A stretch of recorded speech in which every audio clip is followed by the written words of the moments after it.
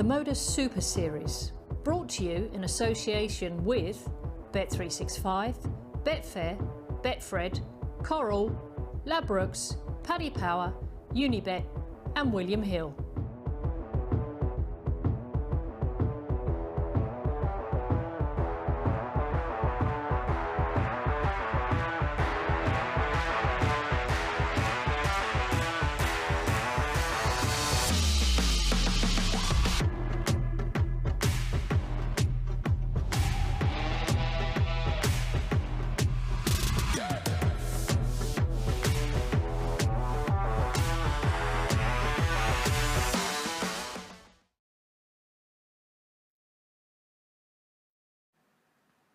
Good morning, Lisa, and welcome back along to the Super Series. Another week at the Super Series. I'm Chris Murphy. Glenn Durrant joins me. Good to be back here, Glenn. Wonderful. Seriously, I'm really excited.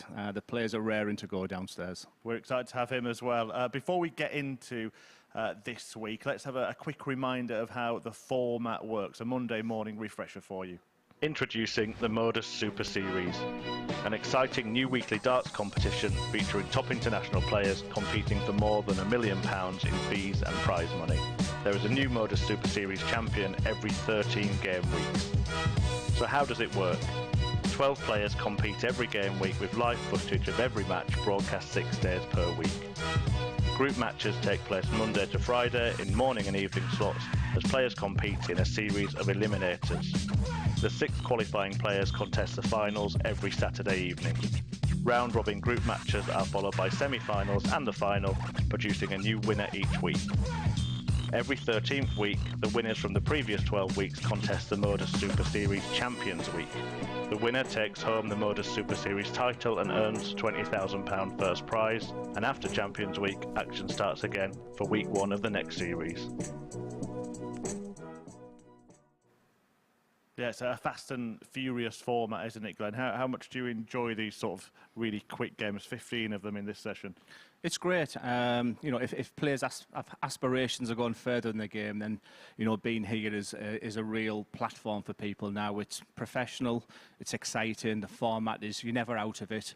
Last time I was here, I've seen someone go from bottom to top, and, you know, the guys are excited downstairs, and big opportunities for people, you know, watching the games last week as well to see Colin Osborne do so well from my neck of the woods. But wonderful format, great opportunity. Well, you'll enjoy this. Let's take a look at how Colin Osborne did get through to Champions Week. Here's Henry Deacon with the highlights from Saturday night. There was a tale of missed doubles which cost Conan Whitehead in the end. The defending champion was eliminated in the group stages on Saturday night. Jelle Klaassen securing a 4-2 victory.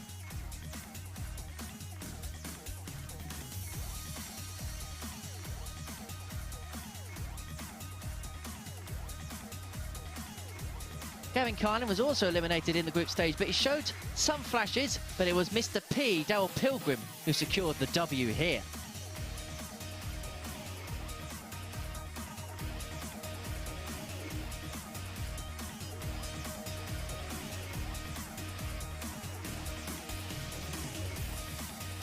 Mismatched darts was the theme of the evening. It was Colin Osborne here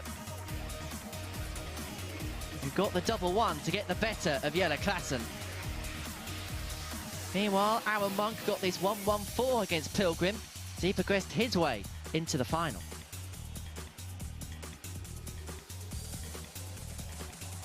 Here we get the better of Daryl Pilgrim by 4 legs to 2. Pinning this double 5 to secure the win. And then in the final, the glory was Osborne's. Colin at the top of the Super Series perch, getting the better of Monk, who knew the game was up. He is in to Champions Week.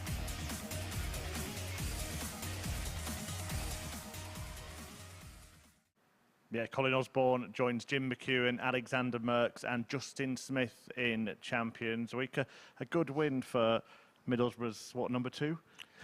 He can be number 1. Colin Osborne, what's great is he's been right to the very top, and he's also been absolutely rock bottom. I had a fascinating chat with him, you know, with my problems as well, and it's taken him a good 5 years. But he's back, he's changed his throw, he's happy again.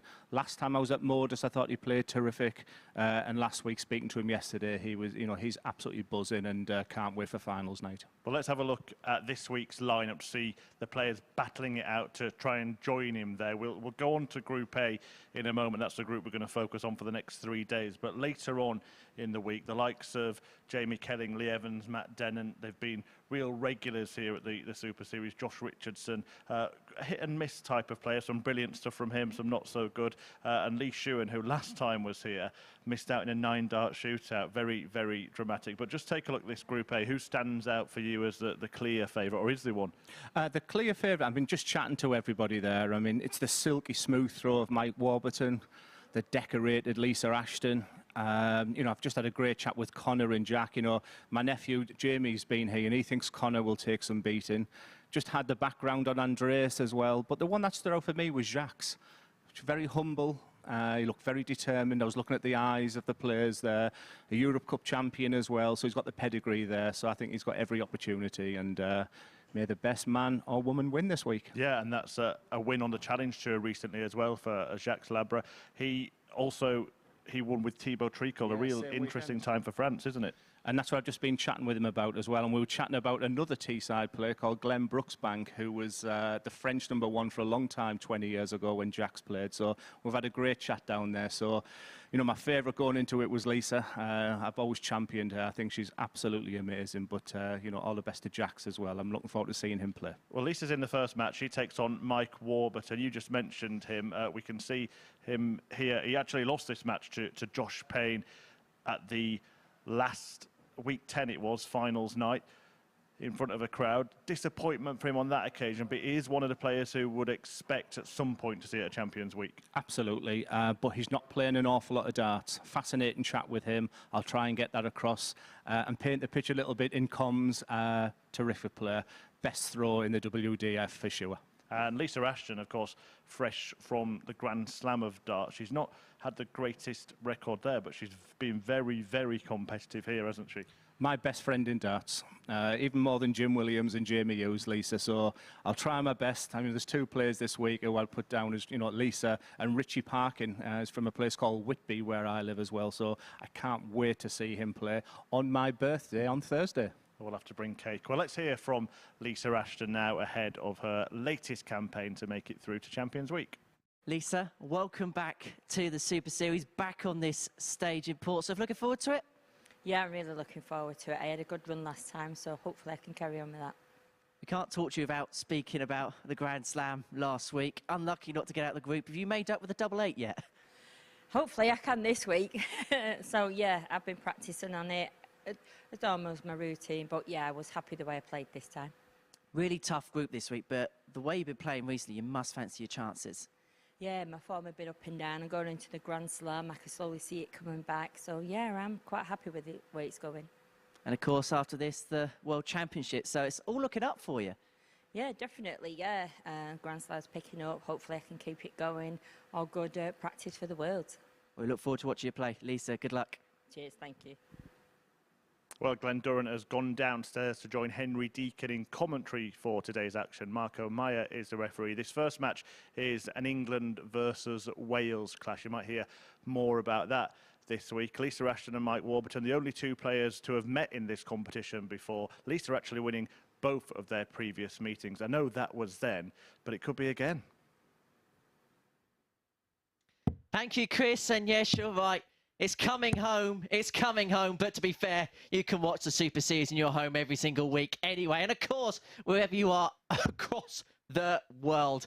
Yes, it might be football fever, but it's all about the darts here at the MODUS Super Series, and it is the beginning of week 5 of this particular process. We've got a bit of England, got a bit of Wales, we've got a bit of Sweden, we've got a bit of France. It's a real European flavour, and we've got a little bit of Teesside flavour in the commentary box this week. I'm happy to be joined by the 3-time Lakeside champion and the former Premier League winner, Glenn Durrant. Good morning. Good morning, Henry, and absolutely delighted to be here. Absolutely loving every second, and thank God that Alex Small is not playing Lee Cox. That's all I can say. First leg, it's Mike to throw first. Marco Meyer, the Dutchman, is in charge of proceedings. He's also in, well, the Dutch are in World Cup action. He's not in World Cup action today, but you mentioned at the top of the show, you think Mike Warburton is your favourite for the group. Until I chatted to him today, he's telling me he's playing very little darts. But look at this throw; it's silky smooth. But he did say to me that he's not playing an awful lot of darts right now. He did go to the Irish Open last week, where he lost out to Jelle Klassen. But for people watching, if you ever want to look at a silky smooth throw, then Mike Warburton's your man. Up against Lisa Ashton, fresh from an appearance at the Grand Slam of Darts. I wonder whether she's rekindled her relationship with Double 8. After missing a number of doubles there against Joe Cullen to go 4-1 up, and it would have sealed her progression through to the last 16. I'm sure she's happy for that to be referenced once again. But back at the Super Series, where last time out she made the weekly finals. That was in week 7 of the last phase, and was embroiled in a brilliant battle at the top of the table with Justin Smith, who we are going to see at Champions Week at the beginning of February. I mean, the beauty about Lisa is that she can just bounce back from results. If you just saw her backstage in the Players' Lounge there, you wouldn't know that she's taken Michael Smith all the way and had the chances in that game that she didn't really want to talk about. She just looks forward. 100. And I think that's a sign of any champion, Henry, that they don't look back. It's all about just moving forward, and that's exactly what she's doing now. Double 18 for Warburton for the first leg with the throw. Mike Warburton. 1-0 to Wales. It's not the start that we wanted for this week, is it? Second leg is Lisa to throw first. Game on. Well, a nice 14 darter kickstarts the week. Hopefully we'll see a few more of them between now and Saturday night. And talking about Saturday night, if you do fancy a weekend at the darts, why don't you come down to the Modus Live Lounge? Tickets for every single week up until Champions Week is available at dartshop.tv. And all I'm going to say is, why don't you get some pre-booked tickets for the weeks in advance to Christmas as well? Because I've had a look at the lineup up until Christmas, and all I'm going to say is there are some really good groups. Yeah, I thought last week was extremely tough. You know, I couldn't pick a winner last week, and then I was delighted when I saw as I was talking there.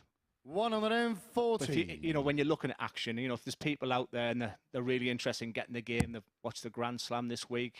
Ali Pali's round the corner, Minor this week. 59. Just look at this guy. Just the way he addresses the board and everything about this throw is just absolutely perfect. In my opinion, he could do better and he can go higher in the game. But 100. Just chatting with him there right now, he's just a social player. He's just playing and enjoying the game right now. And playing Super League when he can. But yeah, terrific player. 81. Is that half the battle to make sure that you enjoy it? Because I suppose sometimes when you're chasing the professional ranks, it can that initial spark of love you have can dwindle if you don't play the cards right, if you get what I mean. 59. Yeah, that's a fabulous question. And when you're playing well, we all enjoy the game. But it's really important and that you're enjoying your practice, that you're when there's a lot of travelling, you know, you can all of a sudden the game can be really difficult. I remember waking up in one country thinking, where am I now? Tops for a 1-4-2 finish. 122. But yeah, it's really the game can give you the highs, but don't get yourself beaten up if if things aren't going so well. And he seems in a really good place. Mike, and every single one of them are looking forward to this week. Looking for a 2-0 lead if he can pin the double 10. Yeah, which he does. This is a good performance so far from Mike Warburton. A 14 and an 18 so far, an average at just under 94. Third leg, it's Mike to Lisa Ashton, first. Game on. fresh from a Grand Slam appearance, has got work to do here. Great camera work there, just to show the elevation of his top half of his body there, and 95. Just this beautiful pull back and a stunning follow through there. It's silky smooth for the Welsh Open champion, the Isle of Man champion. 2 competitions 100. I've won, and I know how I felt when I won them. So I had to ask him this morning which one his favourite was, and he said winning the Welsh Open was so special because he just went as a spectator. Didn't take no trousers or nothing. And when he started winning games, and by the time you get to the semi-finals, you've got to be in the correct attire at that point. and he didn't have no slacks with him, so he had to borrow some trousers off someone. 45. And, he said that was an unbelievable day. For me, the Isle of Man Open is the best weekend away in darts. Yeah, it's an unbelievable weekend. But 60. if you want something funny, then go on YouTube and have a look at Glenn Durham winning the Isle of Man, because I missed the double. Blind as a bat. It was the darkest throw I've ever played on, and I screamed 60. with delight for the MC to say no score. There's a bar in there called Quids In. You pay £1 on the turnstile. That is some karaoke bar, may I say. Yeah. And the competition in there's 1 leg of darts for 500 quid. Yeah, I remember Dave Prinz going to the Isle of Man one year, never won a game at the actual competition, and went home about £3 richer. 96. £1.50 a pint. Just like, that's expensive in Middlesbrough, that. I wouldn't pay that much. Welcome to below the Watford Gap, Glenn. Funny story, Watford Gap services I went to yesterday. Whenever I went to 100. Lakeside, Mike, that you was require always the service 148. station. So I did send a message to our Super League group, who also used to stop there all the time.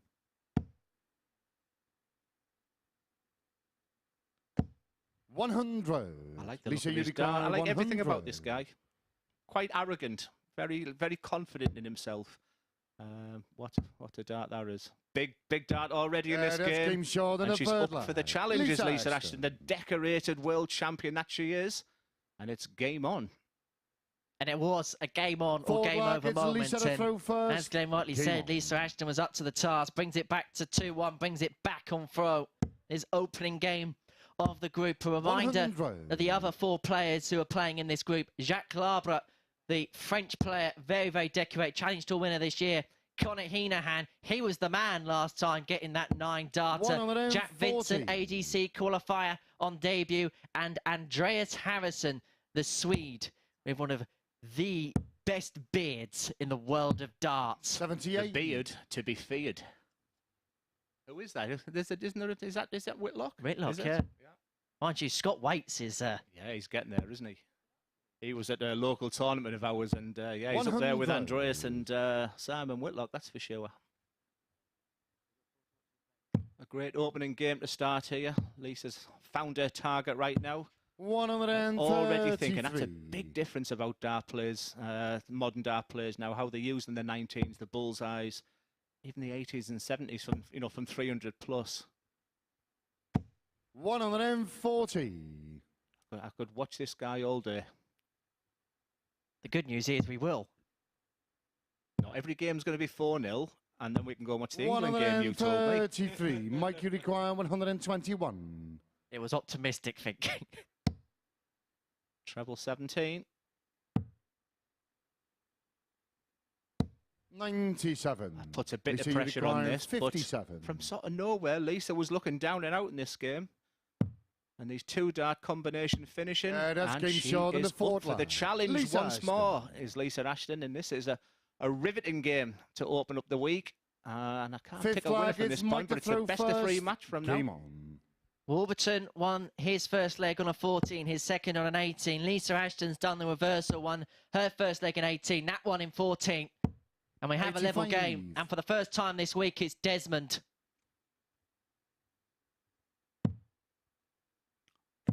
Here's the averages at the halfway stage of the game. 133. Warburton averaging 93. Really good start to the week for him. When I walked in, Henry rolled his eyes at 60. me. Because last time I was here, every game was 4-3. And he said, not you today, Glenn, not you of all days. It's coming home. And I said, don't worry. A 2-2. I'm beginning 47. to panic. They have America tonight, 7 o'clock.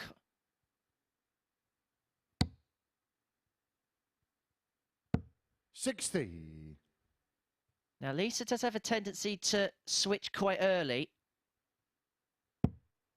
Yeah, I'm surprised to see in the 19s, so early now. And 40. It's going to be a job for our spotter today, but she's pinging that treble 19, so that's probably why she's she's playing about with a bit of board management, I guess. Yeah, us dart players, we are quite a strange breed. Sometimes you can walk to the hockey thinking you're going to go up for treble 20, and literally, as you walk to the hockey, there, treble 19's your shot. It was interesting. Wayne Mardle was making the point on commentary last night during the Grand Slam of Darts final that was it Smith or Aspinall? One of them had a bouncer, didn't they, in the first couple of visits, and then from 4-11, straight away they were thinking about the finishing. Went downstairs and recalibrated. Lisa, you require 141. Yeah, that was something I meant to do straight away. Just a massive congratulations just before we see this. 141 from Lisa Ashton. 129. This is just a sign of a champion. But yeah, last night, just big kudos there to Michael Smith, one of the greatest players I've ever stood behind, effortless. And to see him win last night in the emotion was, yeah, bit of a lump in my throat myself watching it. Big dart. 6. And for the first time, she looked a little bit vulnerable on her doubles there. And this is where all week you will see any player, 76, 72 finishes. So important. It's tops to take a lead. 56. Lisa, you require You can sense the importance of this passage of play. And Lisa Ashton, who at 2-0 down, there was a chasm of 30 points in the averages. 4. That first dart just did not sit right there. 20. It's a difficult one, do you go up with double 3, but so early in the morning, in another circumstance, you could go 2-2-2. That's the perfect marker there for Mike.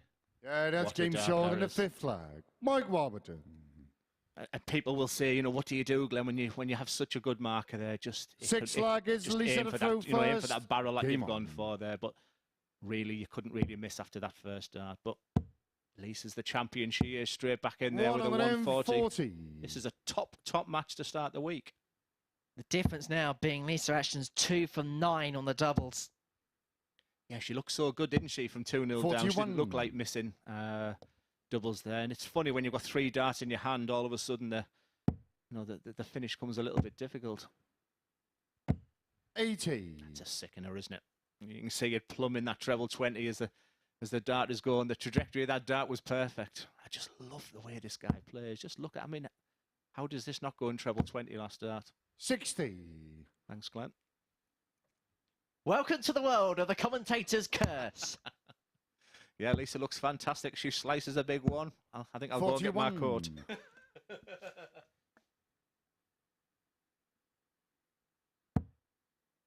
Just the beauty of this format, though. It's, I think last time I was seeing Nathan Gervin was just 5 out of 5 day 1. Day 2 he was still in a wonderful position. Day 3 he was out, and I think that's why these players 50 just sort of love the format. You're never out. It's a brilliant format. I thought last week was great, and so pleased with Colin Osborne. 140. Much needed Tom Forgy there. Puts him on a finish. First to it, but Ashton with the darts here. You sense still has the advantage in this leg. Could do with a treble 60. though. Mike, you require 160. So for the match, Warburton wants 160. Yeah, it's advantage, Mike, but you're just thinking at this point, from there, you need at least 1, and that's perfect. That's even 100 now at this point is not the end of the way. He'd be feeling really good about himself. 130. But Lisa is a champion, and champions in treble 18 with the last dart to put the pressure on 60. Mike. But this is a wonderful opportunity to get his week underway. Tops of the match.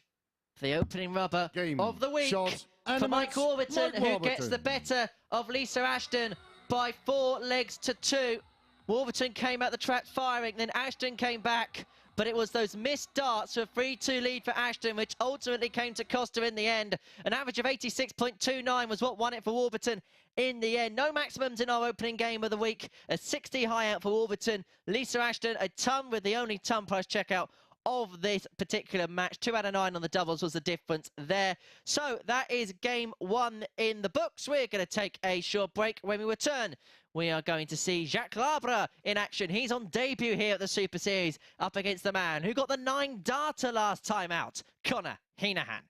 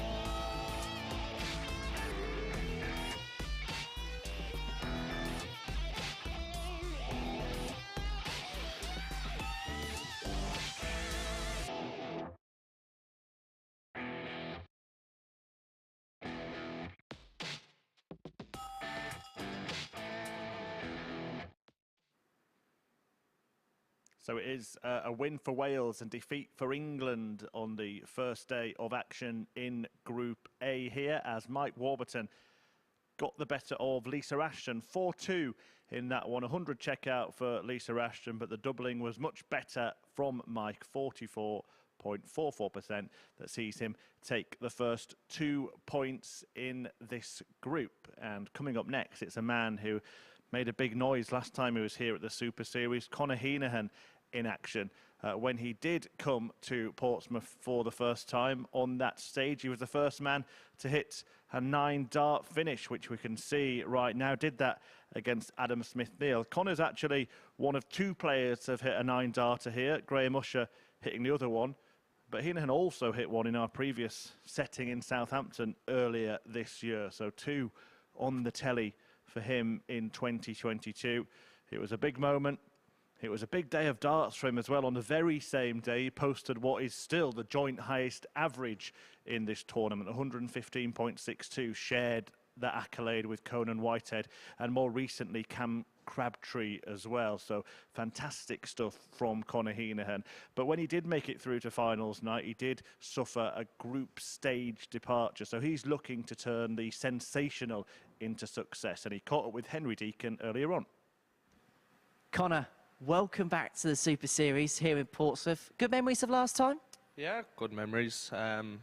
Hit a 9, I think, the last time I was here, and had the 115 average, so it was good memories, but finals light, I think I let myself down, so hopefully I can turn around this week. 9-darter, one of your highlights of 2022 so far? Yeah, definitely. I think it's my 3rd now, playing, well, 2 over here, but I hit 1 over back home as well, so we'll see what happens. As you say, played well last time, didn't manage to get over the line. Is that the goal this week? Yeah, I haven't won one of these, so look, I think I have to try and win it this week and see what happens then after that. And a tough group as well. You've been placing some really good players on show. Oh yeah, definitely. Everyone that comes here is very good, like, so you have to be on your A game to beat everyone, so we'll see. Look forward to watching you play. Conor, all the best. Cheers. Thank you. Well, it's a tough start for Conor Heneghan today. He takes on the Frenchman Jacques Labre, a man who's won the Europe Cup more recently, a challenge to a winner as well on the same weekend, the same day, in fact, as Thibaut Tricolo was here a couple of weeks ago. Now, Heneghan will play his 150th game in the Super Series by the end of today, but for the Frenchman, it is a first foray into Super Series showdowns. Back to Hen and Glenn. Thank you very much, Murph. So, game 2 sees France up against the Republic of Ireland. No, it is not the Autumn Nation Series Rugby. It is the MODUS Super Series, a real show of the strength and depth in international darts these days. And a lot of people are tipping this man on your screen now, about to throw. Jacques Labre, a player capable of big things, they say. The man from Paris, the Europe Cup singles champion, also won the Spanish Open and a Challenge Tour title in 2022. And in a year where the French Revolution in darts is very much alive and kicking, could he be the man that makes big waves this week? He takes on Heneghan, the man who got a 9-dart finish the last time he was here at the Live Lounge in Portsmouth, and by many is the favourite to win this week. Glenn Durrant, this has got a little bit of everything you think about it. It certainly has. A lovely, lovely guy is Jacques. Very softly spoken, very humble. Just really enjoyed our chat there together. We reminisced about another, you could argue, Teesside. I don't think you like to be called, a guy called Glenn Brooksbank, who lives near us, who was the French #1 for a long time. And yeah, we talked very nicely about him. But lovely pedigree of both of these players, and it's been lovely chatting to both this morning. But the question is, does Jacques have that je ne sais quoi? Well, looking at them first 2 darts, maybe not. Sacre bleu, I think, was potentially them 3 darts. But he's nervous. It's, you know, he's on debut. 57. And it will. I mean, like I said, for people watching this, it is a wonderful, wonderful venue we're at here. It's as professional as any stage I've played on. So there's going to be nerves up there. But he's got the pedigree. You don't win the Europe Cup singles unless you can throw a dart, and to win a challenge tour as well, along with Thibaut. 60. Yeah, it's a great start for him. But he takes on a formidable opponent in Conor Heneghan, who this year has kind of seen him become one of the breakout stars 83. of the Super Series. A couple of 9-darters to his name, but he mentioned this morning that despite how well he played the last time he was under this roof and in this building, the fact of the matter was he didn't then go on and take the title, and that for him is more important than any of those accolades, as good as they are. Yeah, the individual accolades are great. And is it Crabtree? Crabtree, I mean, he was absolutely unbelievable how he sat and watched that game. Added him as a friend on Facebook within immediate. And he'll walk away thinking, great, that one game, but, you know, overall, you know, you're here to win it. Treble 19 would be nice here. He'd be looking at the 14s now. 88. It's a slow start from Conor here. Again, fascinating. I think I upset the family straight away because I've been doing my research and I thought Martin was his dad. 95. Only to find out Glennie's my brother. So, yeah, I'm doing great here. Tops of the first leg for Jack to really settle him down. Double 10. 55. At this point for Jack, you just want to get that first leg under the belt. Connor's throws a little bit more snatchy. But Jack's has got a lovely, if you just watch him throwing here. Yeah, that's game short in the first. I think that'll settle him down. You shake your head at that point, but inside he's like, come on. And I suppose for a player, when you're new to a venue, second leg, it's going to throw first. Something must mean everything. Absolutely. And like I said, the first two darts he threw, you could just tell exactly how he was feeling. You know, a picture paints 1,000 words, and then first two darts, you knew exactly how he's feeling. Now he'll relax, and no doubt he'll enjoy the experience now. Well, Jacques is one of two debutants in this particular group, Jack Vincent being the other. We've also got a debutant in Group C this week. Richie Parker will be making his debut upon the stage here at the Live Lounge. But Conor Heneghan is one of the most experienced players in this building. He's played 145 times. He's won 58% of those matches and has an overall average across those 145 games of 89.36. 207 maximums 60 in that time. You're talking about a player who can reach world-class levels.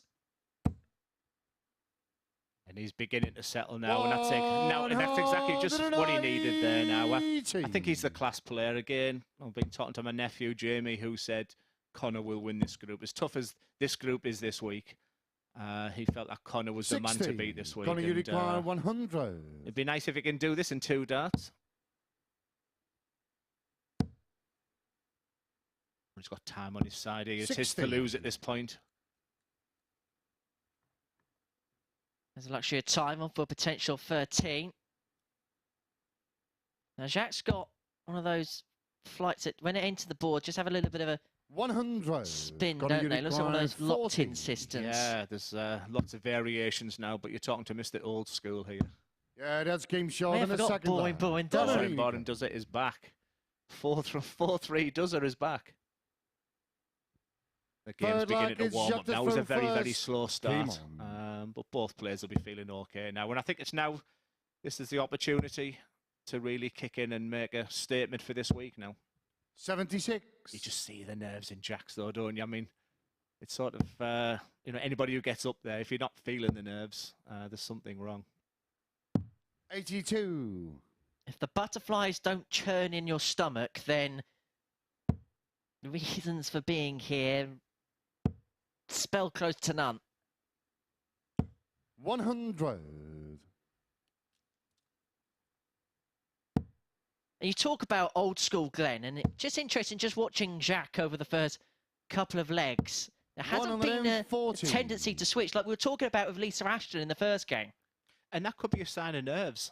You know, that's not necessarily how he plays his games, but right now, it's possibly your mind is not 100%. He's just trying to relax. He's trying to get into the game. So, you know, that could change throughout the day. But right now, he looks as stiff as a board. And, you know, he probably just wants to get a win under his belt, breathe a sigh of relief and move on. But, you know, when you're playing someone as good as Conor, it's going to be a tough task for him. So he should be moving at this point for sure. 55. And the big 15 is exactly what he was going for there. The little tiny one there he wanted to show off. But Conor will be looking for a lovely 140 here. But the way they're sat there, this is not the... Yeah, you see him blowing out a little bit there. Just throwing out the board is not the worst. 122. That is not the worst dart in the world, but you can see exactly what he was thinking. He was just terrified there of a connection into them 2 darts. Not the best attempt at a 170. And that's why you should switch, Jack. 58. A lovely dart at treble 19 there. Tots for 2-1, and the breaker throw for Heneghan. 18. You just feel like Conor's not breathing. If you got a close-up of him there, he was sucking his cheeks in there. And now, you know, breathing is absolutely key at these really tight moments. 72 is now a stage where that's incredible. 52. Yeah. That is, Conor, you require like 40. I say, for me, he's just hit the treble 19 as well. His board management's been really, really poor at the first 3 legs of this match. This is a big dart already. 20. Millimeters once again. 40. You can see the frustration there. He was never in this leg, was Jacques.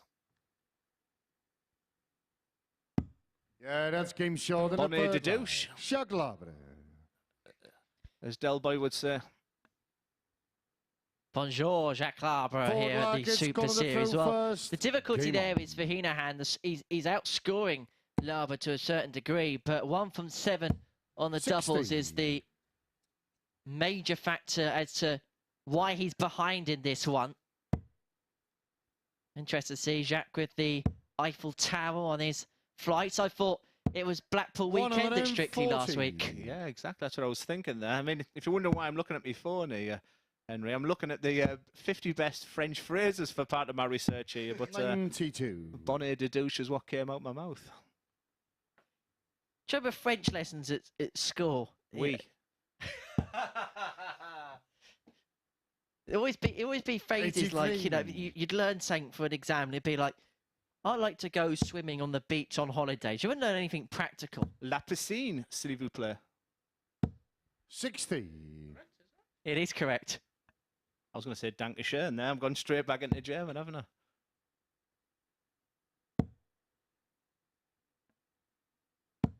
$140. He just looks a little bit, and that was a leg. The last leg there. He should never ever have won that leg there.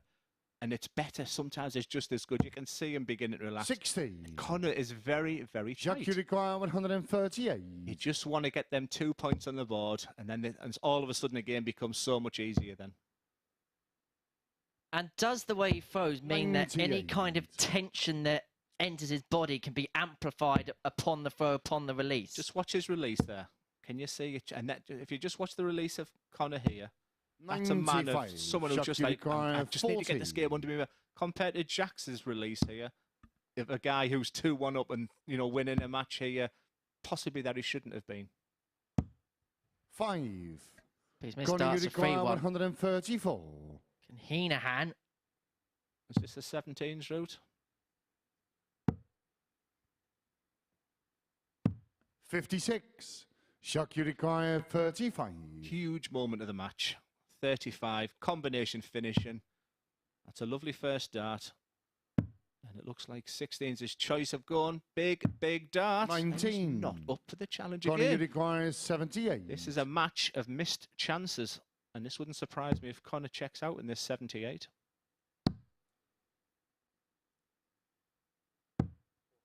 They're feeling 72. it. They are feeling it. There's Jacques, you a require 16. good group of players in there. But already the nerves are showing from all players. Double 4. Yeah, that's game short in the That fourth is the line. break for Jacques Labre. He does it in 21, and you could see the disconsolate look as he approached the board to retrieve the double. Conor Heneghan Fifth just flag, looks on it's in Jacques the throw disgust. first. And it is the Game on. Frenchman who is looking to win in his debut match here at the Super Series. Don't believe that. The disgust inside, he will be breakdancing. That double 2 will be, 100. is huge for him. This apologetic dart players holding hands, they don't mean it at all. Inside, he was absolutely over the moon at that double 2. At this point of this match, 57. averages are irrelevant. He just wants to get it because you come out, it's a bit like a first round game. We were talking last night, Smith and Aspinall must be so nervous in this final. They won't have been nervous, but there would have been 41. when Michael Smith played Lisa in the first game of the group, he'd have been very, very nervous. Now, was there a case again there when you see the 2 darts just below the treble 20 bed, blocking 60. the path to the treble? Was that possibly another area where you may have seen other players switch where Jacques didn't there? His board management is terrible, but I'd be very, very keen. I mean, that's another reason there. 26. And he's had 1 dart at treble 19, correct me if I'm wrong, and he hit it. It just could be where his mind is right now. We could see a totally different player. 180. And from Conor, when you're 3-1 down, suddenly all that tension in your shoulders, you're thinking, why am I playing like this? And all of a sudden he could relax now, because he'll see that Jacques isn't breaking any tree. You know, he's not playing wonderful here. And Conor will be thinking, if I just 15 to 18 darts, I can still win this match. And that's with aplomb. He's averaging 10 points higher than his opponent, but he's 2 legs down. 140. I mean, one thing that is absolutely fantastic here at the MODUS Super Series is every stat of every dart. It's fascinating to see. And Jacques is 3-1 up here with a 73 60. average. Conor, you require 64. May not be for much longer if Heneghan can take out the 64. He's going to get 2 darts at tops to a break of throw and to bring it back to 3-2. But it doesn't go, but he has the luxury of time. Yeah, you can see the frustration there, but he'll probably look up and see that Jacques is well back. Jacques just has to put some pressure on it there. And definitely needs to go 19s now. 99. Conor, you stayed on require treble 20 40. there. Might have run on the stage and had a word. Lovely marker. Surely cannot miss. He's 20. missed. Jacques, you require 130. We do not want to watch the England game, lads. We're not bothered. Take as long as you want. Well, Conor Heneghan has 3 darts in his hand. 90. Will his Conor, you chances of require winning this 20. game still be gleaming? Yeah, But that's the getting missed short in doubles the of fifth Hertz round. will not stop Conor him Heneghan. dreaming of 2 points. Wow. How do I follow that, guys? 6 slaggers, Conor to throw first. Game. Shall I leave? No, it was actually quite good, actually. I was used to your puns last time, but that wasn't bad. 135. It's getting me in the mood. I've got my scarf. Conor is the better player here. He's 3-2 down, but he's the better player. He's averaging 10 more. 140. Well, can you just see the release there that he's doing? 100. Interestingly, Conor in this game on tops has hit only 1 from 12. That is his problem up at the top end of the board. 140. And Jacques has finally woken up. Like I said, you're watching a guy here who's at a 9 darter on this stage and a challenge tour and a Europe Cup. 99. But, when it's so early in the morning, when it's the first game of the week, it's tough. I don't care what anyone says. And averages don't mean diddly squat right now. It's just getting them 2 points. 180. However, his chances have been severely dented because Labre has found the perfect time to find the first max of the match, and the 167 won't go. And so the Frenchman, 80. for potential Jacques 11 Labre, darter to 41. win his debut game at the Super Series. 140, 140, 180, and double 10 for the match. 21. I give it the big one there, Conor, you didn't I? require 87. Heneghan will be giving it the big one if he can take out this 87. This is to save the match and to take us all the way to the decider. So, treble 19 would have left double 12, but Labre returns 35. for that double Jacques, 10 you for require a debut 20. win. The perfect marker once again. Oh, God, there's the deflection when you're in for the dart for the match. No score. Millimetres away there for Jacques. Conor, you require Frustration. 52. So will he stick to tops, Henry, do you think? Will it be 12 tops, or has he had enough of that? He is. 1 from 12. 1 from 13. Yeah, that's game But the short double in the 10 sixth is lucky round. for some. And Conor Heneghan. Heneghan brings us back all the way to a deciding leg. It's going to be the Frenchman, Jacques Labre, who's going to have the darts in the decider. Throw first. Game Both on. players, incidentally, 3 from 17 on the doubles. Yeah, that's what the game's been all about. 100. So Jacques will be feeling frustrated now. It's a sign of a player, you know, when you get them chances to win a game, you know, that next leg. But luckily he had the darts. 140. He looks down on the floor and he just wants to hear Conor only scoring 60 to hear to 140, you know, and all of a sudden he's pulled that dart there. He has to go 19s now. 78. And gets it again, you know. Use treble 19 more.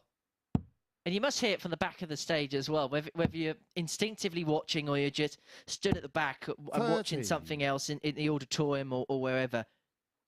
It must still, when you hear that shout, give you some doubt in your mind. Absolutely, especially for people who are looking on the floor. I mean, I've squinted 55. my eyes, you know, you're just begging, you know, not to hear anything. But, you know, the scoring has been okay with these guys, you know, 3 180s in this match, 8 140s, but both averaging under 20% on the 55. outer ring. And right now, all you want to do is get to that finishing line now. The 2 points is all that matters right now. And that isn't what you don't need. An untimely bounce out. 40. And it was in the treble. He's effectively lost 20 points. And so it opens the door here for Heneghan if he can find a 140 or better. 95. And the way that first start stood up, I am hugely surprised he hasn't followed up with another. That is the dart you want. That is begging for another one. You'd be disappointed with 100 here. 100. Who's favourite here? Would you like to have the finish on the board, or would you like to chase? He's going to have to find 65. Jacques, you require 25. 128. And so, for the match, for a 4-3 win on debut, triple 20 for the bull. It's not going to go, so Heneghan will get his go. Will he go up 56. top, or will he go Conor, down? You require 116. 3-3, 116. That's a terrible dart. How do you get across that dart? Just like that, Glenn. Double 18 for a massive 2 points for Conor Heneghan. 80. And that Jacques, was you nowhere require near 72. the double 18, and that's just synonymous to this match so far. His 15th mismatched dart. 15th Game, missed dart in the match could be costly. It is costly. Jacques As the Labre. debutant, Jacques Labre secures the 2 points in his debut game here at the Super Series. He gets the better of Conor Heneghan by 4 legs to 3. A 76.8 average was enough to do it in the end. 4 from 18 on the doubles. Heneghan 3 from 18. It was a game completely played by missed doubles in the end, but it is the Frenchman who gets the win on his debut here at the Super Series. We're going to see one more debutant after this short break. Jack Vincent is in action. He takes on the last player we haven't seen yet in the group. That's Andreas Harrysson, and that's coming up next.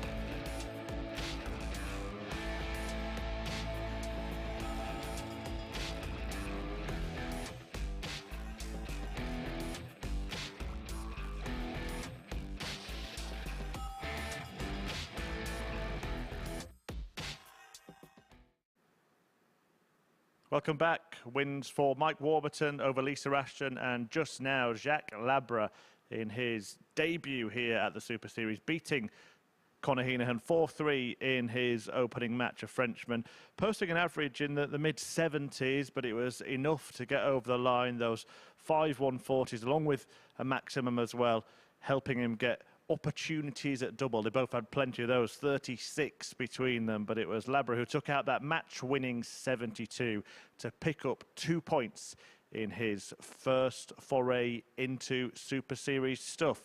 Well, now attention turns to the last 2 players to appear in Group A. It is Andreas Harrysson against Jack Vincent. And Andreas, well, he gave a very good account of himself last time he was here, the 47-year-old from Sweden. He averaged more than 90 across his 25 matches in our previous setting in Southampton. So very decent stuff. In fact, he's the only player in all of the players involved this week that has got a running average of more than 90. As for his opponent, Jack Vincent, well, it is a debut for him, a TV debut as well, a man who plies his trade on the Challenge Tour and Development Tour. You may not know much about him, so who better to tell us about Jack Vincent than the man himself? Jack, welcome to the Super Series. What's your first impressions on this stage? Yeah, come in here this morning and the stage looks amazing. First time, so yeah, good experience. I know you played a lot of floor events. This is your first time on a big stage like this in front of the TV cameras?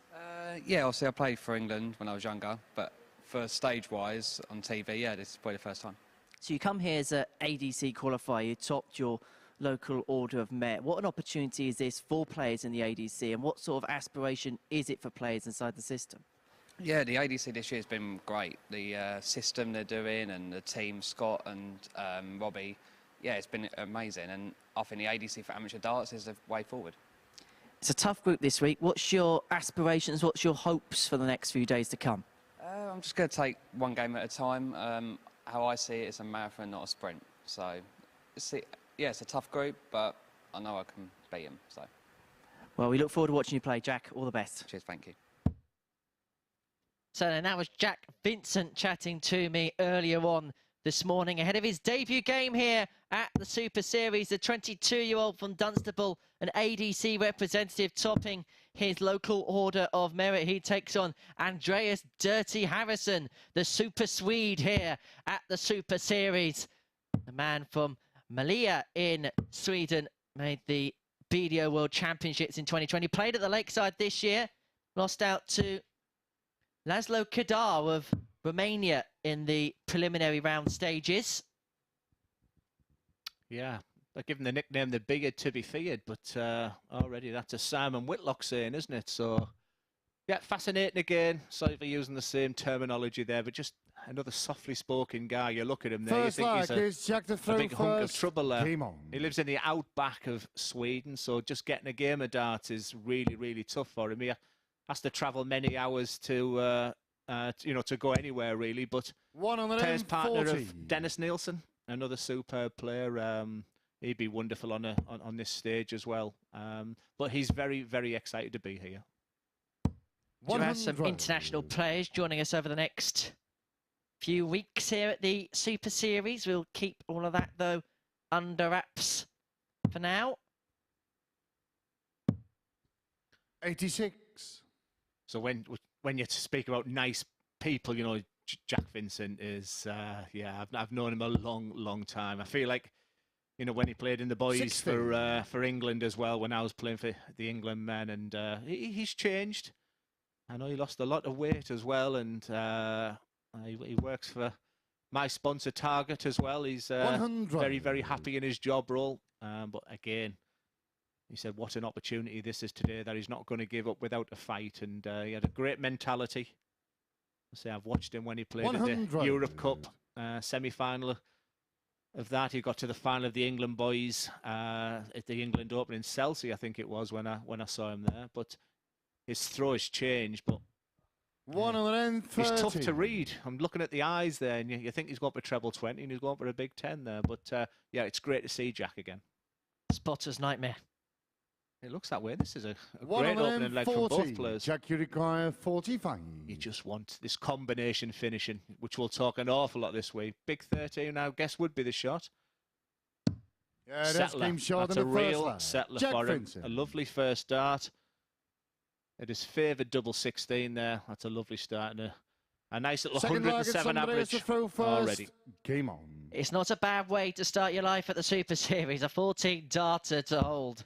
And that's what I say to people. You know, what do you think, Glenn, when you stand on that hockey for a first leg? I used to say, 55. If I could win in 15 darts, you know, that would be my aim. For someone to break in 12 first leg and, you know, job done, 14 darts. Should be a real settler. And that's second dart there. 82. Nice start from Jack. Nice start. Andreas plays on the Nordic and Baltic tour, which I've, you know, if you're a fan of Dark Connector or anything with numbers, stats, you'll see, and he's always up against the, you know, the big hitters of Sweden and the, you know, the Finnish and Danish darts, and it's nice. It's great to see that this come over, and it just sort of shows you what this MODUS Super Series means to dart players now. We talked about opportunities, and that's exactly how he's seeing that this week. He's here with his manager, and he's here to do a job. 96. Always good to see Matt.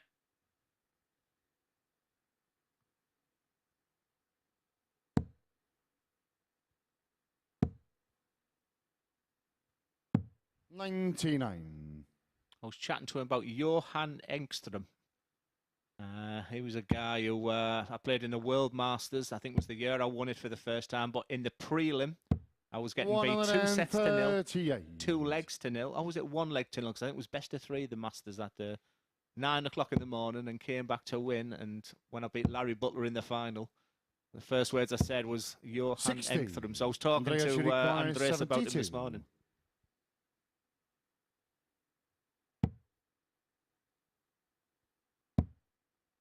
Tops for a leveller. 52. No harm done with Jack Wave back on 200. A 140 would make this leg very interesting. Yeah, that's what you're looking for. I mean, they're 2 well-thrown darts. 100. He'd be happy with them. Andreas, you require 20.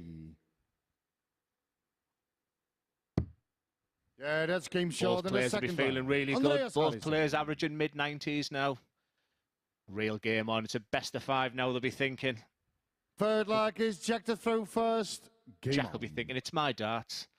He's going to have to break me to beat me. I'm going to win this leg in 15 darts. It's exactly what his psychology will be right now. 97. Jack very much part of the Aylesbury darts paternity with the likes of Jared Cole and Adam Mould.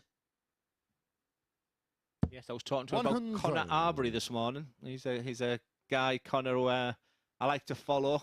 He was telling me he's really good friends with him as well, and loves his county darts as Jack for Buckinghamshire. He was telling me some stories of where his game is right now, and 22-year-old. I mean, players are getting younger now. There's just no fear with these guys, and the kind of opportunities they're getting now. It's I wish I had this 83. When I was 22. That's for sure. As are the commentators and spotters, but Jack has played for England boys. He's played the BDO, WDF. 100. You know, his best run on a challenge tour was the last 32. His best run at Q Skill was in 2021. He's had good wins. Peter Burgoyne, Stu Wilson, Jeff Murray from my neck of the woods, Keane Teagan, Gert Nenchez. You know, so he's got the game there. And this, you know, this week, people's eyes are watching on him. There's no hiding place when you're up there this week. 46.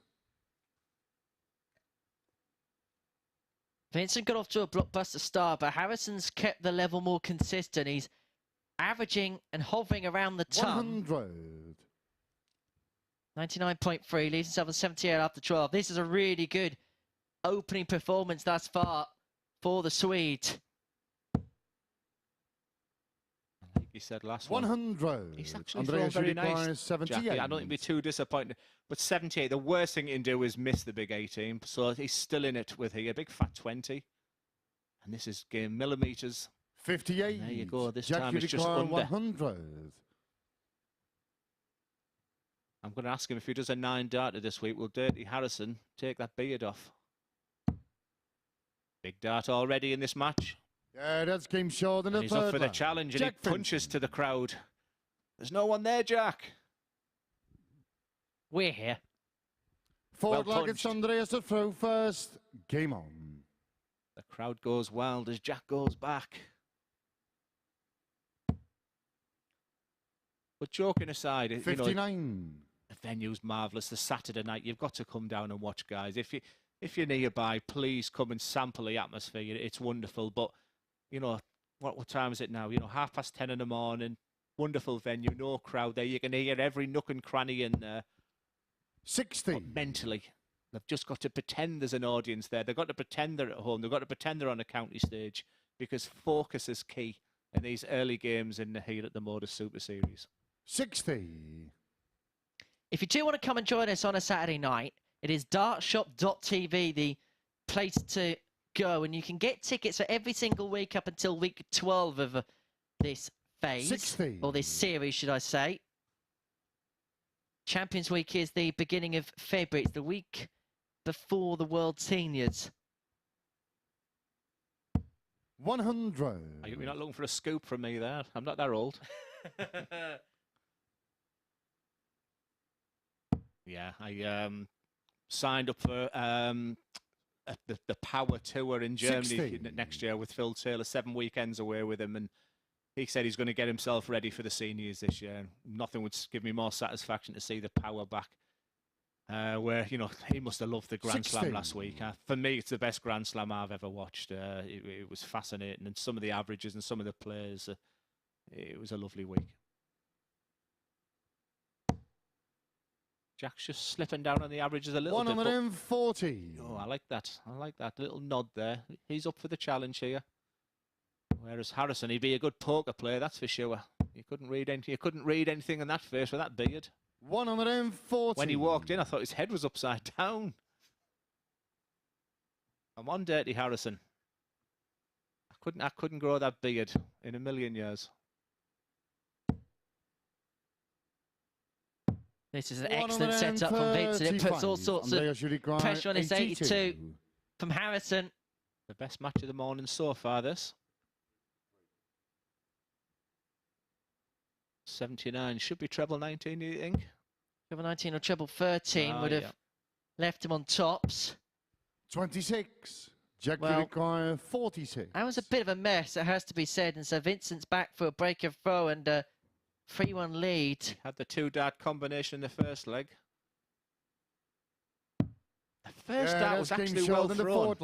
Jack It was actually well thrown, so I think that double 8 there was just exactly the same type of throw. It was just getting the timing Fifth right. flag is Jack to throw first. Quality game this. Jack will be delighted to be leading 3-1. Andreas looks a little bit fed up there and full on, but if there's anything we know about this competition, it's never over, especially when I'm commentating with these 4-3s. 135. Do you feel with Jack's throw in action, it's all about rinse and repeat, and that every single throw is done exactly the same?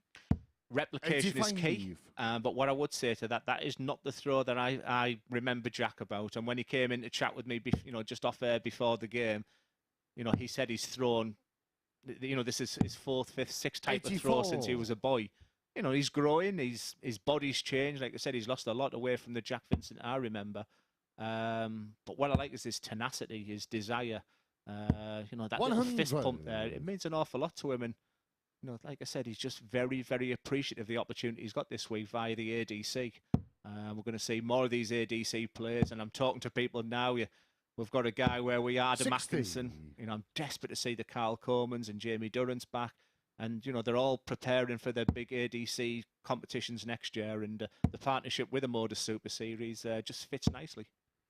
60. With your coaching head on, changes of throw, are they something that systematically happen? Is it something that you think of? Is it something that you should deliberately think of looking at changing? Or is it what feels right and what suits? A couple of things there. The more you think, the more you'll struggle. That's where all my problems have stemmed from, because I was trying to look for perfection and it wasn't there. And if you start thinking up there, But 60. for me, like I said, Jack, you require Jack is growing. 122. You know, he was small boy last time I saw him. He was quite, you know, his body shape's all different. So it's a bit like anything. I was fascinated to watch Mark Allen winning all 65. The snooker at the moment, and you know how he's having to change the way he cues after losing 5 stone. So his throw is going to change. But in answer to your question there, replication is key. 121. We'll be hoping he'll replicate his joy in the doubles, because he's 3 from 5 so far and has this 57 to secure a 4-1 victory and to join Jacques Labre as a winner on debut at the Super Series. 47. The double 10 doesn't go. Requires 75. Wire. And this will hurt, this 75. It should be treble 17. A big fat 18. Don't miss the 18. And he's been just very close to this top, and this time he goes above it. Jack, you require so Jack stands 10. behind here for his first 2 points in the MODUS Super Series. It's not the greatest finish to have. You really should go big with your first dart. That's ideal, and just sit and follow that dart through, and that's absolutely perfect. Vincent. Jack will be delighted with that win against Andreas, who's played the game at the very best. 84.88 average there from Jack. But what was really telling there was 4 out of 9 on the checkout. 44%. He'd be feeling good about himself. And next up, we have Lisa Ashton back against Jacques Labre.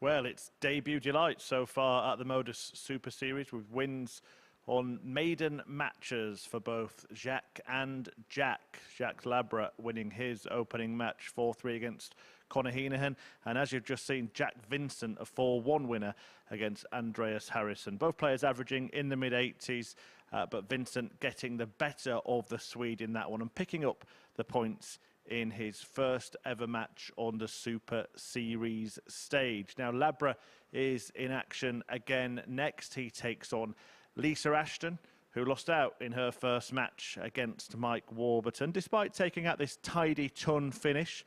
And Lisa Ashton, well, she's actually won more than 100 titles in her glittering career. That's more decorated than even Glen Durrant's Christmas tree, and I tell you, that takes some doing. As for Labre, well, he did pick up the points in his opening match. This 72 checkout helping him get the better of Conor Heneghan in that one. I was looking at his challenge tour run just before today's play, and he beat plenty of players that viewers of the MODUS Super Series will be very, very familiar with. The likes of Warburton, of course, who's gone on to get his tour card. He beat Lee Evans in the final, Ryan Hogarth, Daryl Pilgrim as well, who was in action here last week. So certainly no surprise that he picked up points in his first match, and he will be a danger, I'm sure, in Group A. Let's see if he can make it a perfect start and extend his winning run to a couple of matches back to Durrant and Deacon. I think is Chris Murphy bullying me there. I mean, I've had enough of Dan Dawson laughing at my house, but now Chris Murphy about my Christmas tree. And let me say, all these stats he's given out, what is the point of me doing research? As I show Henry my notes that he beat Robert Owens, Scott Williams, Andy Bartons, Pilgrim. Yeah, so thanks very much for that, Chris. But less of the bullying, please. Recty sits in the commentary box with you. I'll be going a bit less on the baubles this year, that's for sure. We should have a Christmas tree on the stage last week before Christmas. Sounds good. That sounds. Get a Christmas tree on the stage. Get the tinsel and the bunting. It sounds like the crew and me are up for that as well. They're all cheering, saying great idea. If Phil Bars is listening to this, that is it. We're all in trouble. Yeah, I think that's what I think we see Phil down in the middle of the week. First leg, it's Lisa to throw first. I believe so. I think he's going to be doing some co-commentary with you whilst I'm away. No, I've only come to see you, 83. Henry. 4 World Championships, 3 World Masters, 2 Finder Masters, 3 BDO World Trophy. I mean, just over 100 titles. 100. Lisa Ashton, Trina Gulliver. I mean, they must be the most decorated female dart players of all time. And then we've got 36. Fallon, and then for me, Bo Greaves is absolutely something special. I guess the players are dreading the draw for Ali Pali, whoever gets Bo, that's for sure. But I just think women's dart is just in a fantastic 80. position right now, and Lisa right at the helm, right at the top for what she's done. Just to look at her figures there and her stats, it's truly amazing what she's done.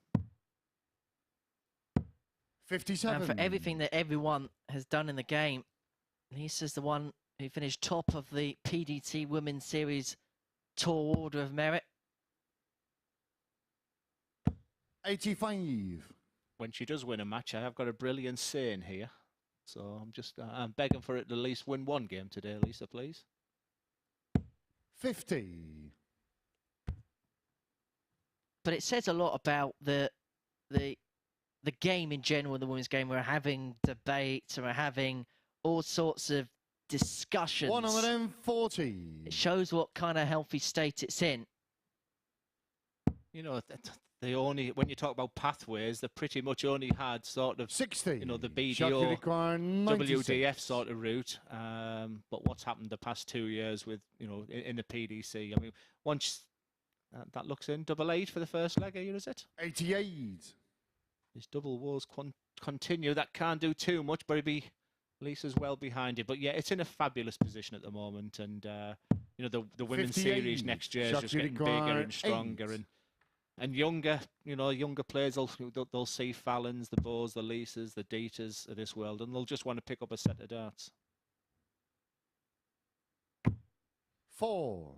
Lisa, doubles for Dove really for Jacques today. He's actually scored quite well, but his doubling is, if he's going to do well this week, this would be an unbelievable steal. 117. Jacques, you require 4. I think it was a 2-2 last time for Jacques that really turned the game for him. And he needs it with Lisa sat on tops.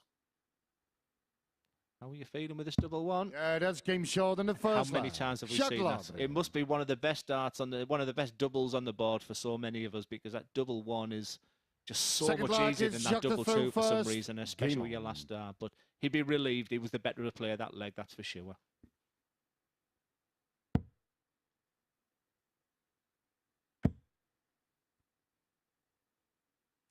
140.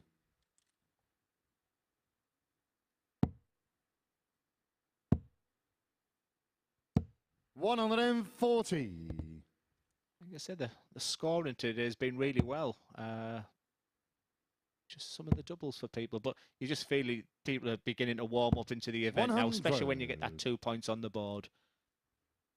You know, you can see Jack's growing now already, and you know Lisa will be desperate to get on the board and 58. Get a campaign up and running. And sometimes it just takes that game, doesn't it? A bit like what you see in televised darts in the PDC, where you perhaps see the first session of 5 not live up to the type. 60. They go off, have a bit of a break, and then they come back on for the second mini session, and then they really do hit their straps. Yeah, it's a good opportunity when you go off stage, when it's, you know, whether it's 10-10. 133. You know, whether it's 5-0 down, you've got that opportunity there. This is a bit more ruthless, these best of sevens, and you get the one opportunity. I love that camera angle there. So you can just see he's got a little bit of body movement. He sort of goes forward with the dart there. Whereas I think Lisa is very steady. Come on, bullseye. 145. That's a 157 wired and a 170 wired. But that's the only opportunity she's being afforded in this game so far by Jacques Labre. Tops for a 2-0 lead. 49. Lisa, you Chance require for Lisa. 25. Chance for parity. Chance for to level this game. Yeah, that's game short in the second leg. Combination finishing. Doubles for door. Did I tell you I was on eggheads? Doubles for door. Third leg, it's Lisa to throw first. Game on. I was surprised, actually, I got on, because what happens is you get a couple of questions before you go on. 60. And they said, right, Glenn, beginning with the letter N, tell me something you're not very good at. And I went, spelling. But they put me on the show. They put 41. me on the show, and I beat Kevin. So I'm now the most intelligent man in darts. 96. So put that in your pipe and smoke it, Chris Murphy. Leave my baubles alone. Excuse me? Morning Smithers. Anyway, 100. Back to the Please darts. don't reference The Simpsons. We get enough of that on this show. Back to the darts. We won't mention Millhouse this early in the morning. 140.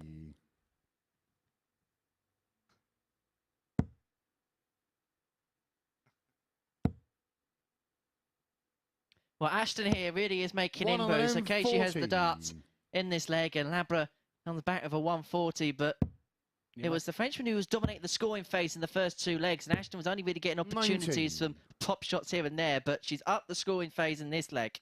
Yeah, I was going to say she could be using the bullseye with the last dart when you're on 205. That's always in your mind, and you know she did plumb bull there. So 35. It's an advantage Lisa right now. He's gone off the ball, Jacques. Lisa's well up into the top 80s averages. Double 19. 77. Just them finishing 157, 170 finishing. If they'd have gone in there, would have been seeing stratospheric averages here from Lisa. Bullseye again. Bullseye could have been another opportunity there for Jack's board management. If I was in his corner, I'd have a word with him there. She's going straight for double 19. And that is the only problem when you go that route. Jacques, you require 85. Now his doubles have been awful, so that probably means that he's going to go a big fat 15 here, and he's probably going to hit this plum tops. 45. Lisa, you require 16. 1 for 9 now on the doubles, the Frenchman, and so Ashton will return for this double 8 to turn this game around and lead 2-1. I don't know if you saw that in the background. Lisa there, she's doing it now with her neck, and maybe just a little bit of tension in there, but you know, it's been a very, very busy period there for Lisa. And when you play a lot of darts, you know, it does tell on your body there. So she's just trying to loosen herself up all the way through this game. 100.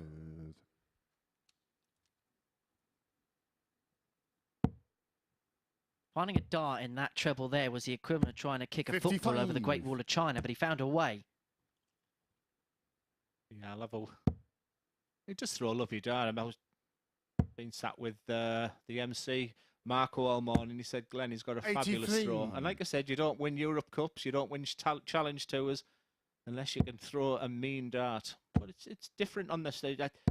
For me, there's 2 games of darts. There's playing on the floor you know, the Challenge Tours, the Euro Tours, and then the stage darts. And some people are adept to both. Some are better on the stage, etc. It's just all a learning experience, even for a guy who's been playing 22 years like Jacques.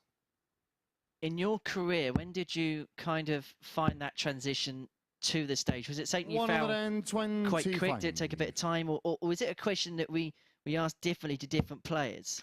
I played County B. I mean, there wasn't these opportunities for people, and I had a 33-40 on my first county stage match. And I just felt from then on, the positivity of playing on the stage was always good. And it's about focus when you're on that stage. You know, if you're really in a good place, a good zone, it's a great place to be. But it can also be when you're playing like I am right now, the loneliest place in the world. Another one going straight for it, and the way his doubles have been right now, I don't know if that's been really the best option. Yeah, that's game short in the fourth lag. Commentator's at his best again. It's Desmond.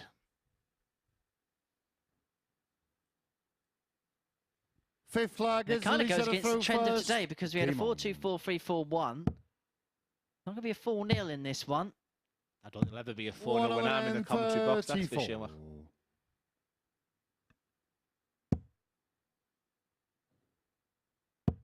Production team are going wild here. It's what's going on? Is the bacon sandwiches arrived or something? Or it's just Owen. He's always like that.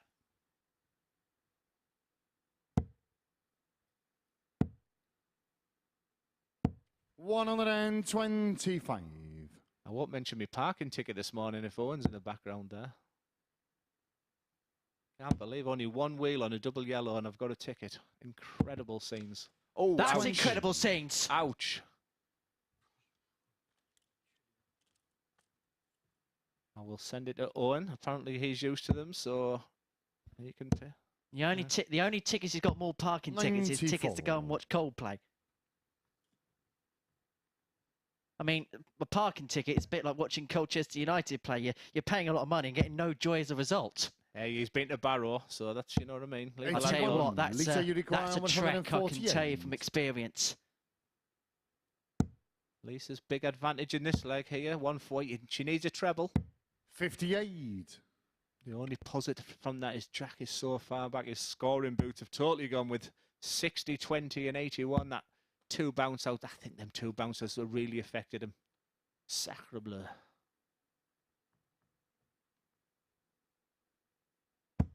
$45. Lisa Unicorn, 90. I think that's probably changed the way she's going to go for this. It's sensibly treble 18 or bull will be the shot. 72. There's no need to panic, but that doesn't help. Treble 17 or treble 13 was his shot there. So it leaves the two dart combination, which is minimum you expect from 90. Jack's needs minimum of two trebles. And he's not getting that. So 100. 6 darts minimum for Lisa 54. to take a decisive lead in this match to get her. Yeah, that's game short in the fifth. Exactly what she does. It's a 3-2 lead for the decorated Lisa Ashton. Looking for the first 2 points of the day. First, game on. And with the dart in the last leg, you just feel like this is a real, just a free roll of this leg for her. And I just get the sense that Lisa's doing what any great champion does, and that's sensing the frustration from her opponent, smelling the blood, 11, and then taking full advantage.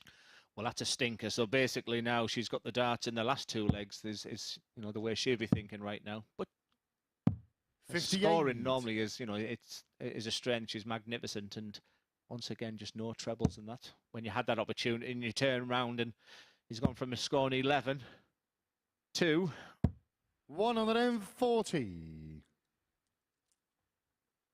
Isn't it great to see French darts with Thibaut and Jacques? It's not a country that was 43 synonymous to darts, but these two guys are probably making young, you know, French players, you know, really see the opportunities ahead. Like I said, he's not, you know, he's been playing for 22 years, 60. but, you know, the rewards are coming right now for him.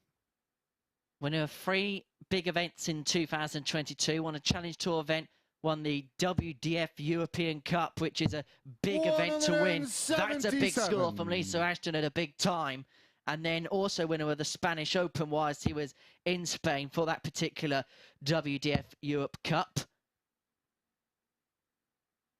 Steven Trico, of course, made the Lakeside final this year. Yeah, he's a superb player. Both of them, you know, pairs, partners, and, you know, they can really support each other as they move forward.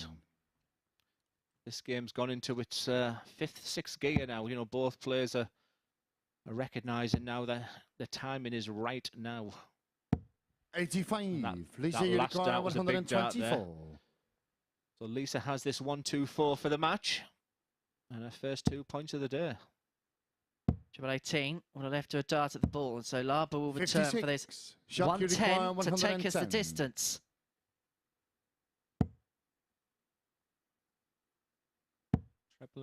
Treble 18 was the shot. That's a strange way of going it. Yeah, But it worked for him. The And the way that first dart was sat for Jacques, treble 20 was not the way to go, but he did. And who am I to say as he plummets that double 15 in final there. leg. It's Lisa And once again, first. you'll be hearing this a lot this week. It's 3-3. I've been desperate to get my conclusion in of a Lisa win here. 100. Been practicing it all night. And she do it.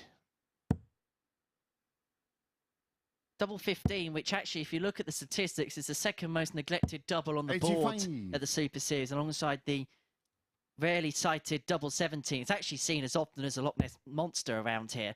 Yeah, I hated it. This is great darts from Lisa 140. Here.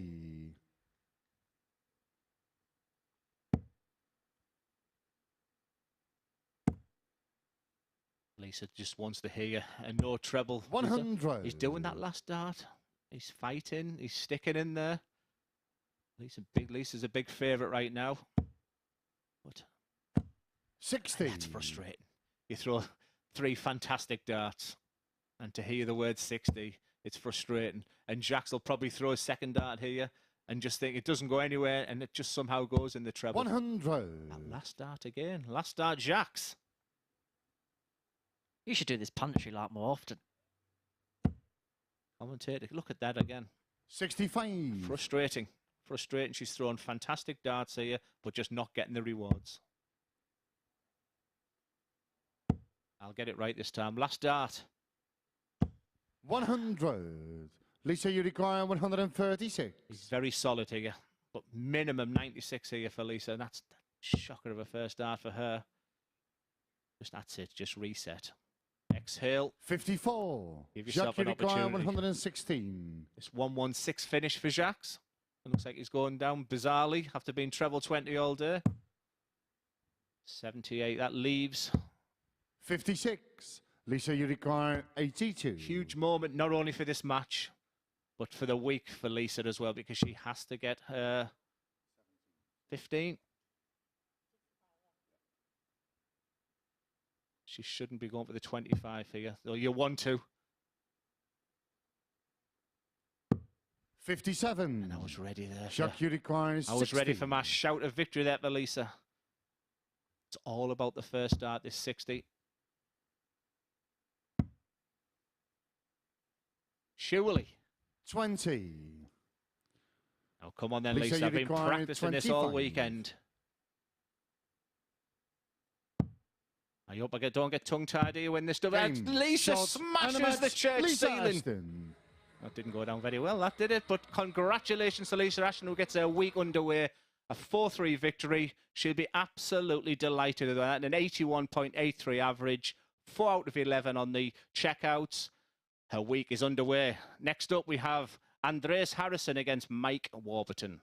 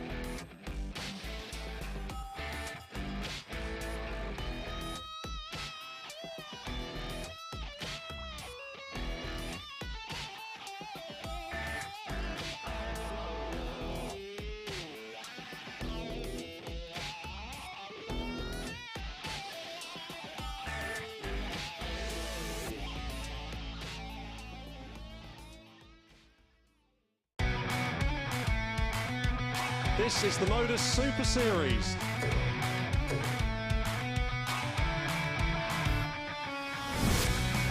$180.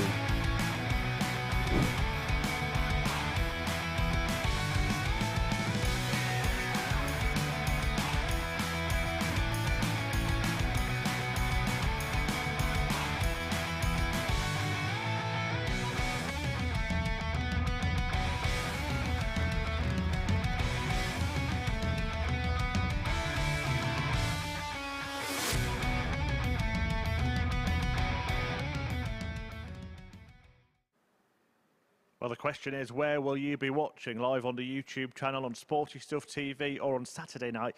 You could even be here in the arena. Tickets available for free from dartshop.tv. We're based in Portsmouth. If you can get here on Saturday night, do head there and book your free ticket.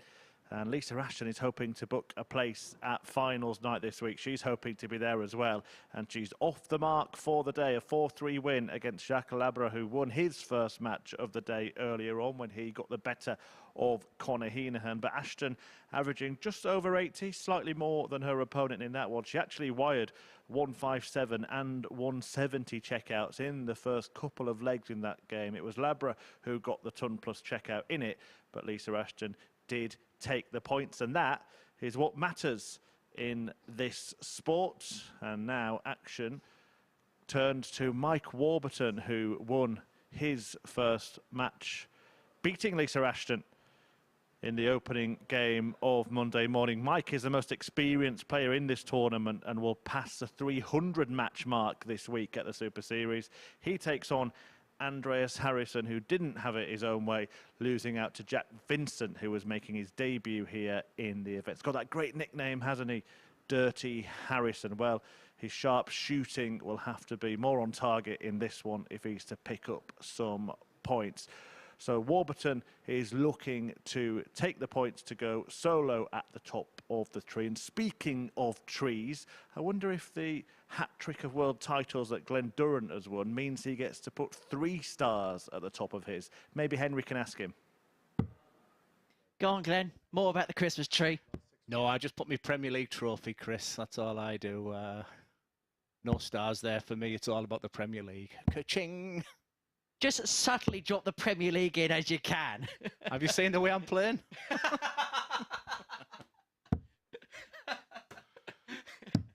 Memories. By the way, talking about beards there, have you seen Scott Waiters lately? Oof. We had a local tournament they called the Saltburn Open this weekend. It started 4 or 5 years ago, and Scott's been most years. It started off with 20, 30 entries, and we had, I think it was over 160 odd this week. And by the end of it, looking at some of the photos, it looked like Scotty Waits had a great weekend. Great night.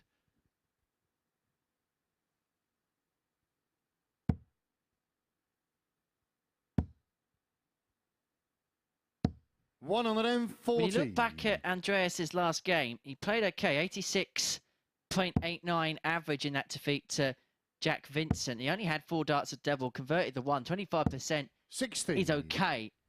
But it was Vincent's timing that was the difference in that one. Harrysson had off patches when where it wasn't necessarily the right time. He looks solid. I mean, the first time I saw Andreas was, I think it was either Turkey or Romania for the World Cup or the Europe Cup, and he's obviously a strong part of the Swedish team there. He looks unflustered. I think he'll feel disappointed. 85. I think even both me and you said we weren't sure how Jack Vincent was going to be playing today.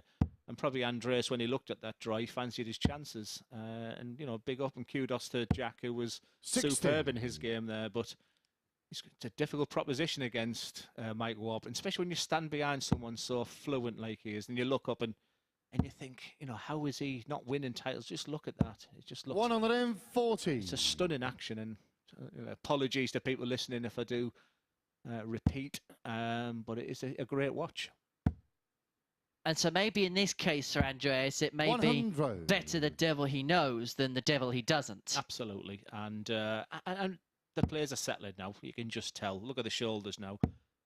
There's not a lot of tension in both of the 60. throws for them now.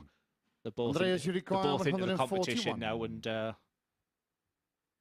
but like I said, I'd like to see better finishing from all players, you know, starting right now, because they're both on that mid-hundreds here.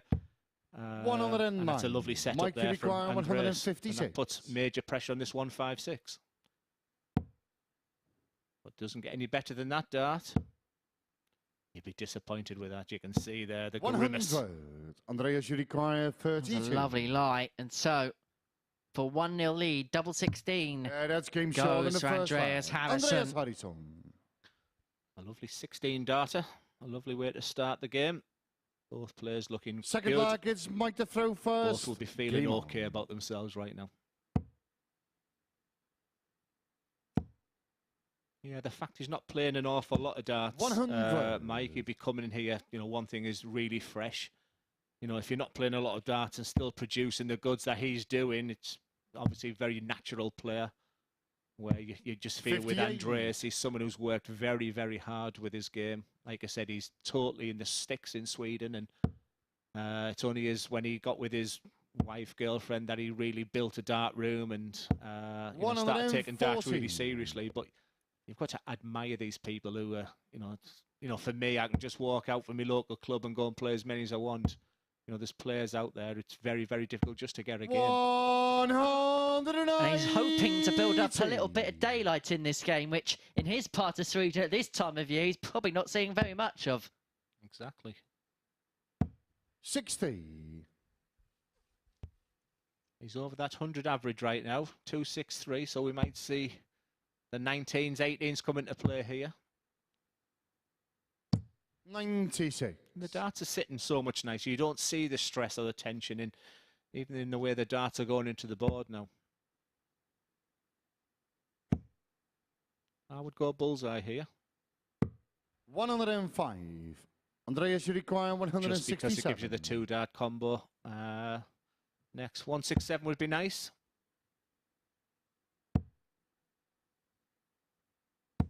60. That possibly Mike, would have you gone down to the require treble 19. 96. A lot of the players this morning, when the darts are going below the treble 20.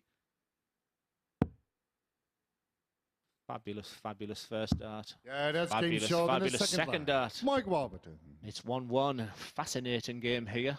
Both playing their A- game. Third leg, it's Andreas Both to throw mid-90 first. averages. Game on. All to play for. Quality encounter, not a dart missed at double so far. Now I love this camera shot. 140. Absolutely love the overhead cam. Yeah, the camera work today has been really good. The side on is a lovely camera shot as well.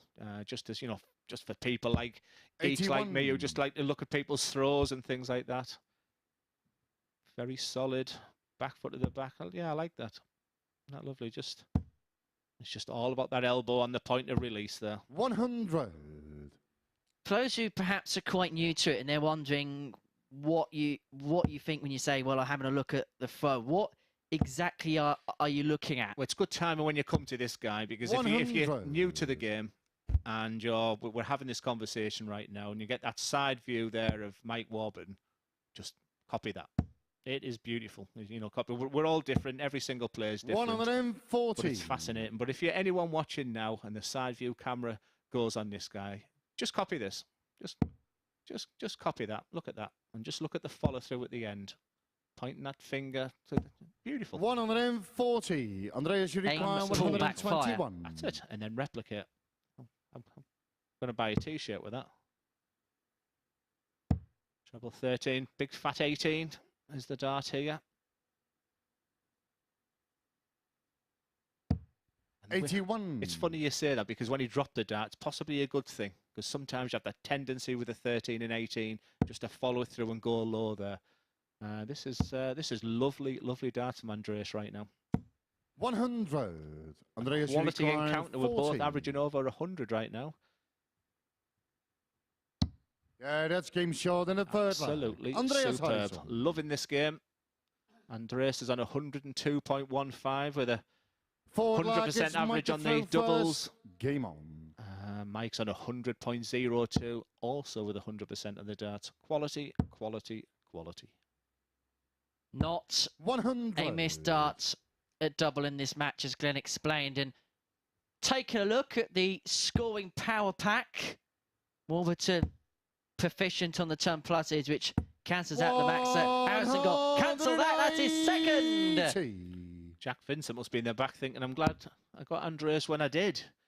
107.45 average at the moment. Outstanding stuff. 100. And now the question is, can Harrysson follow up what Heneghan did? No, not on this occasion. 100. He'll take that though.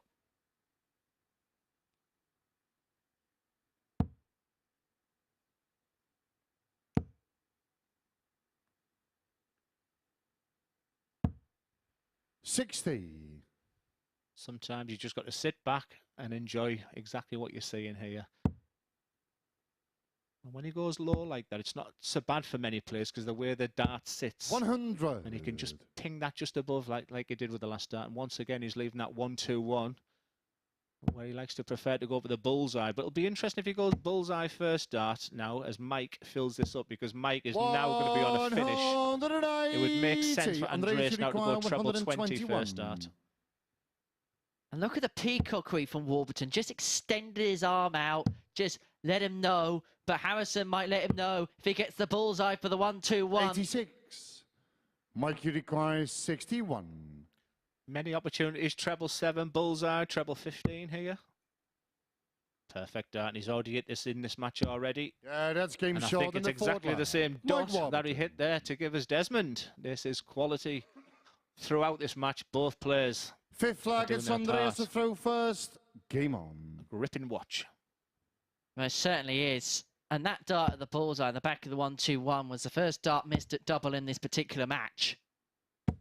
100. In terms of legs one, that was one in a 14 by Warburton, followed by a 13 for Harrysson to go 2-1 up. Warburton levelled up the game initially with a 14 darter before a starting leg of 16 for Harrysson. That's the worst leg of the match so far.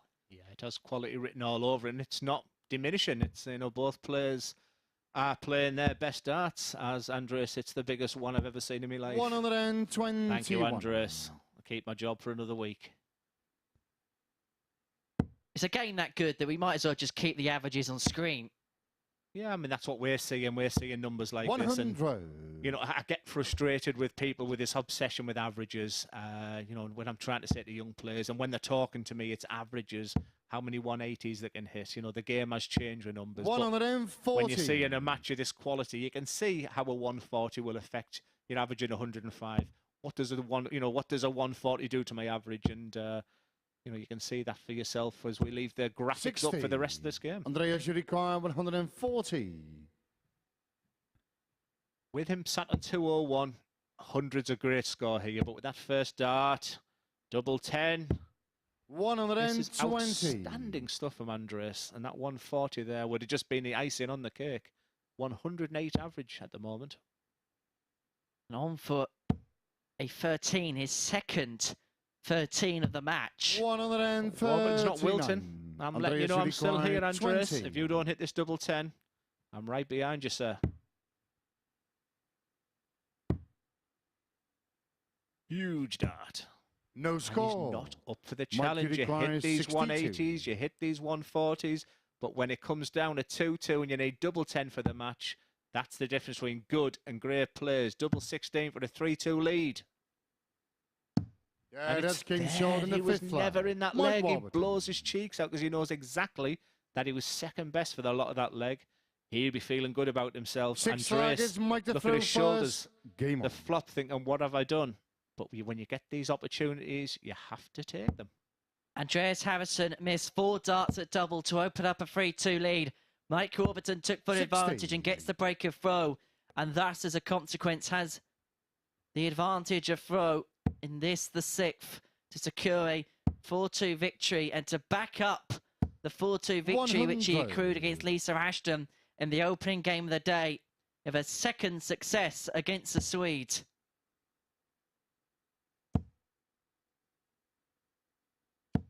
$140. Yeah, it's the leak versus the Swede here, isn't it?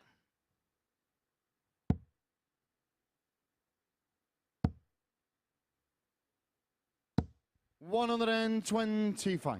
Could have wilted. He could have wilted after that 4 darts miss at double 10 there, especially with Mike, who still was pinging this treble 20.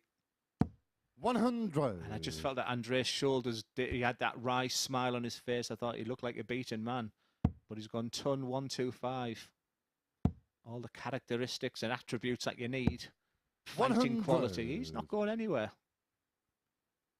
Just sticking with Warby and keeping him honest. And it means that any slip, just like that treble 1, could be capitalised upon. Frustrating that when you see that, because you know it's thrown well. You know, when it leaves your hand, you're thinking that's close to the treble 20. And when it just goes in that 1 treble 1, it's just a sign of frustration. A 140 would be lovely here. A 140 actually possibly make him favourite for this match all of a sudden. Unless Warburton can find some divine inspiration on the 158. Another one of them. Leaves him a dart, a double 19 for the match. 139. Andreas, what a way to win it would have been. It's a difficult, it's the horrible double 9 now, and again, that's blocked the bed a little bit there. 27. Just a couple of legs of missed doubles. It's a big target. 3, the 17's not the end of the world. You'll be looking at 3. Plum, double 8, 2 darts for the match to remain unbeaten still for the day. A quality encounter from 2 fantastic players. Andreas with 102.47 losing average. But it's Warby. Mike Warburton, the 98.97, 180. The telling factor of that game was 4 out of 6 on the doubles. The outer ring of 66.67% for Mike Warburton. 4 points from 4. Next up, we've got Conor Heneghan and Jacques Vincent.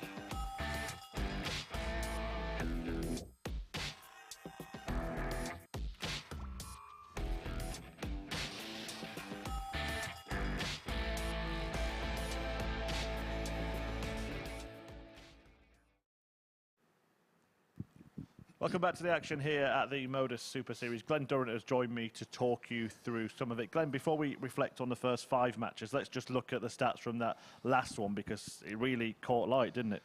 Probably the best game I've commentated on for while I've been here. I thought, you know, Andreas just right at the end sort of fell a little bit flat, but 102.4 losing average, it's not a bad way. Yeah, it can happen in this short format, can't it? And Mike Warburton, I mean, he said he's not been playing much darts, but doesn't look like it. He's just got all the attributes, you know, and his values are good. You know, he's here, he wants to do well, and it means a lot to be here, and he looks the form player right now. Yeah, it's 2 wins so far for Mike Warburton, then 1 each for Lisa Ashton, Jacques Labre and Jack Vincent. Which of those 5 results so far is the one that really stands out for you? Now, Jack Vincent by a long way, because I didn't know an awful lot. You know, you can do your research on players, but I haven't seen Jack for a long time. Jack's lost a lot of weight. He's so much taller than I remember him. His throw's different, and I thought that was an intriguing 4-1 win. And that was a fine finish as well, that 100 checkout that he took out against Andreas Harrysson, going on to win that game.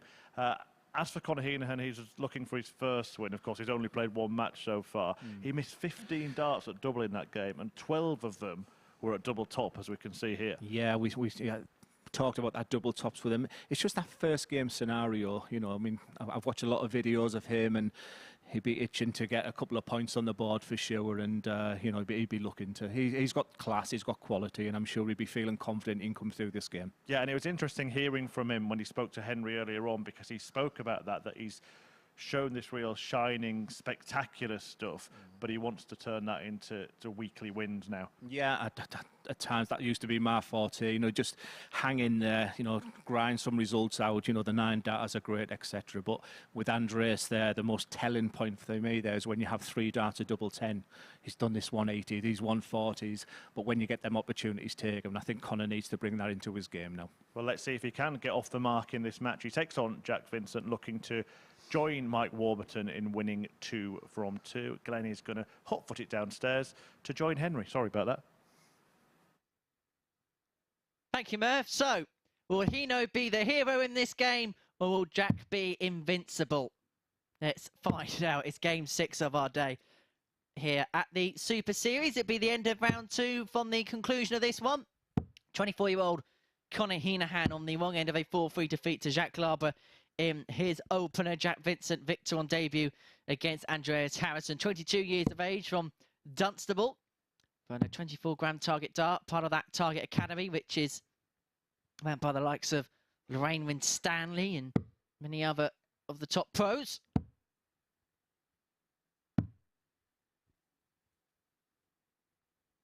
Our referee this morning, Marco Meijer from the Netherlands, will be watching with interest because his national team plays Senegal straight after England play Iran. Always great company is Marco, and one of the elite referees in the game. Yes, and I shared a house with him last night, and the night before I came down here, we had some pizzas in the house. And yesterday when I got Marco, I said, do you fancy some food? And guess what he fancied?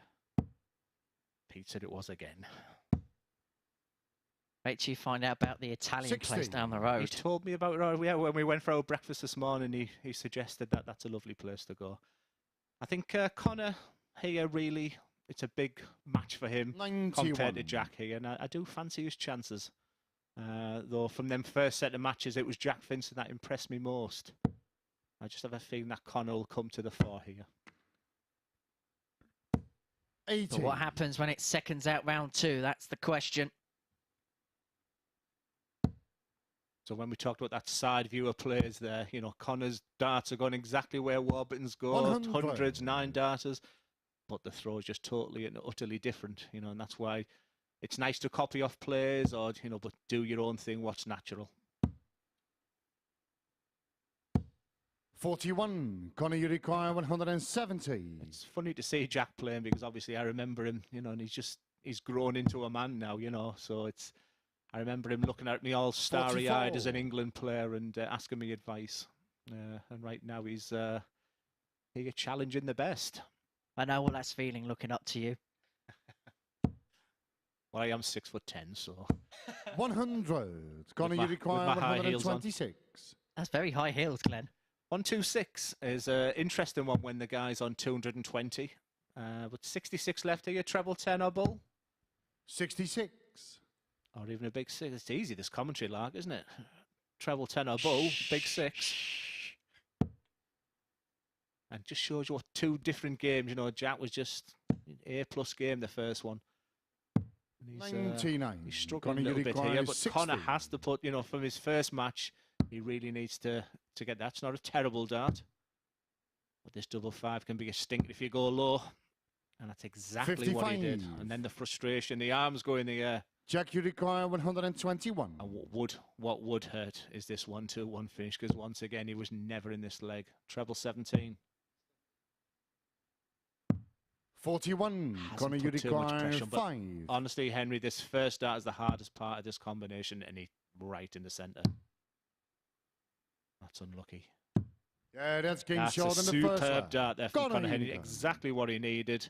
He was the better player there, and he's just probably glad to get over the winning line there. Second leg is Jack to throw takes first. a little sip of water there. He can really relax now, but I expect big things from Conor the next 3 or 4 legs.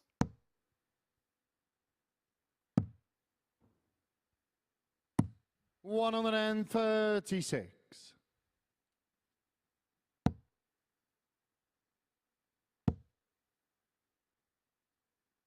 99.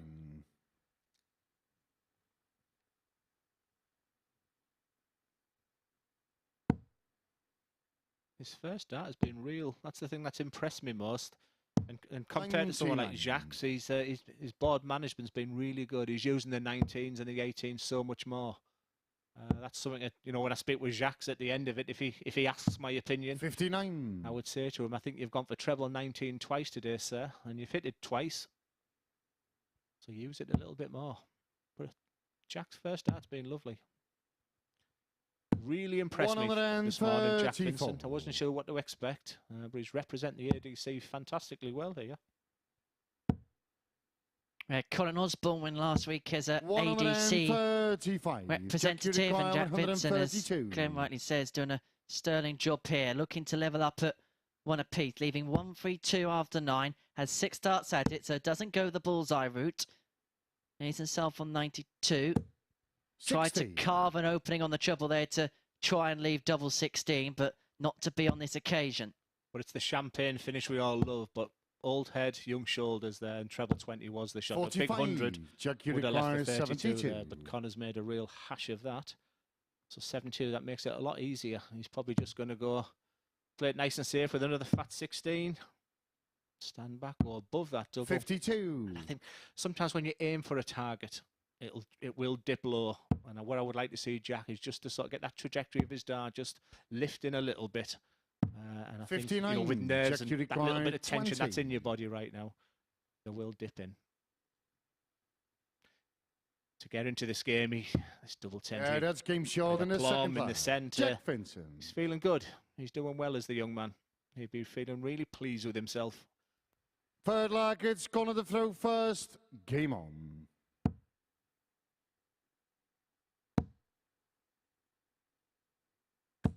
$100. You've seen Conor play. He's quite impressive young man, isn't he? I was talking to him earlier. He said, you know, lockdown was so good for many people.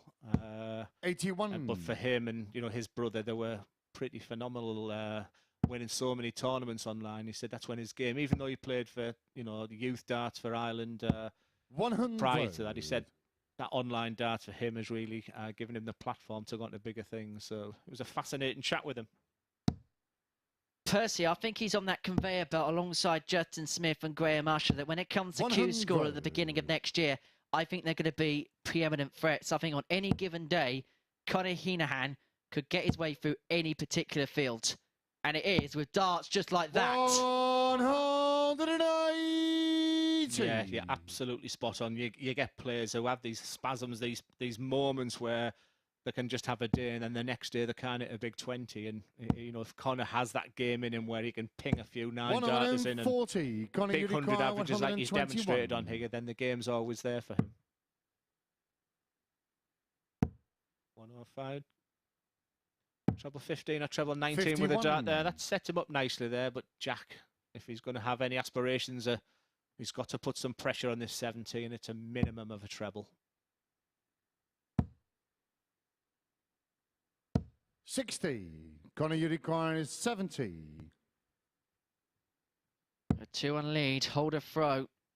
Double 8. Yeah, that's game nicely short done for Conor Heneghan. Nice 14 dart leg to take the lead at 2-1. I can't tell you how nice that feels. a 70 finish with Forward him. luggage, You know, check his the throw opponent first. a Game finish on. away and you do it in 2 darts. It's a great feeling. There's that first dart again. He's been his best dart of the day. Is that first one? It just maybe needs to work on that second dart, which is sort of dropping low a little bit. I don't know about you, Glenn, but 100. there's very much a Jockey Wilson-ness about Heneghan's release, just the snatch of it at times. And that's why, if he went to see a coach or if you got advice from somebody, you try and work on that to be, you know, a little bit more smoother. And that's why being natural is right. It just works for him. You know, look at that. You know, why would you want to even change anything of that? 125. Just the replication, doing it exactly the same, the focus, the desire, the hard work ethic, all that. You know, that's all you want. Whereas, you know, Jack looks to me like he's a bit of a 93. thinker. You know, Jack's probably looked at his game and tried to improve it. At this stage of his career, is it now for Conor about taking that next step? He's used this as a springboard. It's now trying to break his way potentially into the professional ranks. Look at what's happened to Robert Owen. Robert Owen was going nowhere. The MODUS Super Series come and, you know, he's been absolutely, you know, the star man alongside, you know, the Jim McEwans, the Martin Adams, the Colin Osborns of this world. And so that's got to give you help. And this 1-4-1 would really help. What a finish that is. 1-4-1. Absolutely outstanding. This could be the real making, the catalyst for him now to kick on and move forward today. And that's exactly what I expected of Conor. And he's just delivered there. And he'll be just thinking now, just come on, Conor, 15 darts, please. Let's get through this one. Let me get 2 points on the board and move on. That's the second best 1-4-1 he's got here at the Super Series. Like it. Because last time here, Conor Heneghan, he was the man with the first 9-dart finish of the MODUS Super Series. But against Adam Smith-Neale. 55. Adam Smith-Neale, I think I've heard of that name. Oh, did he beat me in the World Masters final? Sorry to bring it up, Glenn. We'll talk about the victories in a bit. Don't worry. Please, if you don't mind. That Adam Smith-Neale game still haunts me to this day. It doesn't really. How'd you do at Lakeside, just so we can cross-reference? Yeah, I lost to Martin Adams and Alan Norris and never went back. No, I don't like to talk about it. But during the match with Danny Noppert, during the war, the 1939 to 1945 conflict with Germany. Yes, please join us for the Only Fools and Horses puns. Come back and join us for the next one with Bonnet de Douche. 83. You get the sandwiches because I bought the rolls. Oh, yeah. Every Christmas, that's on the We could be telly. here all day, this, couldn't we? Well, Conor Heneghan will be hoping he's not here all day to try and finish out the match because Jack Vincent may be first to finish at 157, but it's the Irishman who finds himself potentially in a better position in the leg if he can find himself a couple of trebles, not that side. 89. Good at treble 18 to leave himself on 134. Lovely counting there with that, you know, 18s, using the 18s and the trebles, a real bonus for him. This finish has been disastrous today. We've had a 1-4-1. Conor, you require 157 there from Jack. And the 1-3-4 with Cubby using the 17s again. He'll be staying there. Oh, and that would have left double 16. 113. Jack, and he's himself on 21. I just got my calculator here with Marco. Yeah, 130. Yeah, he's done it. There's the width of a wire, which is different. Go high. The perfect dart for me. 10. Just that little bit Conor, of you adrenaline require at the end. 21. Big moment for Conor Heneghan. Can he get his first 2 points of the day? There's the hard bit done. Now the double 8. For a 4-1 victory. 5. But it doesn't go. And Jack, so Vincent returns 10. for the double 5. You can usually tell how confident they are whether or not they're going to go straight for it, but that, for me, is the perfect marker. That's unlucky. No score. Well, Conor, you require 16. Right, smile. I fancied a 4-1 victory for Conor in this match. Probably not with so many missed doubles in this leg here, but this double 8 game gets shots his and a match underway. Heneghan. It's a great 4-1 victory for Conor. That's a lovely victory against Jack Vincent, who was so impressive in his first game. Both will be leaving the stage now feeling happy. They've both got a couple of points on the board. An 85.75 average there for Conor. That fantastic 1-4-1 finish. 44% on the doubles. And next up we have Lisa Ashton against Andreas Harrysson.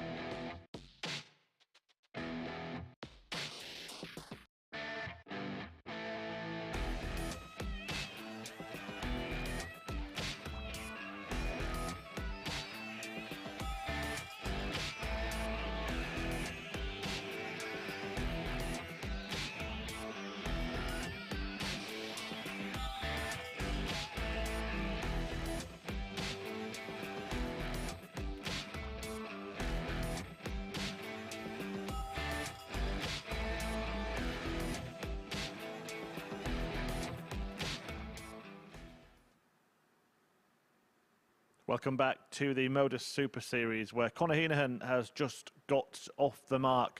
A 4-1 victory for the Irishman against Jack Vincent in that previous match. Heneghan recovering from an earlier loss at the hands of Jacques Labre.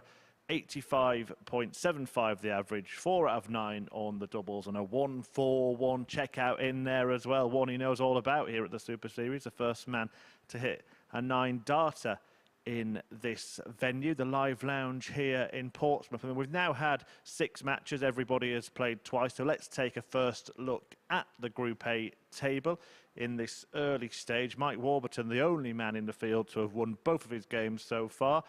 Andreas Harrysson, the only man to have lost both of his games so far. Lisa Ashton, she's got 1 win and a defeat. She's going to take on Harrysson in the next game. Vincent, Labre and Heneghan all with 1 win as well. So, as I said, Ashton with a loss and a win so far. As for Harrysson, it's been 2 defeats, but 2 very contrasting ones. Here, Lisa Ashton, though, producing 3 double-8 finishes. Now, that after trouble on that double at the Grand Slam, as Henry referenced in commentary earlier. So, maybe a positive version of the commentator's curse there.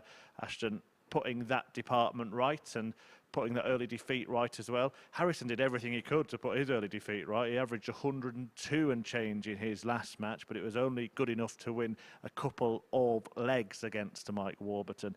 Let's see if he can carry on at that kind of level and pick up his first points. If he doesn't, he'll be left stranded at the foot of the table, and Lisa Ashton will go joint top. Back over to Henry Deacon and Glenn Durrant to talk you through it.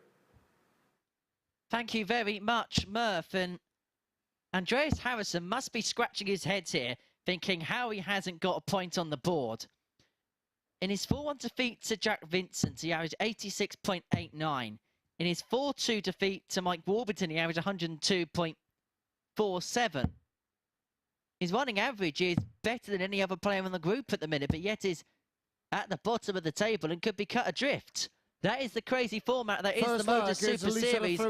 As for Lisa Ashton, it was a 4-2 defeat in the opening game of the session to Mike Warburton before bouncing back with a 4-3 success against Jacques Labre in game 4 of the session. 60 start for Harrysson. 60 start for Ashton. Do you think it's a must-win already for Andreas with your experience here at the MODUS Super Series? It's not fatal if he loses, but it gives him work to do. But 140. when you look at the stats, exactly, he's the best player in the group, but yet he's at the bottom of the table. Spot on. 140. Probably the least person you want to play when you're 0-2, really, though, is Lisa, because you know it's that weird momentum, isn't it? And now she's got that win under her belt. I always felt she's really tough, especially as the day goes on. You know, some of these WDF competitions now that you're going 9 o'clock in the morning, you have to peak at 5, 6, 7 o'clock at night, and 68. A few hours on the board will be nothing to Lisa. And Lisa's able to win in any fashion possible. She can win the blockbuster averages above the ton, but if she has to grind the victory out and it has to be scrappy, she'll do exactly the same. Yeah, she at a fluent best. I mean, you've seen on the MODUS where she can average 59. Over 100. I mean, Andreas Harrysson, I've seen games on the floor at Denmark Open, Chelsea, wherever, where she's stratospheric averages. Double 16 here. He's playing well, Andreas. He is playing very, very nicely. But the kind of day he's having right now, be no surprise for Lisa to ping this 130 in. And double 5 for exactly 125. That. Scores below. Andreas requires 16. It's been these moments that's been the difference for Harrysson. He's up to the task on this occasion. But you may remember in his previous game against Warby where he missed 4 darts at double 10 to open up a 3-2 lead. They came and went, and he didn't win anything from there on in. Warburton ran out a 4-2 victor, but he writes that particular log on this occasion, breaks Ashton in the first. 60. I think you were spot on your assessment. He's been the best player this morning, and he's on 0-2. And the way the day was going for him, I just really fancied that 130 of Lisa to go in.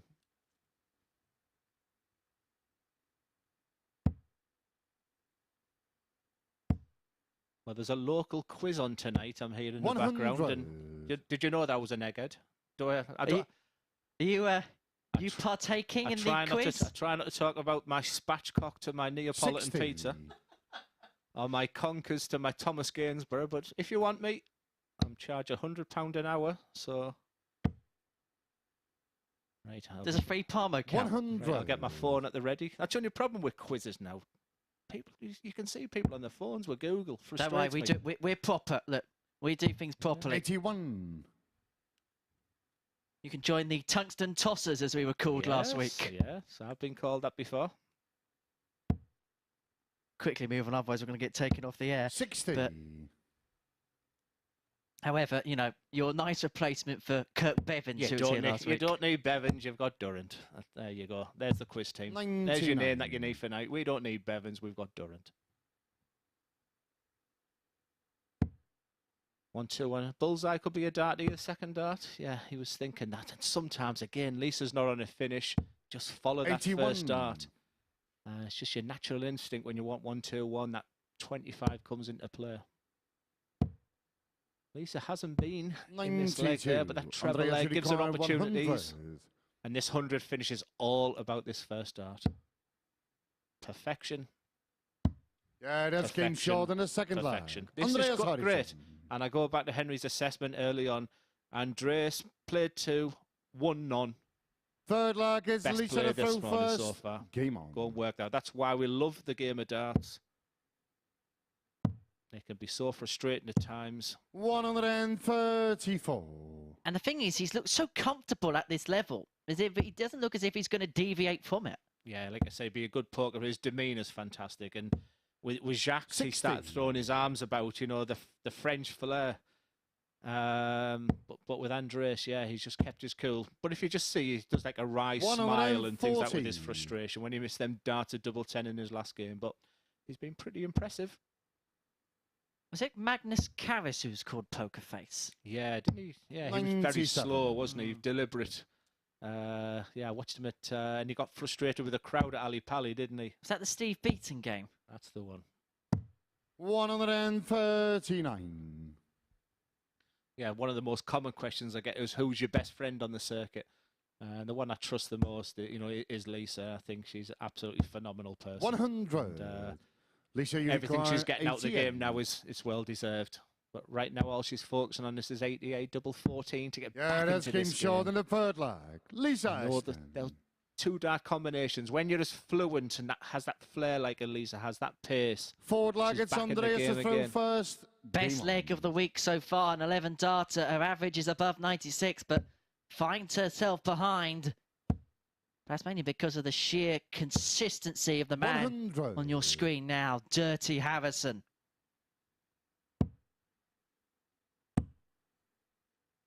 Who's you looking 60. at, Punk? Oh, was that the wrong film? That'll be no good for me quiz team.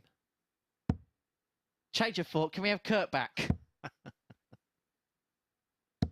140. Although I'm glad you didn't ask me about who's your best friend on the circuit. You've got to have one first. Ah, I'll be your best friend. Long as 60. long as it's not that Paul star. He'd be good at the music round, will Paul Star. Yeah, you can't look at your Google for that, can you? 60. If there's a question about tungsten time, I will be walking out, though. I did go to a quiz, funny enough, with Lisa and the England team, where I was sat with Bunting and Tony O'Shea, and one of the questions was, whose nickname in darts is, what was it? Well, whose nickname in darts is the Silverback? I think they added that in last minute. 139. Another great leggy from Andreas. What does he have to do to win a match?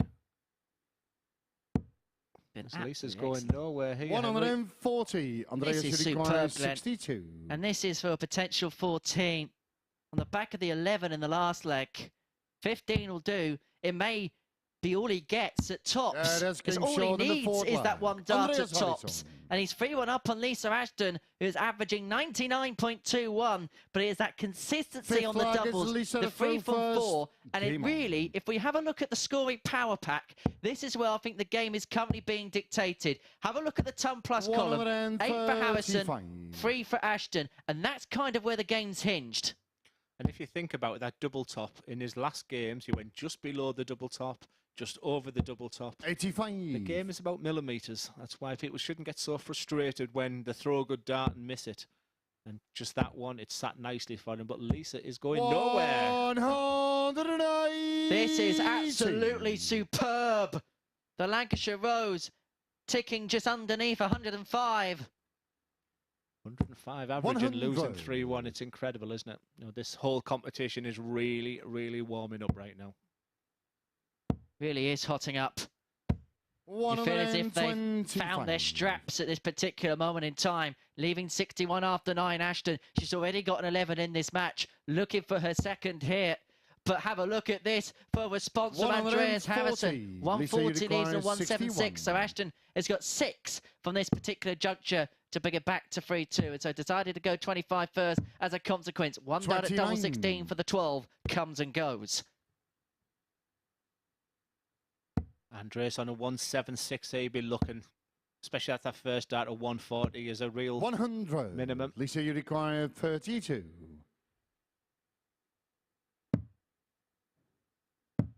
Yeah, that's game short. So in the Ashton fifth brings it flag. back to Lisa Ashton. 3-2.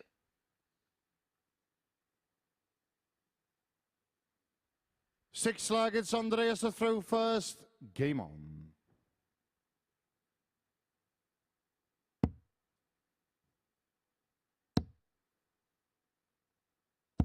100. Another quality leg here. Required from Lisa to get back in this game because Andreas just looks so solid right at the moment. You just feel he's going to score a ton minimum. So Lisa with these 11 darters she's pulling out, and she's probably going to need that because he's going nowhere. Like you said, his demeanour is great. 140. He's solid. Super, super solid. So impressed with the Swede. Well, the Swedish player has not had a flat pack performance so far, but he's still trying to assemble his first victory of the day.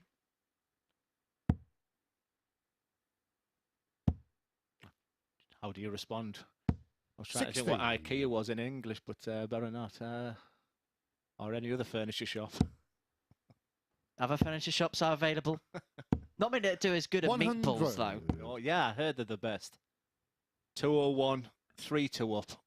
Please just give me a 140, he's thinking. And the way that first dart sits, for a lot of players, that would be disaster. 83. But just sort of the design of his darts, how thin his darts are, he just seems to lob them over there. But a frustrating last dart just gives Lisa some hope. She doesn't need 140. much. Andreas, you both require sat there on 118. A finish us dart players really like. So treble 20 should be the dart first. I've seen people go on 18s because potentially you can leave a double 19. 94. Great last dart. Lisa, you require 118. Must hit for Lisa.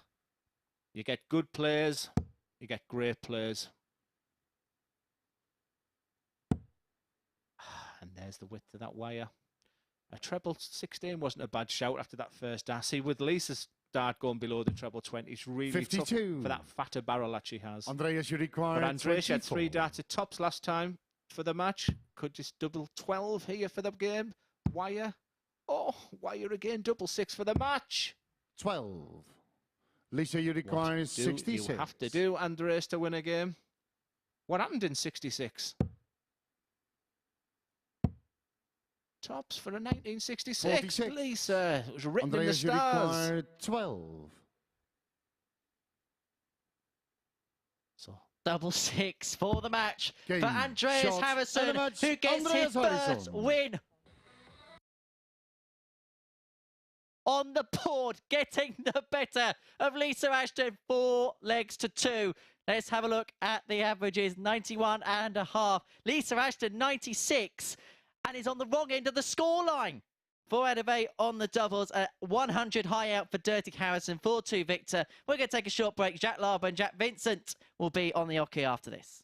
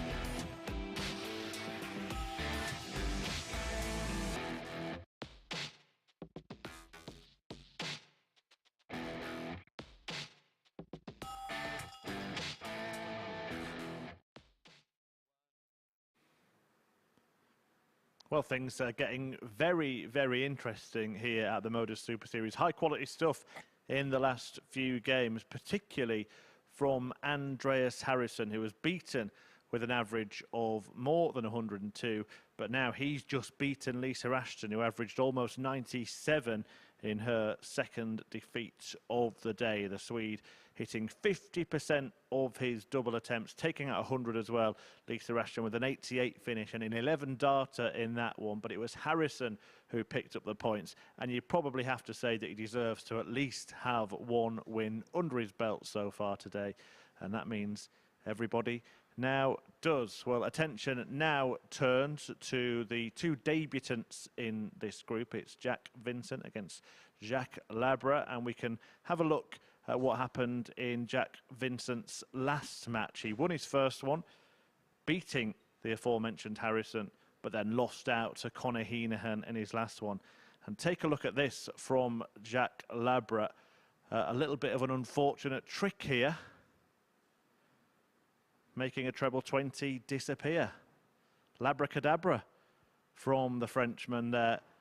He also went on to miss a couple of match darts in that game against Lisa Ashton, who got over the line to get her only victory of the day so far.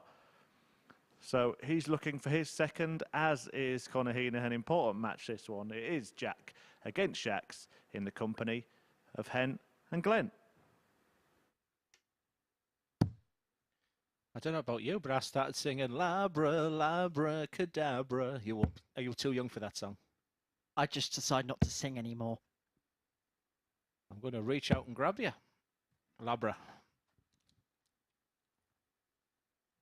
Very interesting game, this one. Both played two, won one, lost one. So if you're going to really kick in now, you know, to have that forward momentum going into your last two games, it's actually a really big game now, because I don't know about you, Henry, but I'd be thinking from day one, you know, you want 3 wins to try and, you know, just, you know, ideally you want 5 out of 5, 4 out of 5, be wonderful. But if I was setting myself the target up there, you'd want 3 wins. So they're both sat on 1 now. So big game coming up. And at this point for two debutants, this is probably the game where the reality of the situation begins to set in. You've had your first couple of games on the stage, you've managed to settle, but now the real serious business of the Super Series begins in earnest. And just trying to paint the picture for people watching here, you know, the Players' Lounge is next to us, and Jack's very quiet. You know, obviously his English isn't his chosen language type thing. So, you know, but the guys are all getting on with each other. Obviously, you know, 100. You can hear them laughing and giggling, so they're all having a good time. But Jack seems to be the one who's just sort of probably could do with that. Someone sat with him, you know, a friend or something in that Players' Lounge in there. So, but he looks more solid now. He looks happy, and he's doing his miracle dart again, where it disappears to the floor. But expecting a good game here.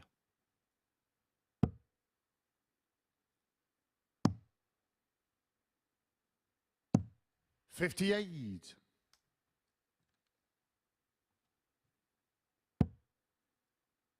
I'm totally and utterly focused on this match here, and I am not looking at the England team. So 100. It's probably for the best, Glenn. It's probably for the best. It's about being professional.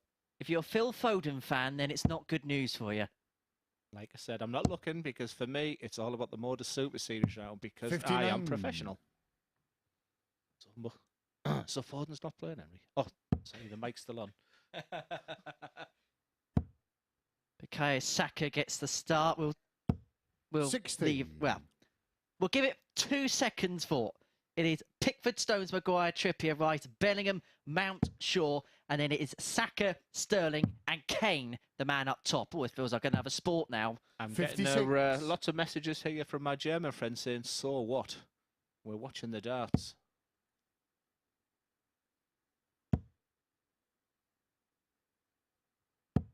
$85. Just think that Jack's is beginning to settle now. Jacques and Jack. Oh, come on, Teesside accent, Glenn. There's that first dart again there, Henry. That's definitely been his dart of the day. 134. Every time he hits that treble 20 first dart, he's going seriously low with his second dart. And that's something he can look at. Now, Jacques hasn't been one for switching, but when it comes to this 116, it's the second time he's done it now. 92. He's headed down Jack, to the you require 19s. 94. Bizarre, but Jack, this will tell you this data how he's feeling. Is it treble 18 or bullseye? Double.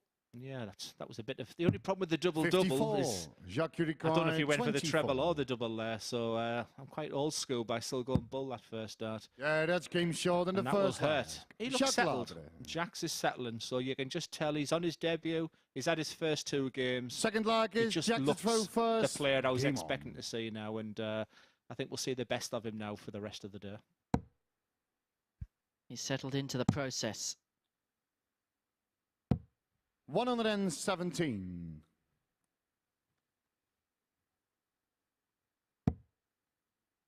There he goes. Unbelievable. I think 96. he's thrown 4 darts at treble 19 without going for a finish. And he said 3 out of the 4, but he's still resisting to go down there. But I go back to my point in the first game, and then first few games, he might mentally 96. just focus on the 20 so much because your brain can do so many things when you're up there. We might see him switching a little bit more now. Jacques Labre's switch so far today has been as rare as Haley's Comet. Well, he should switch now. 60. He should switch out because that treble 20 was just, and the way his darts sit down, you know, he's. I hope I chat with him afterwards and he sort of listen. He'll go low here. Told you, and that's why. 140. I told you he'll go low. Where's my P45? P60. P45 when you've been sacked, or P60? P45 is when you get sacked. 45. Jack, you require that's right. 60 is 148. when you start, is the end of the tax year. P46 is what you get when you start a job. 98. Just what he needs. Just what the doctor ordered here for Jack Vincent. This is a much better leg. 117, 96, 140, 98, 50. After 12, exactly what you want to do on your darts when you're 1-0 down. 100. But Jack, you this require is what it's about, 50. everybody. It's nice with the big scores, but if it's this combination finishing, 10 tops. Yeah, that's game I'm short in telling the you second guys, leg. Jack that Vincent. is better than your 140s, your 180s. Just keep practicing them combination finishing because so many Third times, leg 7 is out of Jack to time, throw you'll first. want that chance Game between on. 41 and 81. And that was a lovely finish there by Jack. Consistency has been 60. or has been the moniker of Jack Vincent so far today. His first dart's been great, so big one coming. The door's over there. I give up. 80. I'm going to have a word with you, Jack, when this is finished. I'm an egghead. You had egg on your face. Yeah. Did I tell you to be Kevin? 80. So tonight's quiz should be a doddle for me, shouldn't it? You can just sit there and enjoy yourselves. I'll just win it on my own. What are they laughing at in the background? You've just given that the kiss of death to our own comms. 90.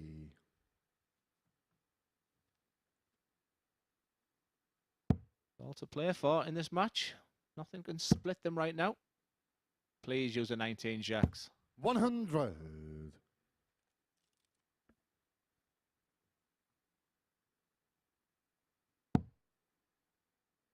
Beautiful again. Beautiful.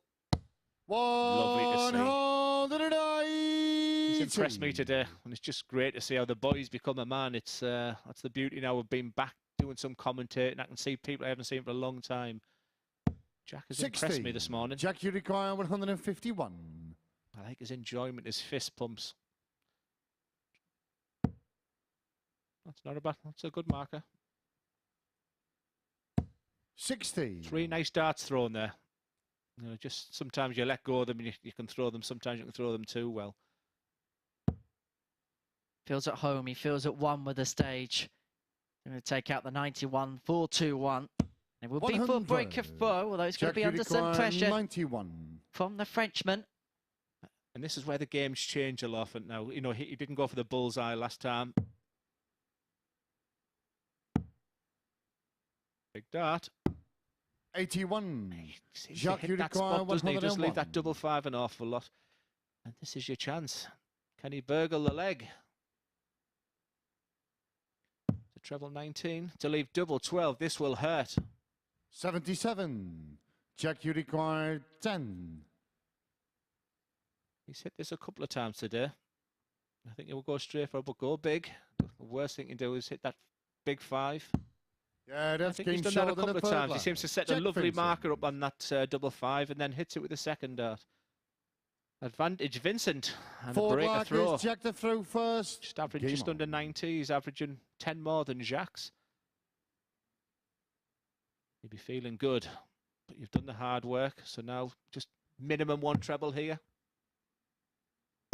So it was interesting because we had a trend a couple of weeks ago here of players splitting the 10 and going 2 double 4. It was started by Jared Cole, and I had a chat with him about it after one of the sessions, and he said, it's just something I feel comfortable with. And so it feels right for me. The double's going as a consequence of it anyway. So why should I go for a double 57. I don't feel comfortable with hitting if I can guarantee myself, in theory, 2 darts at a double I know I can hit? But if you're Jacques or Jack, who were on the debut, feeling quite tight on the shoulders, you know, a big 2 can be a 81. hard dart to throw. And if someone went 2 double 4 against me, I'd be thinking that they're feeling confident about the game. Again, that's so impressive, that first dart. 121. If Jack is someone who looks back on his games, he'd be delighted with the way he's opening it. I think it's just that transition from the first dart to the second dart he can be working on if he's going to be looking for continuous improvement.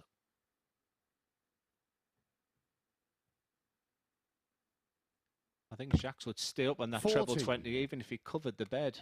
And there's that French, why me? I knew I should have listened more with Mr. Algie.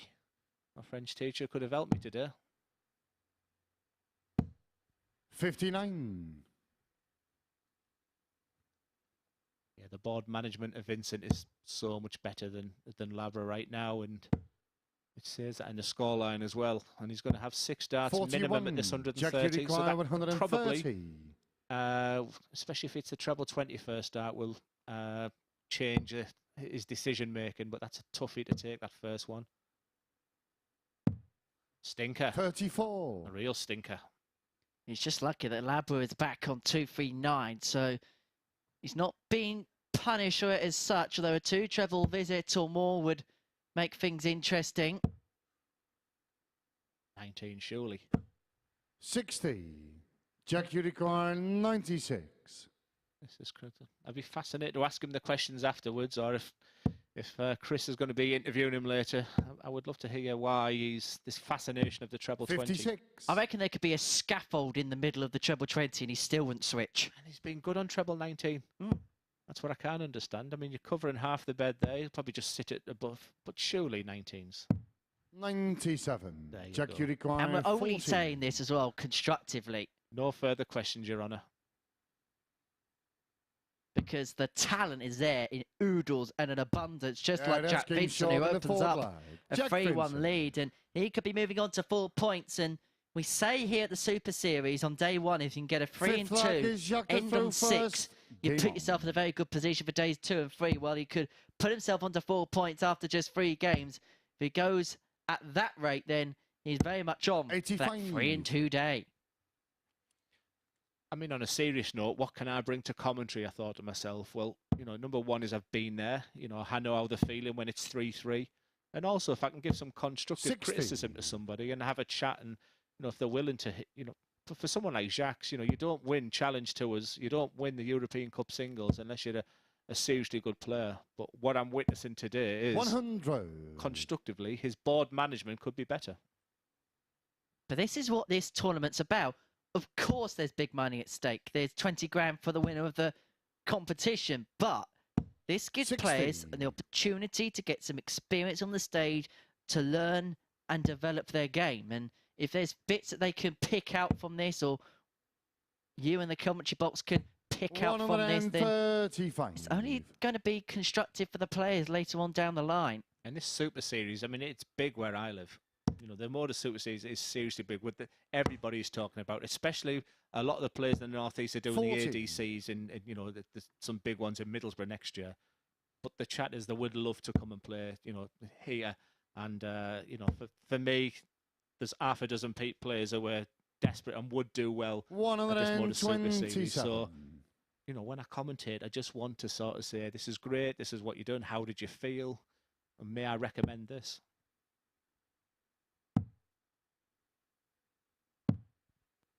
I think already Vincent is already 54. Thinking of the next leg.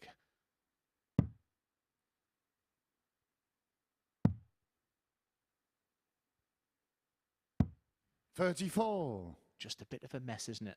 Just a little bit of a... And his body language, his demeanour, it's not... If I was Jack, I'd be feeling good because it just doesn't look like he's...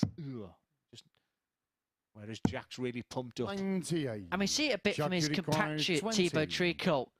Maybe so much in celebration, but sometimes when he misses that odd dart at W, you see the frustration creep in.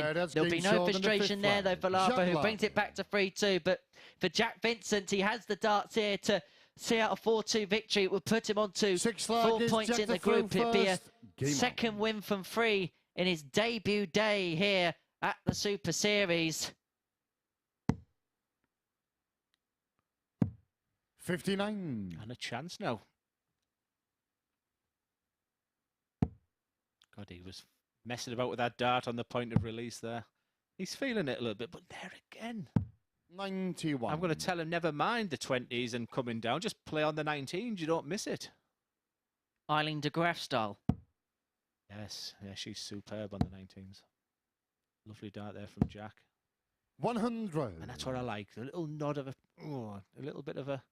you know, in the French are synonymous to flair and throwing their arms about. I'd like to see a little bit of that from Jack's, rather than his demeanour is just a little bit negative for 45. me. Yeah, look at that. It's... If I was behind that and see the sunken shoulders, I'd like, come on, we've got him. Gives you the G up, doesn't it? I'd love to see a game between him and Aaron Monk. 85. Yeah, I think Aaron's my favourite MODUS Super Series player to watch. I mean, hilarious in the commentary box, and I watched him last week as well. It's just, and it's actually when he's not throwing a dart I like. It's when he's stood behind where Vincent is now and just 100. Can't take your eyes off him.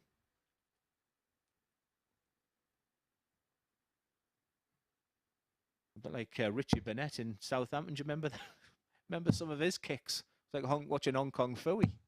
58. Well, he should, you think, start down, but he's going to go up. If he gives 265 and starts in the 20s, I'm going to... And he has. Look at this. Please. Please go 18s. 134. It's like watching Leonard Gates all over again here, isn't it? Now, if he didn't get that treble there, he wouldn't have been on a finish. And I don't know if it is his calculating or if it's just... 59. It's the moment. It's about being on that stage. You know, this game can do things to your head, I promise you. Now, I don't want to tar everyone with the same brush, but he played soft tip, and by and large, the counting's done for you. And again, I don't want to brandish every soft tip player with the same mantra, but we do see sometimes soft tip players, but they transition to steel tip, and sometimes the numbers takes a little bit of time to come with it. Jack's just been peppering that treble 20 there, and he's gone 19s on 140. Jacques requires 74. This is a big, big finish. This is a big finish. He needs this, and that's a horror first start. He's going to probably use in the bullseye for 3-3. 38. Second straight leg, he's missed the big 14 and got the big 11, 60. And so it opens up the door of opportunity to Jack Vincent. Again, it's about that first start, but he's played really safe there with the tops and right in the middle of double 10 for the match.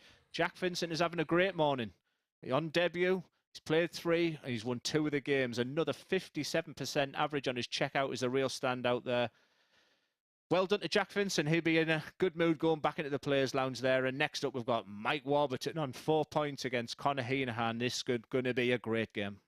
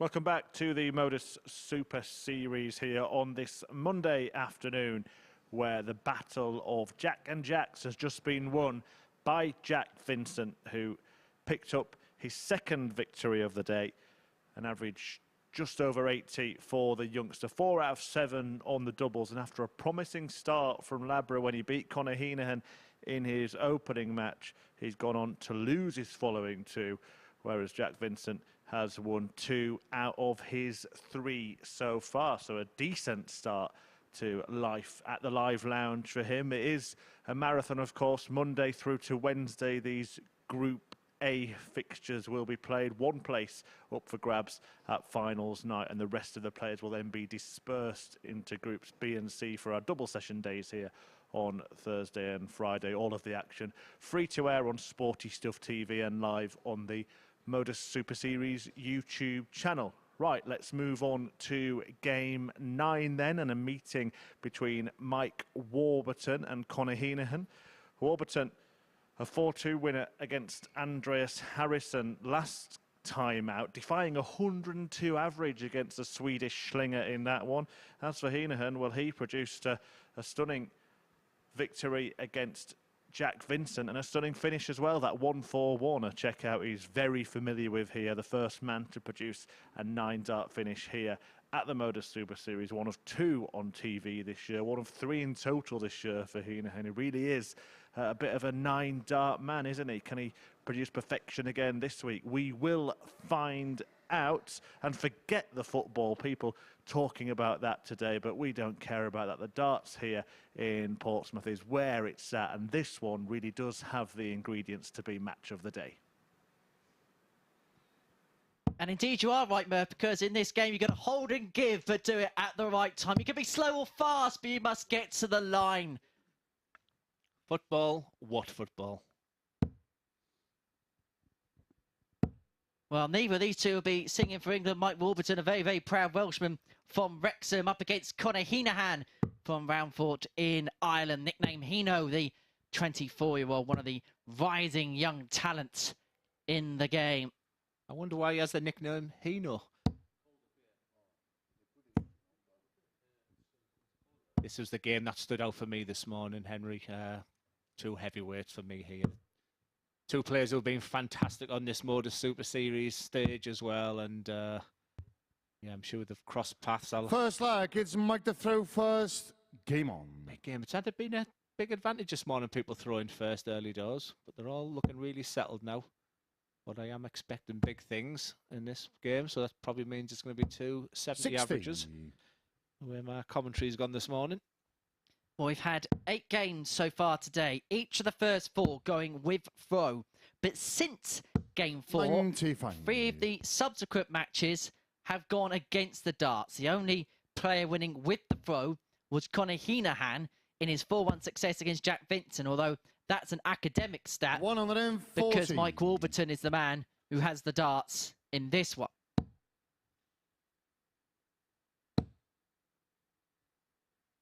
Warburton with the darts today, beats Ashton 4-2. Heneghan against the darts, lost out 4-3 to Jacques Labre. This is the end of the 3rd round of fixtures for the day here at the Super Series. I'm surprised that if this is, I don't know if my research is right, but this is the first time they've met each other. But would have been so prolific on the MODUS Super Series, I thought they would have come across each other. But maybe I'm right, maybe I'm wrong there. But good board management there from Conor. That sets him up for at least a finish. 65. Both using the bullseye area very, very well to set finishing. And Conor does like this treble 17 route. And that leaves the bullseye. Treble 20 will leave tops. 102. Mike, you require 96. Now already he's checked out in this 96 because he's with 2 darts. But again, now he's got a decision to make. Not so sure because it was such a good dart. Do you not just follow that first dart in? But definitely is a modern way of going now. But tops for Conor. And more importantly, a break, a throw, a big, big dart. This double 10. And he than the first leg. Comes to fruition. And a break of darts with 15 darter there. Big dart, that double 10. Second lag, 1-0 it's lead Conor with his through darts now. first. Game You're on. just thinking, come on, just give me a big 100. One treble, that's all I want. You sense it's 100. a possibly bigger game for Heneghan than it is Warburton. He needs, if he's going to make a movement, if he's going to make a late dash to the finish, it has to start now. And probably Mike Warburton's not the guy you wanted to play now. 85. But he looks like a different player, Conor. He's just, his whole demeanour, his shoulders are more relaxed. He looks more relaxed. And his darts are going well. He's averaging 100 early doors in this 55. match. And he looks good.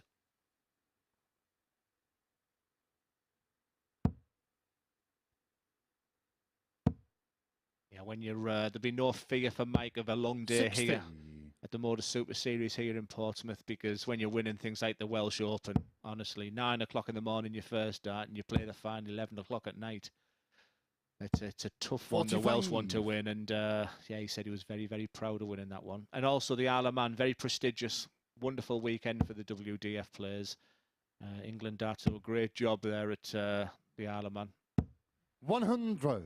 Maybe just put it just behind the Dutch in terms of prestige. Yeah, the Dutch is just phenomenally ran, is what I'd say about the Dutch. You know, like 256 boards, but 100. just run like clockwork. And then you go to some tournaments and it's an absolute mess at times. You're wondering when you're on, you play one game, then you're not on for 4 hours. So the Dutch is pretty spectacular. 100.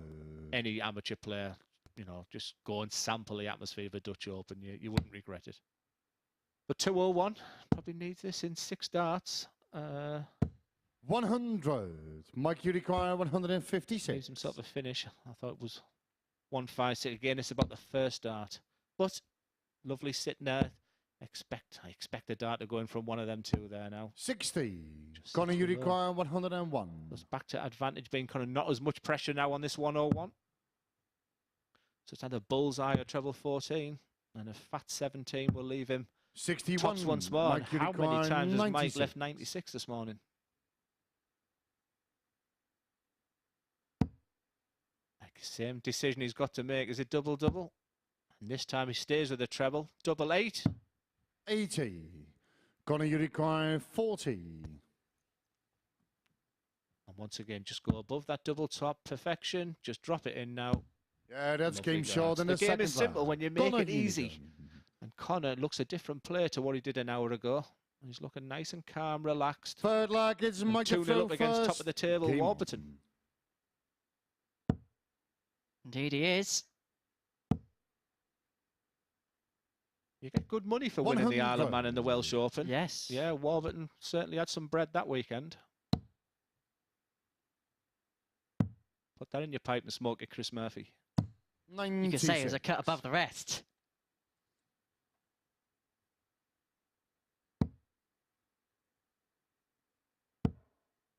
But we shouldn't butter him up too much. Okay, 60. you win.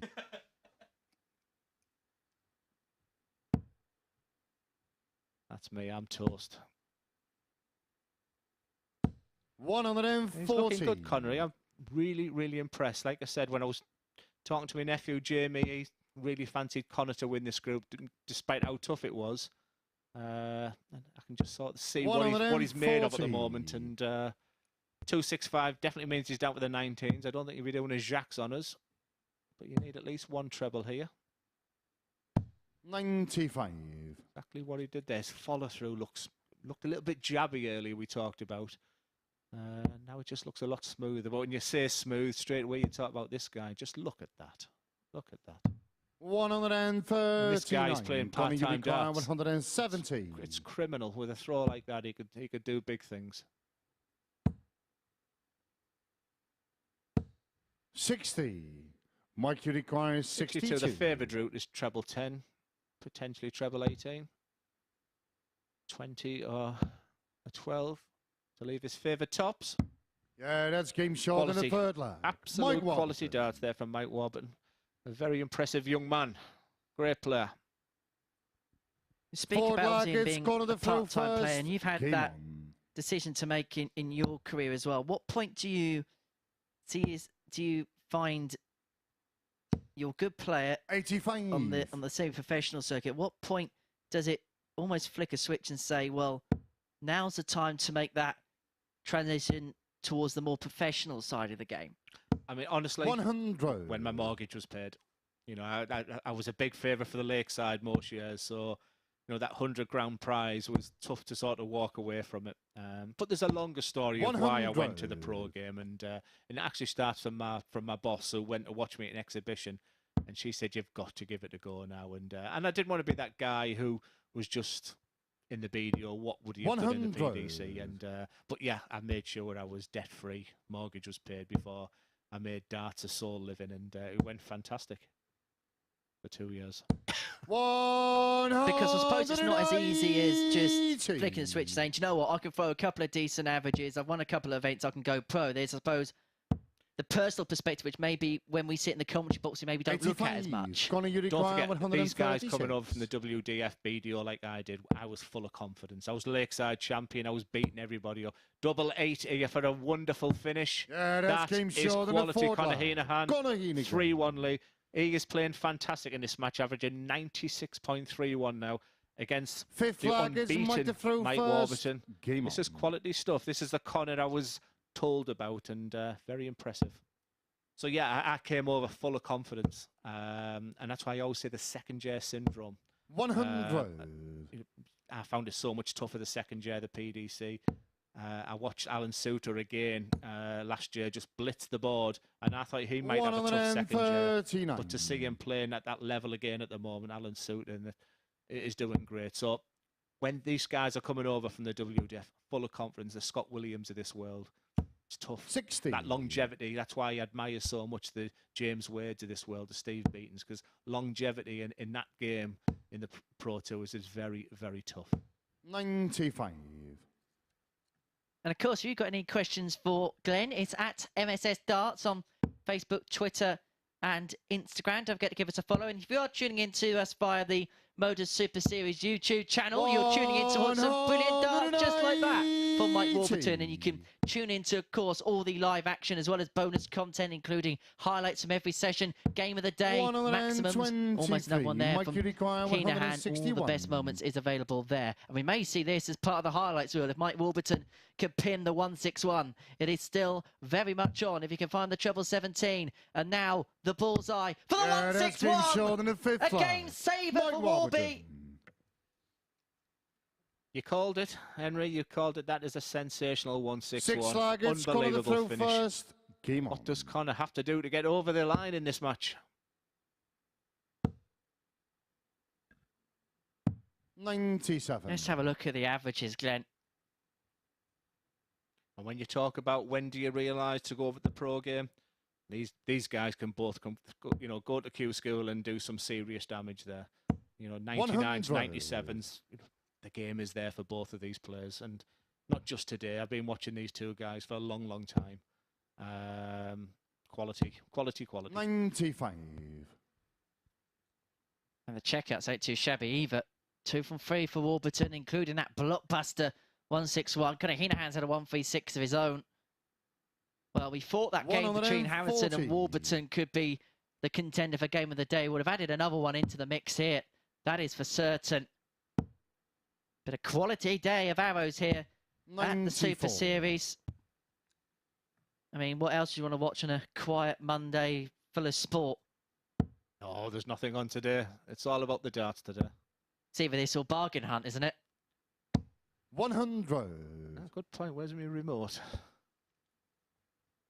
That's a bit of a wayward dart to the wrong... Oh, he didn't want it. Yes, exactly. I don't think you need commentary there. Just look at Conor's face right now.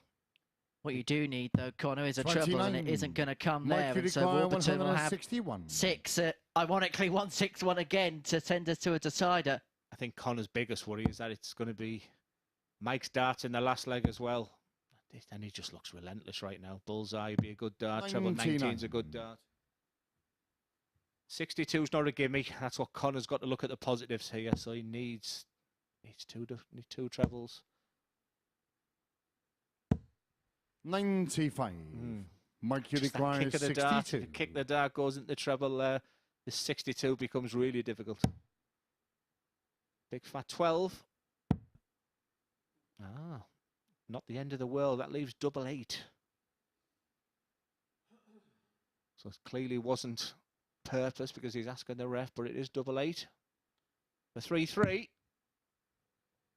46. They're a wire away there. Connor, how are you going to go for 91? How are you feeling? Is it bullseye first dart for the match, or is it treble 17? There's your answer. And the only problem with this way, interesting. 51. And like I said, these players, they've got their own way, they've got their own routines. He's probably finished on 91 a million times. But for 3-3, wow. Wowza. Stand back. Yeah, that's game short in the 6th flag. Mike Warburton. That hurts. And Mike looks at the crowd there, who they're all with him. He went to fist pump his family there. Mike to throw first. This is an unbelievable game. Quality throughout this match. But what's going to hurt Connor most, that double 2, but also the fact that Mike's coming to the ball. And at the times, you just don't feel like he's going to miss. A pair of 94 averages, both 50% on the doubles, 100. both with a ton plus checkout. It has been a game littered with quality. It's a game that goes all the way once again. You feel it's like a game that Connor, if he has aspirations to sort of top the group today, it's a bit of a must-win for him. That's another lovely setup dart there for him. You're just begging for the treble 20. 24. And that's when exactly. You feel the pain there, because when he let go of that second dart there, he felt that was all the way in the treble 20. And so Connor. 140. Basically swings are tied in this leg, wrestles the darts from Warburton as a result, but back comes the Welshman. It's one way, but then the other way, then one way, then the other 100. way. But it's advantage Heneghan at the moment. 6 darts, you say it's on 2-6-1. That treble 5 is not the desired start, but that second dart's much better. He has to go back downstairs, though, to 94. Try and leave himself on a finish. Leaves himself on 167 to try and win the game. Warburton back on 277. These are 2 treble visit minimum.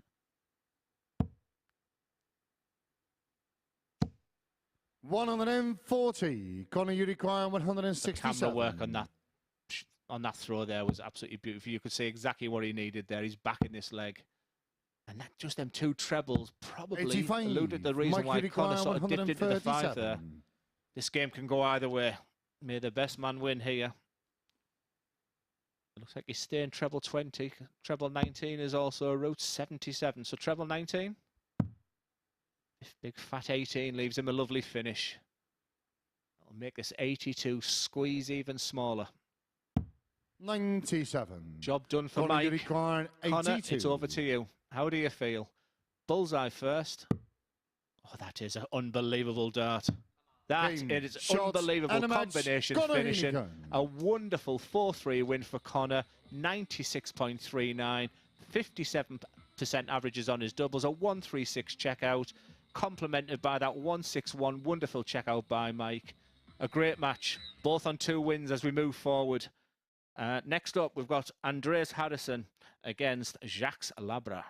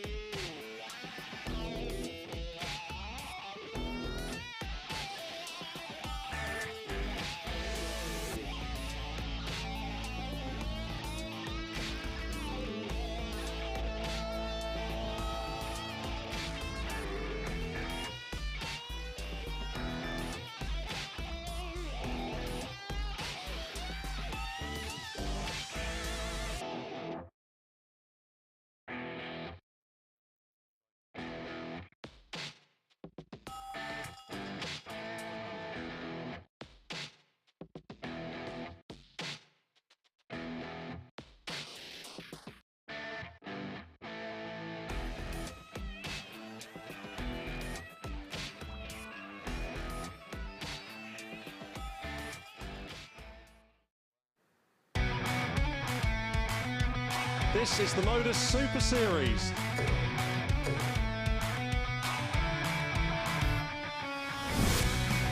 $180.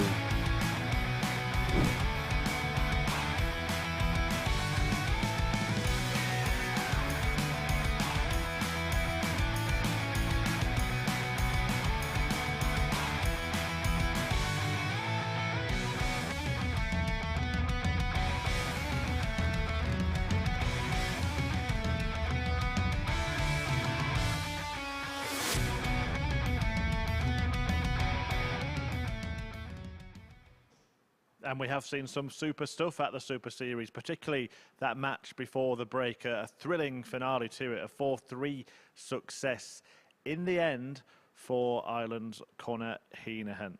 A fantastic 82 checkout in the last leg decider with Mike Warburton waiting on a double. That's after Warburton himself had saved the match with a 1-6-1 when he was 3-1 down. A 1-3-6 checkout in there as well for Heneghan. Both players averaging in the mid-90s. Heneghan to the higher end of that, and he gets the points. Both players winning a couple of games so far today. And we can take a look at the table for the second time today. All players have played 3 matches, and 3 players have won 2. The 2 I just mentioned. And Jack Vincent, a debutant here at the Super Series, winning 2 of his 3. That means that Labre, Ashton and Harrysson all have 1 win from their 3 matches. But that will change for either the Frenchman or the Swedish star, who are in action next. Labre took out this 110 checkout against Lisa Ashton earlier today. Good stuff from him. The boys in comms have been talking about his decisions to stay on treble 20. Well, it paid off there, and Harrysson also piling in a 3-figure finish against Ashton, mopping up that 100 en route to victory in that game for him. Now, looking at the performance level so far, Harrysson seems to be getting better as the day goes on, while Labre's standard has slipped a little bit from that opening victory that he had. Will those tungsten trends continue? Let's find out in the company of Henry Deacon and Glenn Durrant. Wonderful analysis there again from Chris Murphy. I think he's absolutely spot on. Andreas, for me, has been the player of the day so far, though not in top position. And Jacques has probably been the weaker one, demeanour-wise, just the way he's been around the board. But yeah, good analysis there.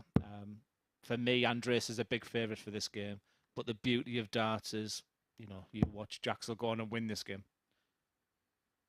And the thing with the Super Series is the marathon, not a sprint. So the player who comes charging out of the blocks as if they're a 100-metre runner can sometimes stumble at the end. But if you can keep yourself consistent throughout, then that's what's going to get you more points than anything else. And it's not always the player with the most flashy stats. It's the ones that are the most consistent that can flatline around that sort of mark that Andreas is at so far today. We'll have a look at daily averages for these 2 as well in just a second. There's 3 games, so we do have a nice little sample to look at.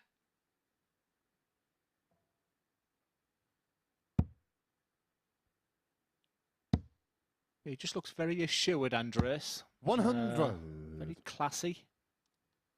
I like his demeanour around the board. I think he's been a real credit to himself this morning and didn't beat himself up when he was losing 60. games. Potentially could win 102 average and losing.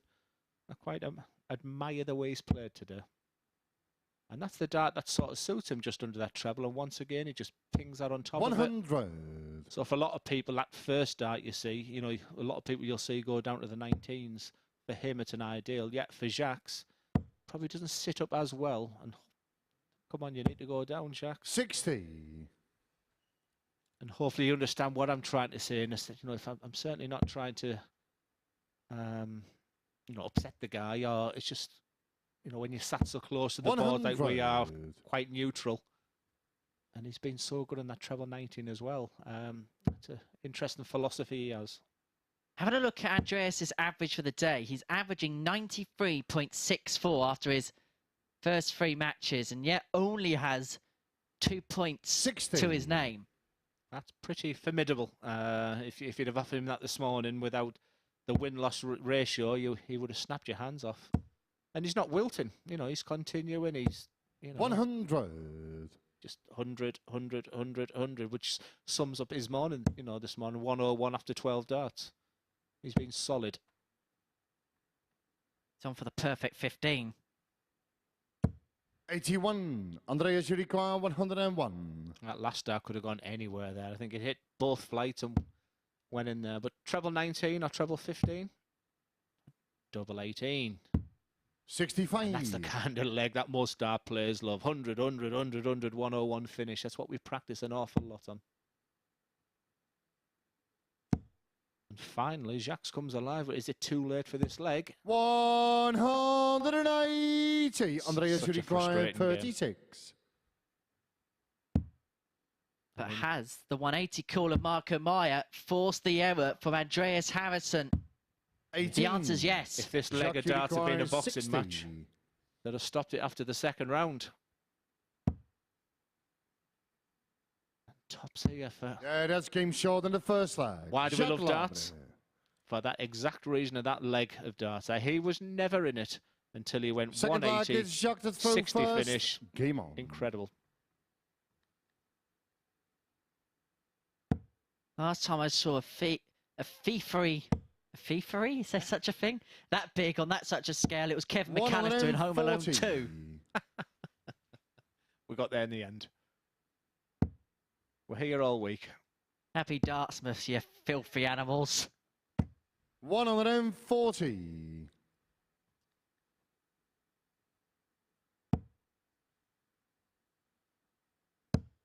Is it me or is Jacques looking a bit more settled now?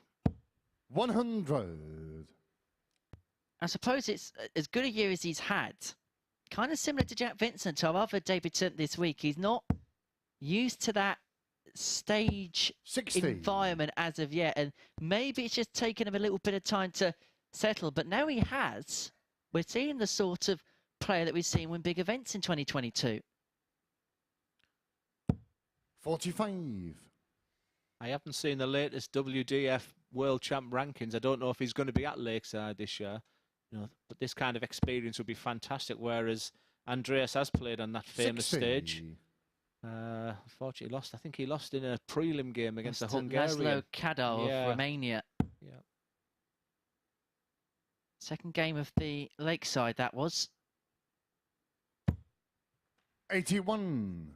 I'm not sure that Jacques played enough on the circuit yet to want to play. Just going to have a quick check of the Lakeside race as it stands. Andreas Harryson's actually outside the race for Jacques Lakeside at the minute. We'll talk about that in the next leg because Labre here, 135 to double his advantage. It's still on. I'd like to think treble 18 this time. 63. Andreas, you require 141. It's already been done today. And after losing the leg, he should have won the first one. It would have been a great 65. response. Jacques, you require 72. I'm trying to read where he's going, but so many of the players have used the 16s on 72. He's got to stay there. And it's all about this double top now. 32. And you can see Andreas, why you you require bend. 76. That's when it's frustrating. But you feel like Andreas should have won the first leg. Well, 71 left now, so treble 13 for double 16 to level us up, and the opportunity comes Jacques, and goes, and those missed doubles 40. that cost him in the first couple of games is beginning to creep in again here. And he showed his first sign of real disappointment there, Andreas. Big dart. Yeah, that's game short in the second leg. He's been Jacques second Labre. best. You feel he's been second best in a lot of this game, but he's leading 2-0. So he won't Third care. leg, it's Andreas to throw A diddly first. squat right now, Game but on. Andreas must be fighting with himself right now because he should be 2 up. Let's be honest with you. He should be winning this game. Yeah, talking about the race for that 55. particular championship in the men's competition, Jelle Klassen, who of course we saw make the semi-finals last week, he's top of the tree. He's automatically qualified by winning the Dutch Open. Neil Duff, who we saw a couple of weeks ago, the reigning champion, of course, in that. 28. And then James Hubble in third position. You've got the likes of Orpai Puha, Andy Barton's exciting player from Belgium, Luke Littler, unbelievable talent. Danny Lelby, who we will be seeing 140. at the Super Series before the year is out. Alexander Merckx, who won a couple of weeks ago, he's going to be at Champions Week. Jamie Lewis, who has had a really good renaissance in 2022. And one player I'm really excited about, Moreno Blom, came here, debuted. Not many people knew too much about him when he played here, but by the time he finished that week, a lot of people knew absolutely everything about him and really did stamp his authority all over the week, even if he didn't go on to claim that Champions Week spot, which Conor Whitehead did on that occasion. But how many of these players were doing well in the Challenge Tour, and how many players in that WDF you've just said there are coming through this route of the MODUS Super Series? It sort of is the place to be right now, just to get that stage experience. And Jacques has finally woke up there with this. He keeps banging in from 28s to 180s. He's inconsistently consistent. 137. It was like 19s again on this 193, but that's the perfect first half for Jacques. 100. Andreas, you require 74. Treble 14 or treble 18? A big fat 20. That's ideal for him just to sit above that dart. 34. Jacques, you The require first 93. game he was below, then it was in the middle, now it's just above. And that's the frustration. Not from 6 for Harrysson. What can Labre do in response here? Well, 53. Andreas, he you leaves require himself on 40. tops, which is exactly what Harrysson wants, to bring it back to 2-1.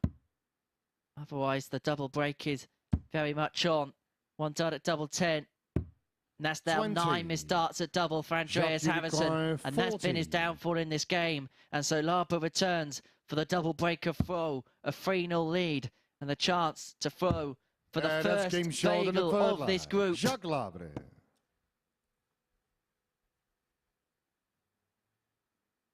Well, we didn't Forward predict lag this, is did Jacques we? to throw first. Game on. Just off air, we didn't predict this. Andreas, we've waxed lyrical about being the best player of the tournament so far, and 3-0 down. But when you look at the statistic there, 9 darts at a double with a big fat 0. 140. And it hurts even more to hear that dulcet tone there of Marco over the 140. And then you slide into treble 1 there. You think everything's against you. Such an iconic voice, Mr. Meyer. Yeah, I say it was great spending time with him last night. He's loving it up there. I mean, everything about the MODUS Super Series is, you know, professional, apart from the commentator. 85. Thanks, Glenn. This time I was talking about myself. But this is a dart he likes. He just likes to sit it just above there. Now, most people, that would be a disaster. 100. It just sits above that. Very interesting to sort of see the way Harrysson sort of sits his dart just below. Whereas that's the perfect dart for Jacques. You would expect him to follow through that. And again, 100.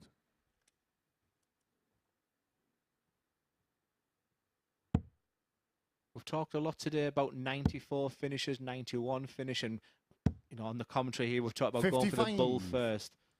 It's a very aggressive way to go, the trebles, because you're not guaranteed a dart or a double, but most players are, you know, proficient enough to hit the 25 of the bullseye to leave themselves a dart at the bull. 100. But the game has sort of moved on now, where that treble is the more aggressive route is the best result. Does that go back to the C word, confidence, perhaps? 135. Needed Jacques, that. you require If he 76. has any aspirations of winning this game, he needed that, but 76 for the match. And that's a beautiful first dart. And double that's not an ideal one. He doesn't move across the hockey. 68. He must have been able to Andreas, you see the bet require there. 88. A frustrating 2 missed darts to win the match. Can Andreas come back from absolutely nowhere? He certainly has the chance now with that treble 20. And that's just the kind of game he's had so far. Double 3. 82.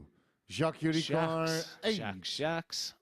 So it presents the opportunity for the Frenchman for a 4-0 win. Double 2. That's not nice. 4. Andreas, you require 6. What do you do? And we talk about the big C word. He didn't go 2 double 2, and they're 2 stinkers. No score. Jacques, you require And on the day of the 4. World Cup, some people think it's all over. Bit quicker, Jacques. Some people think it's all over. No score. Thank you very much, Jacques. I've been waiting on that all day. Andreas, you require 6. This has turned messy, messy, messy. Yeah, that's game short in the fourth leg. Andreas Harrysson. Well, Harrysson brings it back to 3-1 and has Fifth leg, it's the Andreas darts. through first. Game on.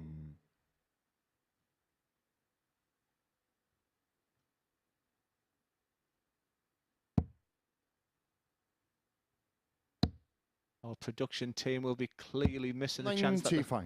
they can't watch the England game. They're totally focused here on the darts, and rightly so. And that first dart worries me. It does worry me, even though with the 3-1 lead he has. If I was still in Andreas' position here, I wouldn't think it's all over. That's his perfect dart, that. Do you remember the name of that commentator? 60. Very, very famous. Ken Wolstenholme? That's the one. That's the one. I thought you tested me through the quiz. I'm an egghead, so That's true. You asked me any question. Did I tell you I was an egghead? 99. Did I tell you I beat Kevin? Barry Davies. Excellent commentator. No John Gubber. Tony Gubber. Tony Gubber. Did the darts back in the 80s as well, Yeah, he at the, did. at the Lakeside. 125. That unbelievable Lakeside tune, you know. Du-dum, du-dum. It was always on really late, wasn't it? That was The the problem. darts pulled back. Wasn't it Steve Beaton's hand, the famous hand of the 140. BBC titles? Was it? God knows who Flight and Dart it was. It's now using the music now used on the World Seniors. It is. It's iconic. I might be wrong. 65. I'll have to check with Paul Starr. He would know. Almost as iconic as his catchphrase, isn't it? It's Tungsten Tails. Time. 99. Andreas, you require 156. Luckily, Andreas is on an outshot, so I can spare you that embarrassment. Jacques is going to come back for 82 to seal a 4-1 100. victory Jacques, you and to get the require better 82. of the Swedes, who's played some super stuff today, but the performances haven't quite, as of yet, merited the required results. It's third dart at winning dart the match. No, it 62. still goes under. Andreas, you require 56. Andreas, what do you need to do now? 56. Big 16. For 3-2. I'm back in this match. 36. Jacques, you Andreas. require 20. Let's try it one more time, Jacques. Some people think it's all over. Jacques, some people think it's all over. Oh, Jacques! No score. When everyone seems to know the Andreas, you score, require they've seen it all 20. before.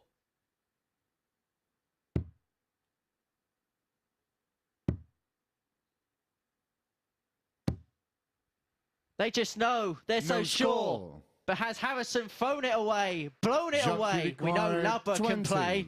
And I remember. I was going to stick to my own. This is the bit that's going on social media, guys. Are you watching? There's people on the pitch who think it's all over. Oh, Jacques! No score. This is Andreas, you incredible. require Absolutely 20. incredible game. Andreas has missed 19 darts at double. Make that 20. Yeah, that's game short in the fifth leg. Andreas Harrysson. And back we go to 3-2. And Harrysson, who was 3-0 down in this game, has Six leg opened is up Jacques to throw the first. door of opportunity. Game on. But it is Labre here who has the darts to seal a 4-2 victory. It's a worry for Labre that he's not running through the winning 41. line. That is a big worry for him for the rest of the week as well. He should be settled now. He's got a win under his belt. Big opportunities there. You know, these opportunities won't come like this all week, that's for sure. 140. And Andreas is just going to grab this opportunity.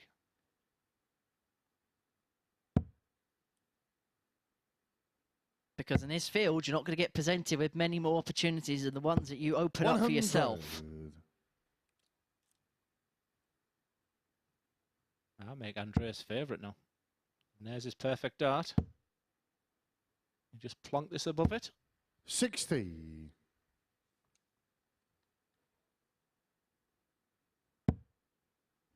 The game has been dictated by missed doubles. Jacques Labre has missed 15, Andreas 20. 100. It's a scary deterioration for them both, because off air before the game, we thought this could be a fantastic match. Andreas looked in top form, and we talked so much about 55. how well he was playing.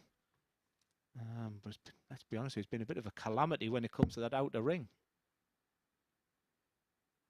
That is where it has been won and lost so far for 100. Andreas Harrysson today. Would be a serious implosion if Labre doesn't win this game, because you don't get these opportunities. And Andreas 140. Jacques continues to do what he does. 160. He won't get phased. He won't be perturbed by anything. Well, this would be some way to seal it. Can he find another? Yes, he can. Tops for the win. For Labre, and to do it in style, a 4-2 success against Andreas Harrysson, who was threatening the comeback from 3-0 down. He put it back to 3-2, but that tops sealed a 160. That sealed the win for Jacques Labre, and you could see the relief in his celebration as he got over the line with an average of 79.88. The game's 2 maximums, but as you can see, it was a game that was dictated by missed doubles, which perhaps was the ultimate irony that it was won with a 160 checkout. Andreas, as you can see there, missing 20 darts at double. Labre 15 himself, but it is the Frenchman who gets the 2 points in the end. We're going to take a short break. Upon our return, this could be cracking. It's Conor Heneghan up against Lisa Ashton.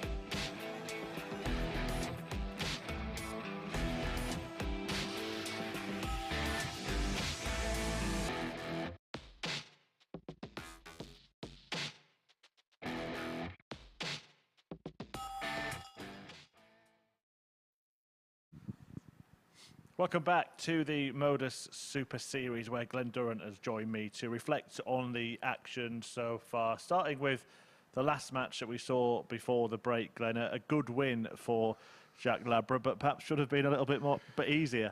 Yeah, an incredible game, and then just summed up with that 160 finish there. I mean, it was a mishmash. It was a little bit Lionel Messi, throughout the game there, but He's sort of underachieved a little bit, Jacques. He looked a little bit tense and nervous, but he's getting some wins under his belt. I think when he relaxes, he'll be tough to beat. Yeah, you thought it was all over for quite a while in that game, didn't you? I tried. You know, I had that pun ready all day, and it just didn't work. It worked for you. And all those missed doubles, and then ironically wins it with the 160 checkout. Yeah, just come from nowhere. Henry called it, actually. He said, this is probably all the missed doubles that we've had. No doubt this will go in here. So, yeah, Henry did call it. Last 4 matches have gone against the thrower as well, the winner throwing second in each of those games. Let's see how they've affected the Group A table. The first chance we've had to talk to you. I mean, it's so close, isn't it? If you'd asked me this morning, I would have said I expect a very close Monday. I mean, I couldn't really pick a winner out of all 6, and that seems to be the way it goes. But real opportunity for someone now to just come out that pack, to finish the day, top of the table, and get themselves ready for tomorrow. But 6 great players there. It's no surprise to me that there's not a runaway winner at the moment. And it's Lisa Ashton against Conor Heneghan next. I'm trying to stay away from talking about football at the moment, but if she wins that, it will be 4-4-4-4-4-4-2. Unbelievable. Is the football on today? No, no, I didn't know. I'm just totally focused and in zen in this game, but impressed with this guy. I do like him. He looked very snatchy early doors, and I think he's getting better. This will be a great game. I'm going to, as much as I love Lisa, I think Conor will be tough to beat here. Yeah, that was Andreas Harrysson defeating Lisa Ashton earlier on. She did have an 11-darter in that match, the best leg we've seen from any of the players so far today. We're going to see that actually now, this Lisa Ashton 11-darter. And look, she is the biggest draw really in the field, the most well-known player. And some good news, I don't know if she can hear me or whether she knows about it, but the PDC have just announced that the Women's Series prize money is going to be doubled from next year. And we've talked about, you know, women's darts downstairs, and it's in a wonderful place right now, and that's the icing on the cake, and well deserved. You know, the women's darts is in a wonderful place right now, and good luck to every single one of them. And she's a leading light of it. She's heading to the World Championship, of course, in December. As for Conor Heneghan, well, he's been the master of the big finish. A 1-4-1 earlier, this 1-3-6 as well. Fantastic. He impresses me. Like I said, in his first game, he looked the one who was probably the most nervous out of everyone, maybe along with Jacques as well. I'm just beginning to see the Conor I was told about and what I've watched with him, and I expect big things from him this week, and this will be a great game for him. It should be, and I mentioned that it would be very stacked if Ashton were to win, but if Conor wins, then he will pull clear at the top of the table. Let's see if he can do it. Glenn is going to join Henry in comms.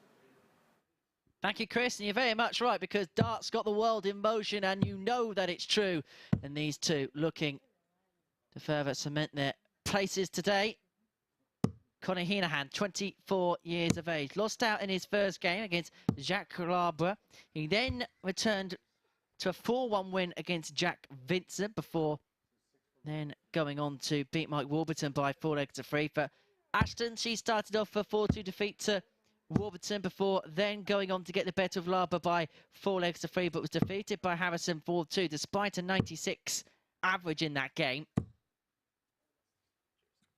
We thought at the start of the session this could be the standout game, the match that would light up the First blue touch it's paper. Conor through first.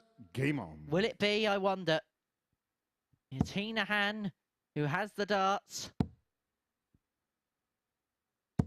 Both players in desperate search of a victory, especially Ashton. 140. If Heneghan can get the win here, he secures what we think is usually a minimum requirement on Monday. That's a 3-2 day. For Ashton defeat here, then you begin to ask a couple of questions. Well, I've probably ruined it for him anyway, because I've just been upstairs and said I'm expecting big things from him now. He's the one for me that's 60. Standing out from the pack, and maybe starting a little bit slowly and getting better as the game's going along. So I've probably ruined it for him. He really should go bullseye with this last start. 164. I say this counting. I was talking to Marco how the Dutch sort of brought the counting from 300 plus. You know, get ready for finishes. 121. 306, 309. 142. Everyone's using the 19s and bullseye so much better now.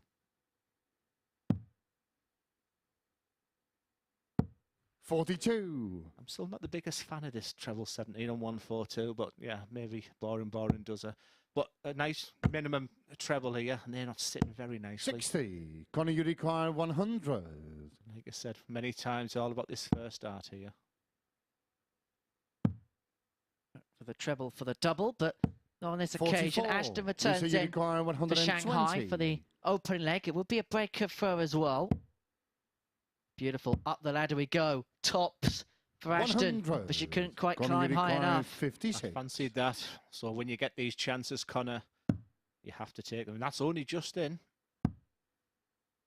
That's that low. Yeah, that's game short in the That'll first feel good.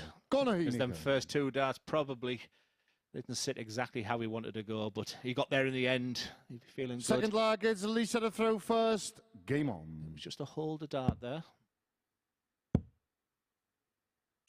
55. Lisa's all about fluency, but she'd be delighted to hear the news that the women's series, they doubled the prize money for that, and you know, we talked about women's darts earlier, but so well deserved, and she's been right at the top of the tree for a long time, and you know, soon we're going to get professional women dart players, just like, you know, 60. like everything else, where they can make a really nice living if you're at the top of the game in that sport.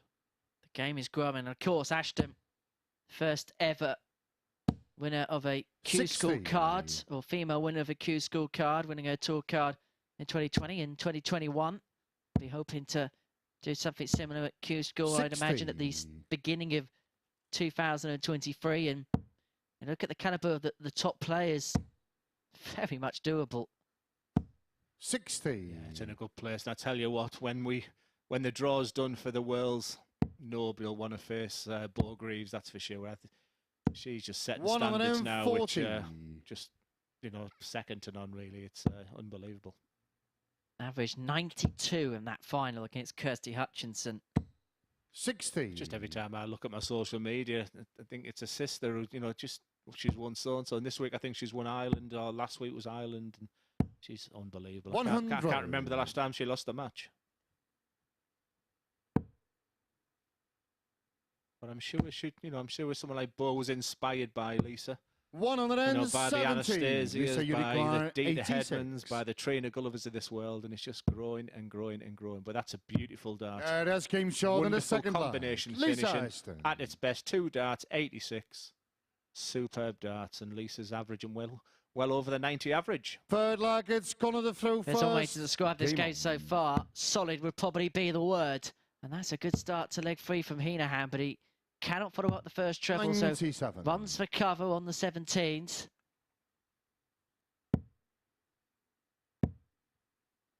This is a tough group, isn't it? 135. You know, even looking at the next set of games now, and because the one who I think's overachieved is Jack Vincent. He's probably impressed me the most. I've seen quite a few players. I was expecting big things from Conor. Talks so much about Warburton's throw. But yeah, very good. If you're wondering who's going to be joining the fray this week, doesn't get easier. Group C, Josh Richardson, the former BDO Youth World Champion.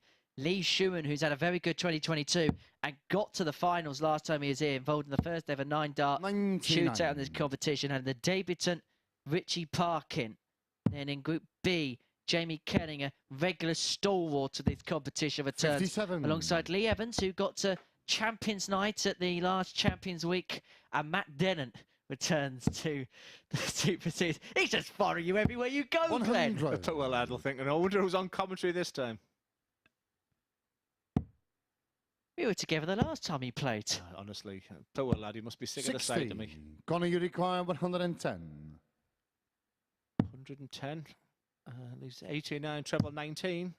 Double 16 for a 1-1-0 finish. 78. Time's on his side because Lisa's still on 191. So he's got time to just stand behind and get himself ready for this double 16.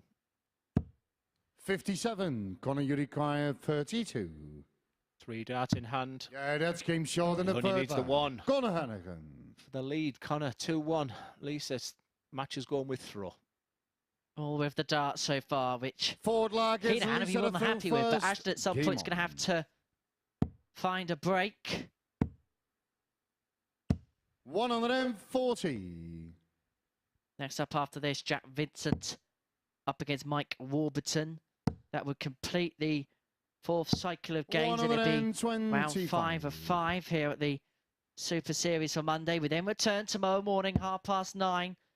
And then the same on Wednesday for the conclusion of Group A. 60. Remember, if you're tuning into us via the MODUS Super Series YouTube channel. Don't forget to give us a subscribe, because on top of the live coverage, you can tune into bonus content, including highlights from every single day's play. We'll have Game of the Day. Plus, we'll be grabbing some bonus content behind the scenes with the players, officials, and everybody else. So plenty to get stuck into on the MODUS Super Series YouTube channel. Yeah, when I walked in this morning, I met the 6 players. A few questions I had to ask people. I found Conor very endearing, very easy to talk to, very softly spoken, very respectful, and very focused on the job today. And he seems to be the one who's running out of the pack. Bullseye's a good dart on this last one. At least is thinking up there. It's sometimes your mind can be blank, especially the way Conor's playing here. There's 176. 140 sets it up nicely, but he won't be too disappointed with that. 76 finishes, a finish we all like as dart players. 140. And a real chance here, 76. Most important to break the throw here and take a massive advantage in this game. Tops. Good and great. 36. Lisa, you require 45. That's the difference between players when you get that one dart. That's why I watch Gerwin Price. The bottle he has when he has one dart to double is just unbelievable. Lisa double 16. That's game short than the fourth line. Great. Lisa Ashton. That's what I'm saying. That's the difference between these champions. Huge when you're on them combination finishes and people, you watch Andreas Harrysson earlier on. Game on. Very, very good player. But to be that great player, it's all about when you've got that one dart at 76, that 95. one dart at 72, that one. It's unbelievable how many times it comes up, and Conor had the chance there to really put pay to this game at 3-1 with a breaker throw. 121. And what a start that is against the darts for Lisa Ashton. Opportunities come, the opportunity's gone for Heneghan. He's got to put that to the back of his mind. 60.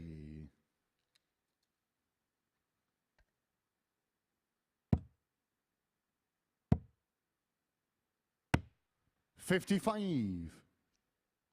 When you look at the attributes of Lisa, she's got an abundance of qualities. You know, just absolute focus throughout. And 85. 7-hour train journey yesterday for her. I said I could have picked her up on the way. That was probably just from Southampton on a Sunday.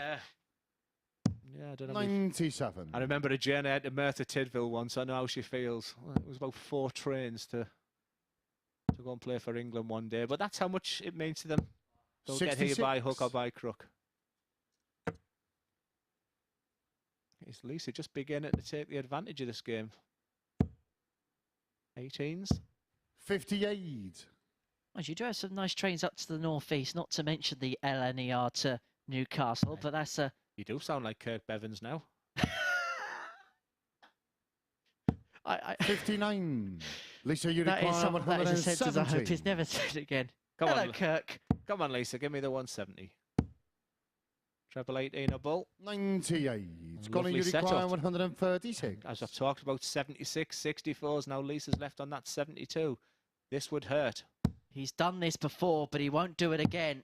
82. And that could have been a game changer. And this 72. Suddenly, where Heneghan was threatening the breaker phone a 3-1 lead, this game could swing the other way. Remember, if Ashton can convert the double 12, it's the good from the great, and Ashton gets the break.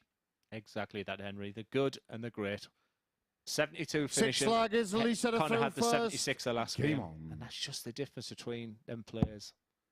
And the best in the world at it is Gerwin Price. I've just put my 100. Life savings on him when he needs one dart to double for like a combination finishing. If you could build 140. the ultimate dart player based on their doubling ability, scoring power, mental toughness, who would you build and revolve 59. It around? That's what a wonderful question that is. Well, mental quality, I would definitely go with Phil Taylor. 180. The best throw I think I've ever seen is Steve Beaton. Michael Van Gerwen's tenacity 60. And will to win.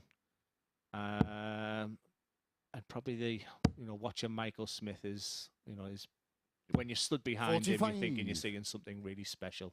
So I think the mixture of them 4 players of Taylor, Van Gerwen, Beaton and Smith would be tough to beat. Wouldn't want that in a 4-man team turning up to your Super League either. Cool. 11.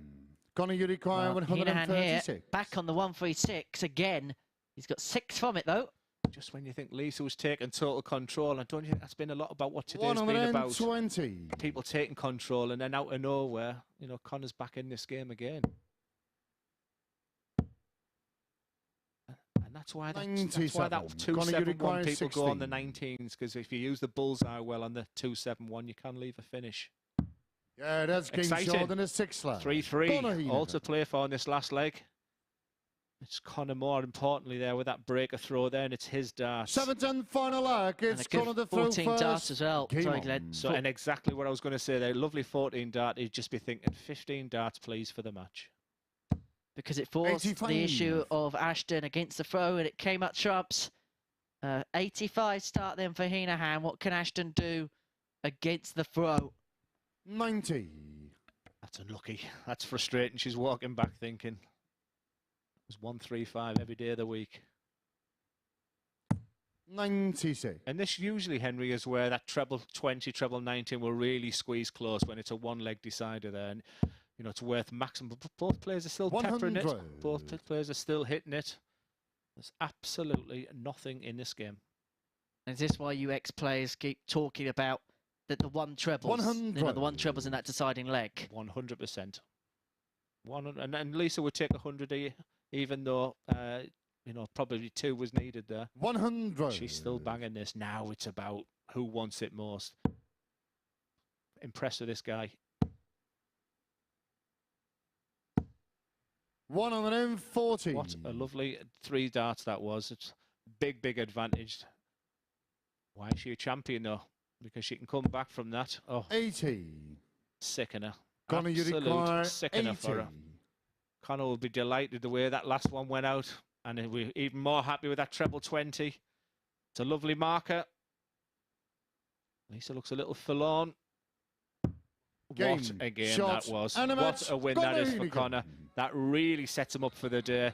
A wonderful 4-3 victory over the decorated Lisa Ashton. Conor with a 91.95 average, 4 out of 9 on the outer ring. A wonderful, wonderful victory for the young man. Next up, we have Jack Vincent against Mike Warburton.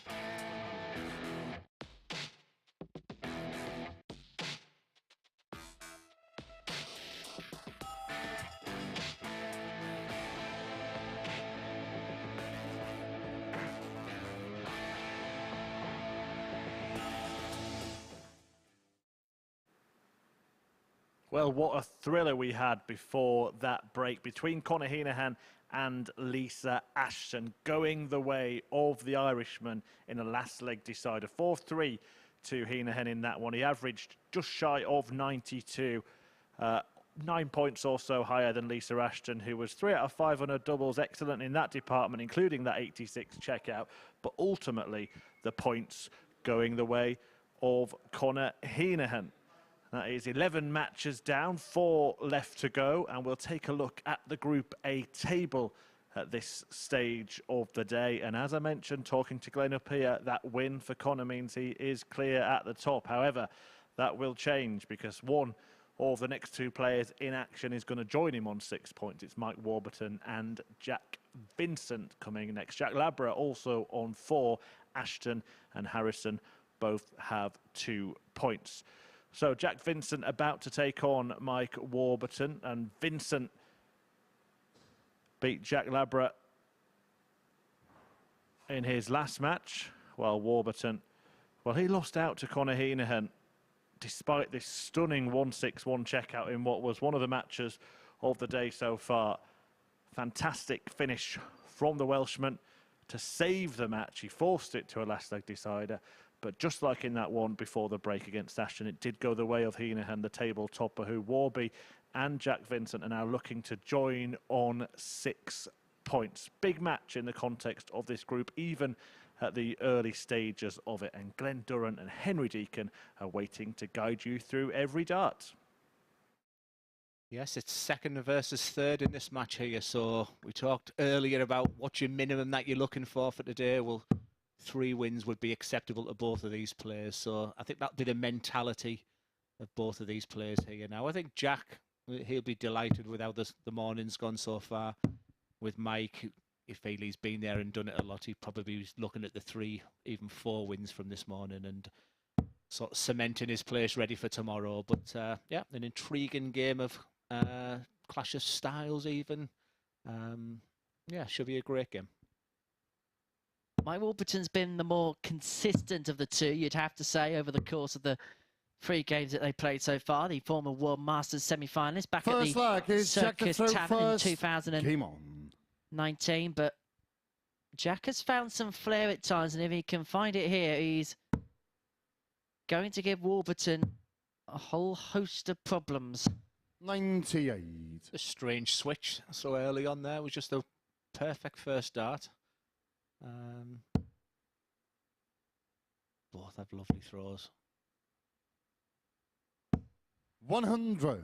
Quality's been good today. I think it all goes well for a really intriguing week coming. I can't wait for Saturday night. You know, last time I was here on the Champions night, it'd be 40. Just wonderful. You know, you just felt it with all the players there. With $5 grand up there to be won, it's yeah, it's a wonderful time for these players. And just a big shout out for Richie Parkin coming this 95. week. It's going to test my bias as a commentator, but you know, literally lives. I play with him in a local league on a Thursday night, and I can't wait to see him. He's one of them players who the public are not going to know an awful lot about him. 60. But he did have 113 average at Q School last year, but didn't back it up with anything there. So the game is there. But when you've got some of the caliber, when I was reading the names out to him last week, he's 100, especially when you see darts like that. Now, that was so right, but yet so wrong from Warburton, because if he didn't claim the max, he would have left himself on a bogey of 166. However, 95. the maximum means he's going to get 6 darts on 126 to break the Vincent throw in the opening leg. I still go treble 20 on this start at 126. Because if you hit treble 19 there, what does he do? Does he go up with the bull with him on 208? 46. So 80 is not a gimme. So Jack will be thinking, just give me a couple of trebles, please. He'll go downstairs now. 56. Like his board management. 80. Really like the way he's playing the game, Jack. That's a wonderful first dart. A wonderful second dart even. Just yeah, that's game short begging in the you first for the double 10, and Mike that's exactly where it went. The guy's impressive. The Welsh Open, Isle of Man Open champion. Second He's an leg is impressive Mike to player. throw first. Game on. And so Warburton finds the target. It's 1-0 to the Welshman. Is it just me with throws, or do you look One people on an players M40. differently now? I'm talking so much about it. Do you look at that throw and think, yeah, maybe Glenn is right. It does look so effortless. There's something about sitting in this commentary box, and when you're sitting here, you're watching 59. things so closely, so you actually get to analyse things. And sat obviously personally, I'm lucky to be sat with people like yourself and Chris and Paul and all the others, and it's interesting just to see how how you can look at the game so intrinsically from the commentary box. And I know a lot of the players watch this back. I know a lot of players who don't play in this watch this, and the players that play in this do watch this back. And you can see the ones that have worked on things by doing it, by getting better the next time round they're here. And I just love that camera angle, and just, you know, fair play to the production team. Some of the camera angles we're seeing when the darts are going below.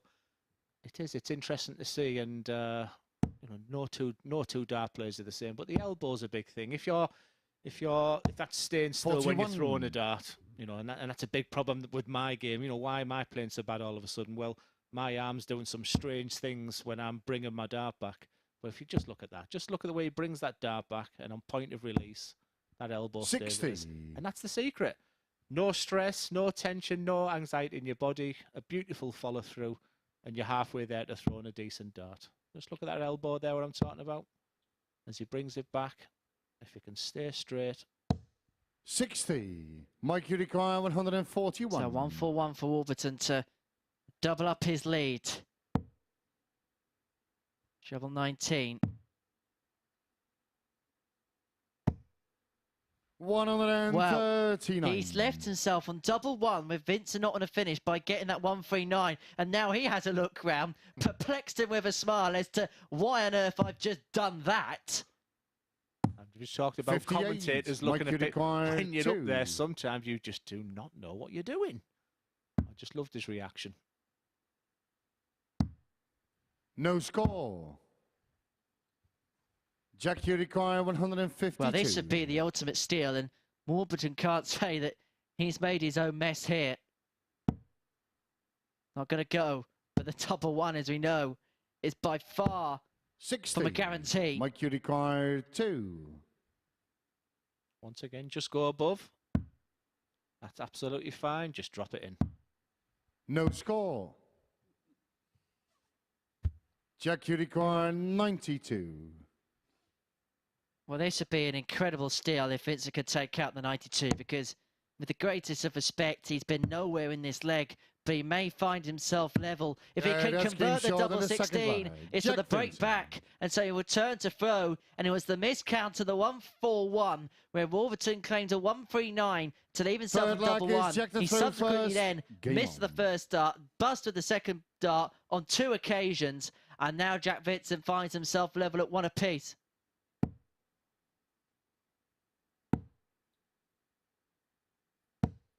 $41.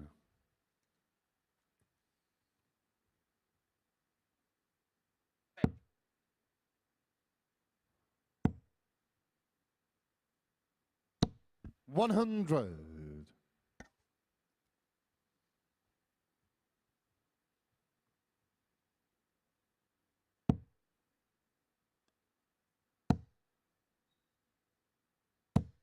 $60.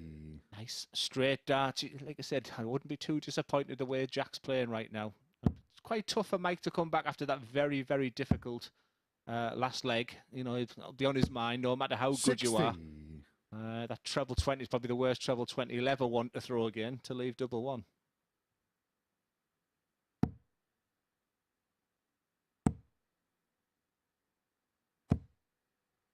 $123.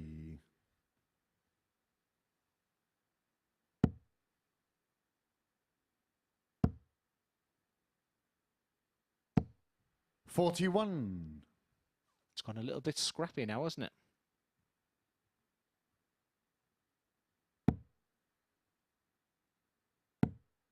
It's gone a little bit scrappy as Jack then. Ooh, 135. that was begging for a 180 there.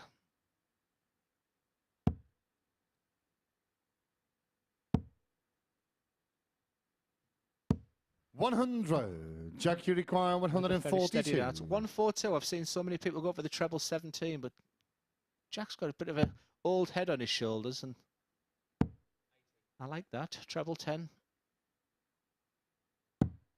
98. It's a nice setup. That's good darts there, Jack. Has the football kicked off yet? You tease, Glenn. 60. Well, Jack you Vincent require wants the 44. Acapulco shot. The 4 tops. For 2-1. Talked about this combination finishing, and that's a stinker. Don't rush the last dart because you're frustrated. Yeah, that's game short in the third line. I say he's Jack got a good Vincent. head on him. He's a very sensible young man, is Jack Vincent, and he'd be really impressed the way he's played Forward this morning. line gets Mike to throw This is a first. tough group. Game on. Really good recovery that from Vincent to lead 2-1 here against Mike Warburton. 100.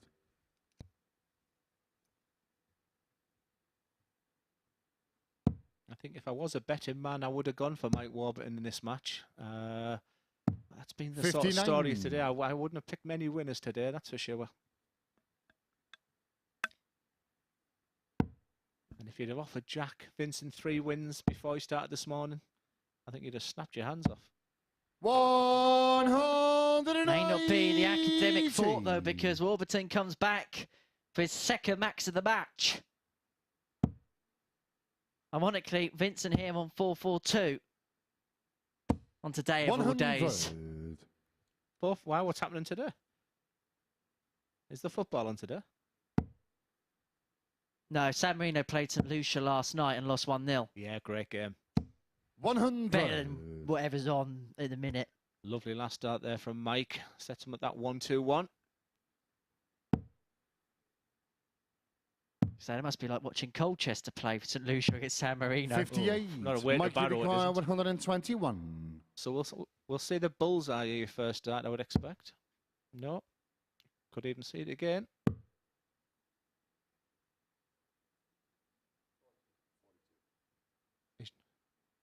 I think what I'm guessing here is that Mike's not the greatest of counters in the world. He might have one of the finest throws I've seen in the world, but his counting could be improved. But he'll be happy that he's on 32 with Jack so far back. 60. Mike, you require 32. It's his to lose from here. Yeah, that's game short in the forward leg. Mike Warburton. 13 data for Warburton to get us back level, and Fifth flag is Jack to throw he's been first. the player on top. Game on. There's no doubt about that, but it's been the 2 from 7 on the doubles that's been what's brought him down, whereas Vincent, by contrast, his opportunities have really come on the back of combinations 79. and has taken advantage of that. I'm surprised to see Jack's average so low there. It is a convincing one-sided affair if you look at the stats. 41. But it's 2-2, and I guess that's what counts the most. Because what we write on pieces of paper mean absolutely nothing when you actually get onto the stage itself. 56. And what a superb stage it is here at the Live Lounge in Portsmouth, a purpose-built building for the MODUS Super Series, and you can join us every single Saturday night for the finals of this competition. 140. They are free of charge, and you can get them via dartshop.tv. That is the place to be. And whilst you're there, you can get tickets for a whole host of exhibitions being put on by MODUS Sports, as well as the World Seniors events, which are taking place in 2023. So why don't you have a look? It's your place to be. If, it's Christmas shopping time, so you want to buy the perfect gift, why don't you head over there and find some Tungsten Entertainment.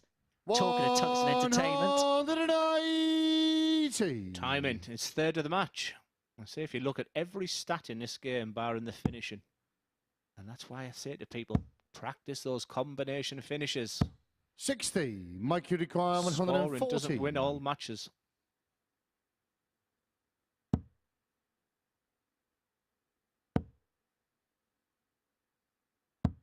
$100. Just lovely darts there from Mike. Just sets it up absolutely beautifully. His last 9 darts have been 140, 180, 100. He's got talent, this boy. He's got gears as well. 60. Mike, you require 40. Tots a 3-2 and the break of throw. Yeah, And a that's game 13 short on the darter. fifth He's flag. just Mike Warburton. cranking it up here. Is Mike Warburton. Average now of around about 92. He leads Jack 6 Vincent flaggers, Mike to throw 3-2. And he first. has the darts Game here on. to seal a victory, which would further cement his place as one of the key players at the top end of this league table. It would put him on to 6 points. 140.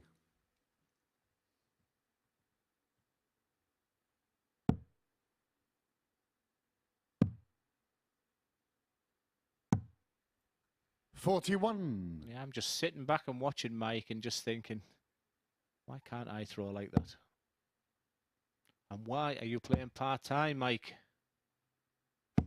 140. Stunning. Absolutely stunning. And a real pleasure to sit here so close up and watch in action. For Jack, let's see what you're made of, Jack. You told me this morning how much it means to you to be here at the Super Series.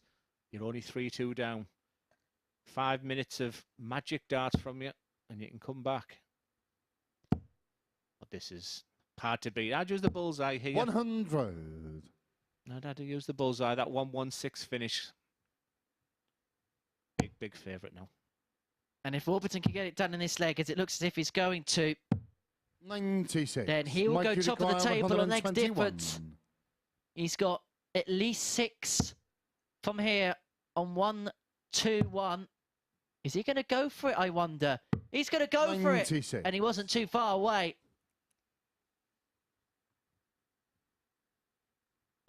Your first, I mean, anyone watching probably doesn't mean an awful lot, but your first dart there was 18s. 44. Mike, you require I 20. think it's all irrelevant right now because Mike just looks totally in the zone. Just look at his eyes. Big 9. Look at those eyes. Double 4. 21.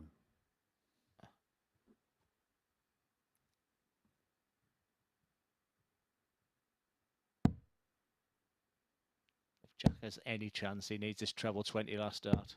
60. Mike, you require 4. Mike, you've been the better player. Just put this double 2 away. Just sit it above that. Game. Absolutely Shots. And a match. superb. Mike An Warburton. absolute pleasure to watch. An artistry of the way he throws a dart. He goes back to the top of the league with him there. He's thinking about the game. But a 90-plus average from Mike. Yes, he can improve on his doubles there, but already a good day's work with 3 wins with 1 match to go. Next up, we have Conor Heneghan and Andreas Harrysson.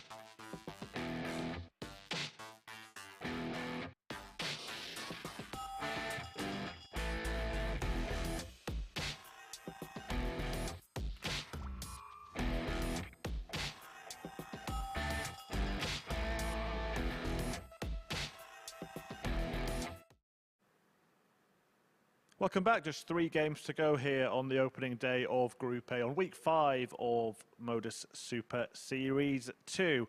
And the last one saw Mike Warburton produce a very strong performance in seeing off Jack Vincent, averaging 21 points higher than his opponent in that one, who only got 3 darts at double in the entire match. To his credit, he hit 2 of them, 13 attempts at doubles for Warburton, who wins it 4-2, and in doing so joins Conor Heneghan at the top of the Group A table, which we can take a look at now.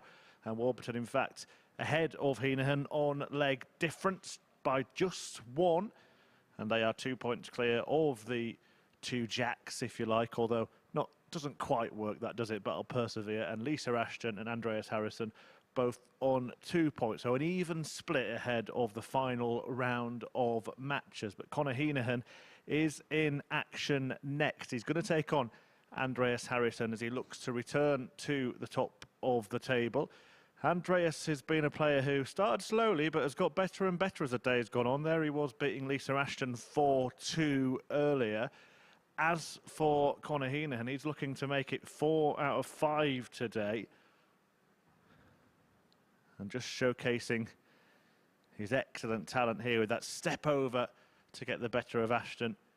4-3. Heneghan, a man who really has made his name in the Super Series back when we started in the live league in Southampton. Really an exciting prospect, and I agree with Henry Deacon when he said he's one to watch at Q School and beyond next year and in future years as well. But here he's looking to make it an almost perfect day with 4 out of 5 and put the pressure on Mike Warburton to join him. Can he do so against the steely Swede Andreas Harrysson? Let's find out with Henry and Glenn. Yeah, half an hour ago, you would think that Andreas Harrysson would be a real difficult prospect for Conor, but Conor and Mike are both making opportunities now to begin to run away from this. You know, both looking at 4 wins out of the 5, and with the other players bunching up, that's the way Conor will be treating this game. I'm not really sure what we're going to get from Andreas in this match. At times, with 102 averages, he's been sensational, and at times he's looked really poor on his doubles. So I'm not really sure what type of Andreas Conor is going to get here. And I suppose that must be the hardest thing, playing the unexpected. I think he's got 3 wins under his belt, Conor. I think he'd be thinking it's about himself right now. First leg, if he was on 1 win and 3 first. losses, he'd be thinking, no doubt Andreas will play well here. But right now, he'd be feeling good about himself. His throws looking smooth and everything now. 59.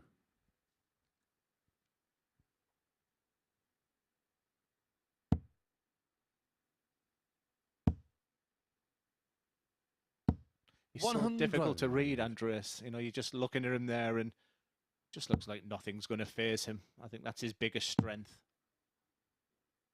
Doesn't look like panic's going to set in. And history will tell you with the MODUS Super Series, you can win 1 and lose 4 one day and then come back and win 5 out of 5. So I think he's got good people around him. I think his manager's here with him as well. So he'll be letting him know that every win, every game counts right now. Well, James Richardson had a week where he won 5 in one day, lost 5 in one day, and actually did the same again the day after. That's how crazy this format is, and anything can change at any moment.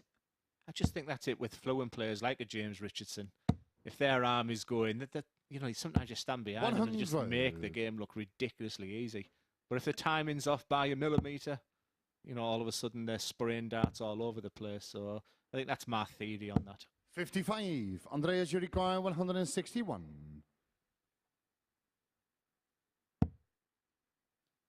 Down we go. 17 would left the bullseye.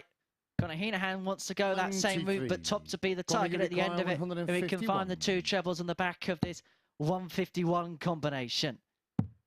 There we go. Tops it is for 151 for the opening leg, but it goes just above for Conor Heneghan. And so Andreas Harrysson returns for the 68 for an opening leg breaker throw. And so around to the 16 segment. 8 for tops is the intended target, and the intended target that he finds. And so Andreas Harrysson breaks in the opening leg of this one.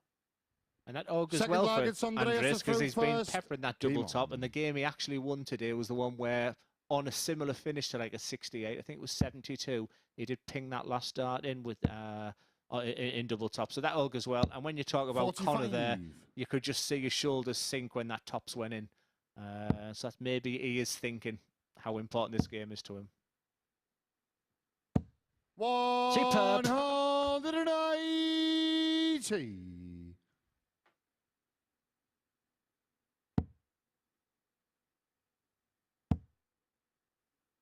He's pretty formidable, is Conor, isn't he, when he gets going? I've seen sort of both sides of him today, and I like what I see. Lightning won't strike twice at the Super Series in this particular leg. 100. He'll take the ton and run. But the way he throws a dart, it looks like there is an awful lot of effort coming from that elbow. And you know, you can get pain in that elbow area there. I would just love to see that release just a little bit 100. smoother. I'll certainly see how he throws it. Can you see that? Like you take a jab. It just looks like a lot of pressure going on them elbows. 65. There.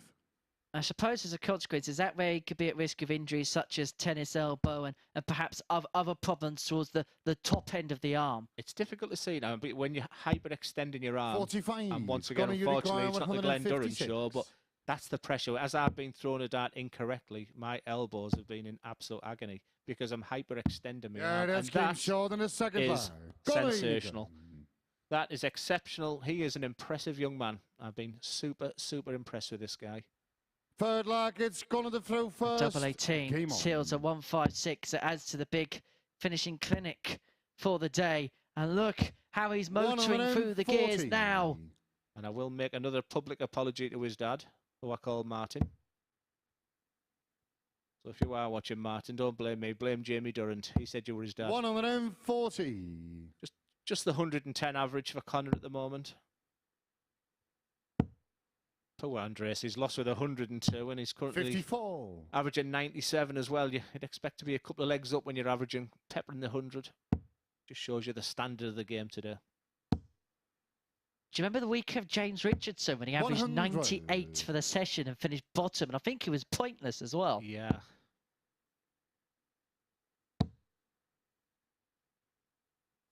$140.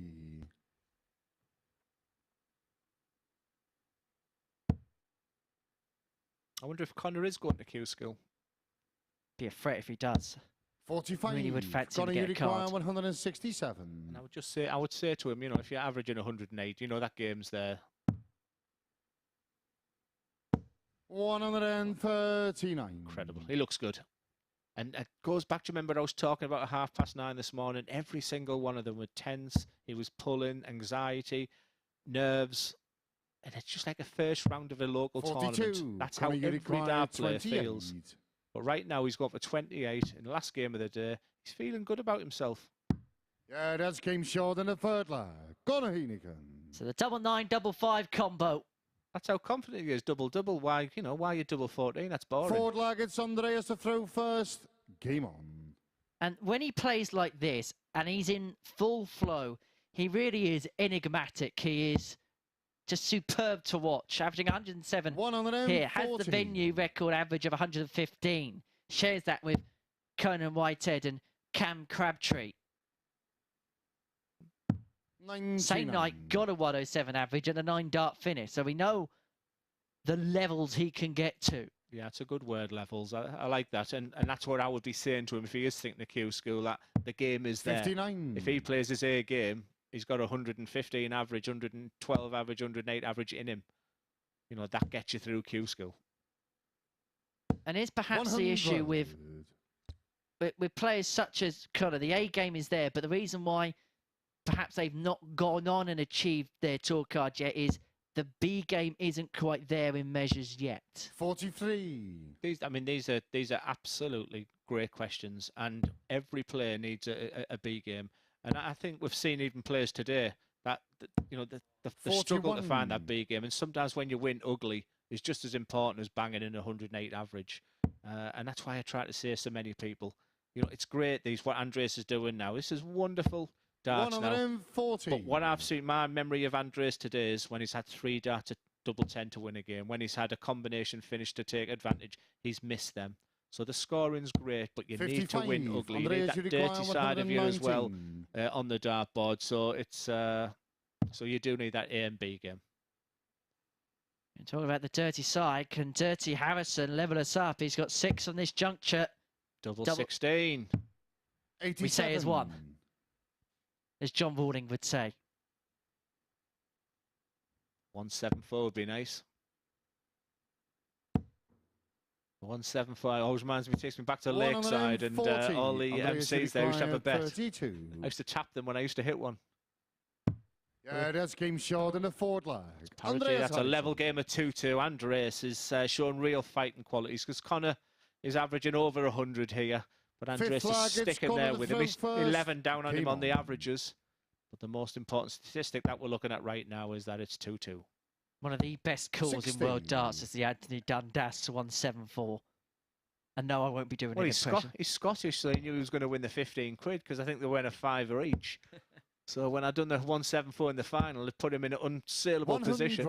He screamed it out aloud. I was talking to Marco yesterday how good that you know, the BDO, WDF 96. Referees, MCs were. They were faultless. You know, Marco and Pup, Nick Rolls, Charlie, and obviously Little Richard as well. They were a phenomenal team.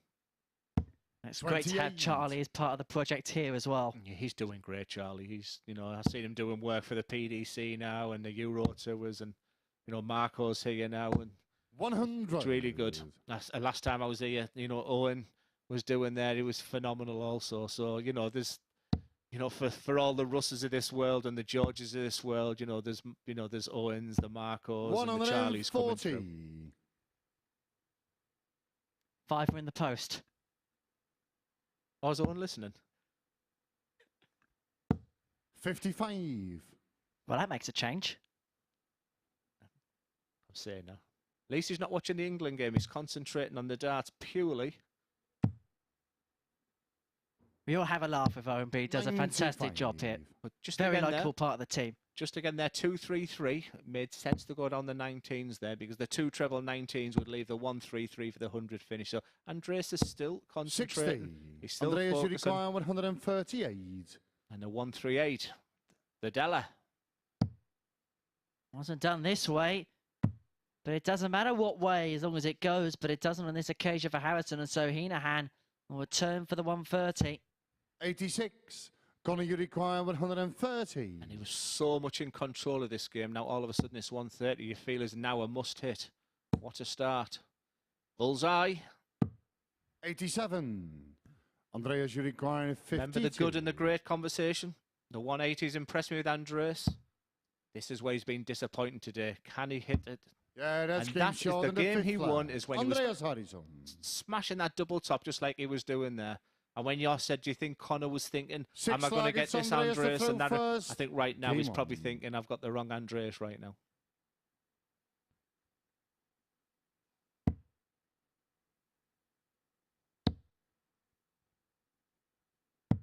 $78.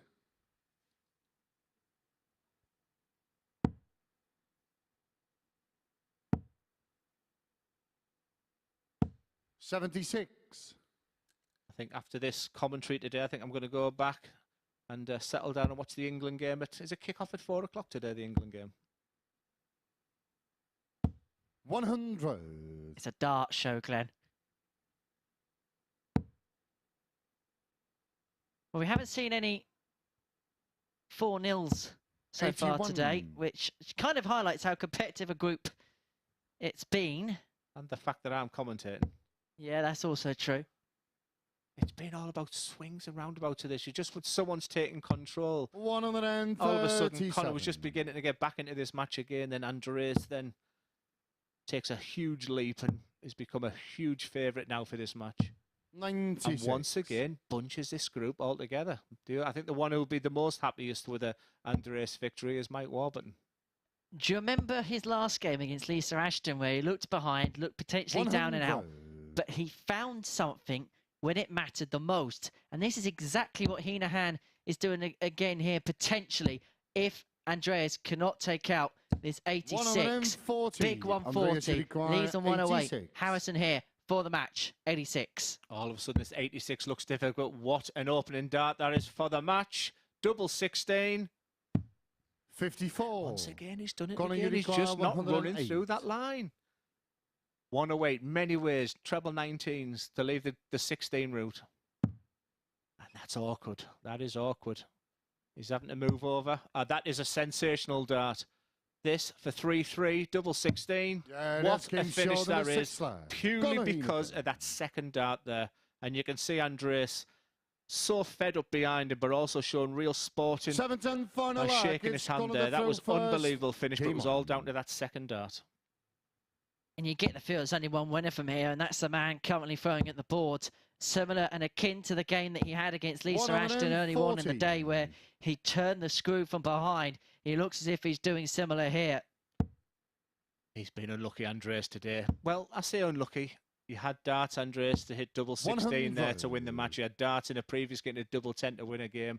So rather than feeling sorry for yourself, you know, especially with that first dart there from Conor. 85 there. So he really needs to fill it up. Minimum 2 trebles now, because this game's running away from him. And yet again, it's another game where Andreas Harrysson is averaging above 90, and yet 100. looks as if he could be on the wrong end of defeat. Yeah, Conor's been over 97. He's been as high as 110 in this game. He's pretty formidable. 60. Pretty dominant.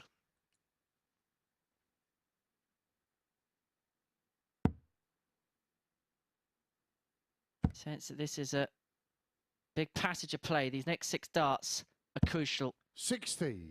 And the no treble visit there makes it doubly difficult. I think 100 here, but that's when you should just go just above the treble 20 there. The second dart redeemed. 123. There's no better feeling than that, where that first dart goes like that, and then you ping in 2 treble 20s. It's looking like there's only one winner right now. Minimum treble now. 60. 93 with 6 darts. So instead of considerable, you don't need to now. So it's treble 19, treble 14 or treble 18. And a big fat 20. Don't bust the scores. You're only 53. Very sensible, going very high. It's over to you now, Conor. And yet again, Conor Heneghan makes the march at the perfect time in a game. He found himself behind in this one, just like his previous encounter with Lisa Ashton. But has he found enough towards the finishing line again? He wants tops to secure a 4-3 victory, which would put him back to the summit of the Group A table. Conor Heneghan makes it 4 wins from 5 on his opening day's action here in Group A, courtesy of another last leg decider victory, this time against Andreas Harrysson with an average of 95.04, the game's solitary maximum, 4 out of 8 on the doubles and 2 tumplers checkouts, the highlight being the 156. Conor Heneghan then a victor by 4 legs to 3 against Andreas Harrysson. We're going to take a short break. 2 more games to go. It's Mike Warburton against Jacques Labre.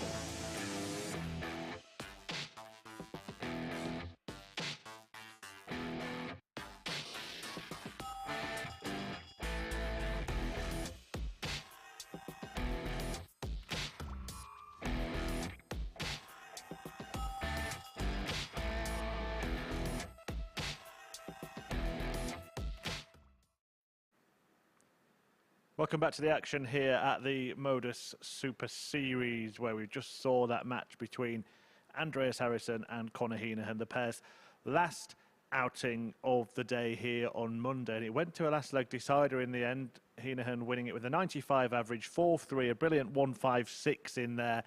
Harrysson, strange day for him, really seemed to peak in the middle of the day. Decent performance in the end there, but not the start he would have hoped for after the first day's play.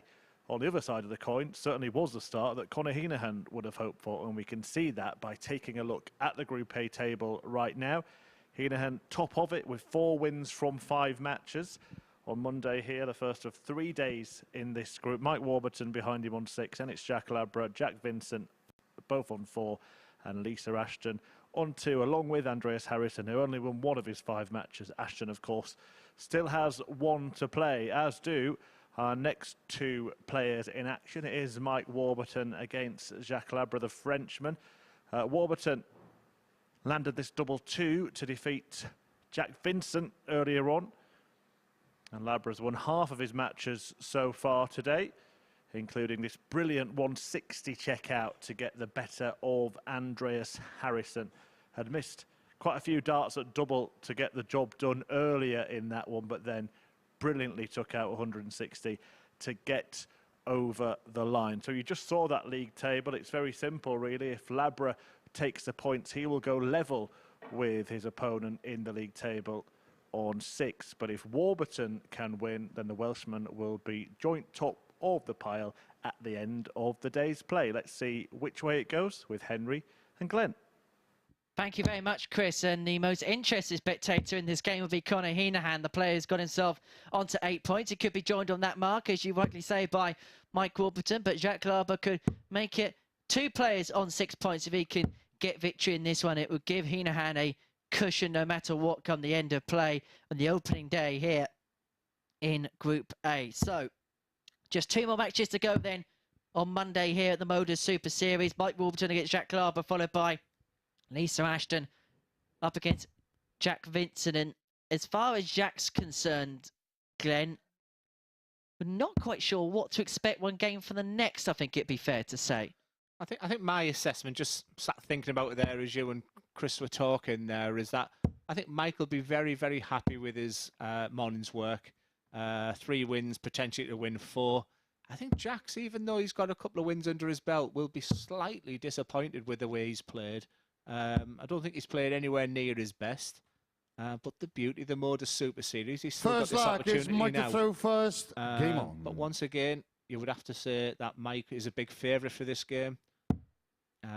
He looks great, he looks good, and he's already started there. So be interesting to see how Jacques plays this match. 100. The last match for him today. Last match for the pair today.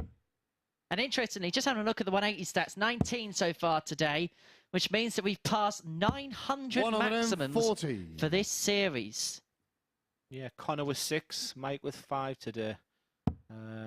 Jack Vincent with just the 1, so that might be an area of the game. I think he's the kind of guy who'll be looking at how 60. he's performed. So, the maximum total might be an area for Jack to consider, to look at.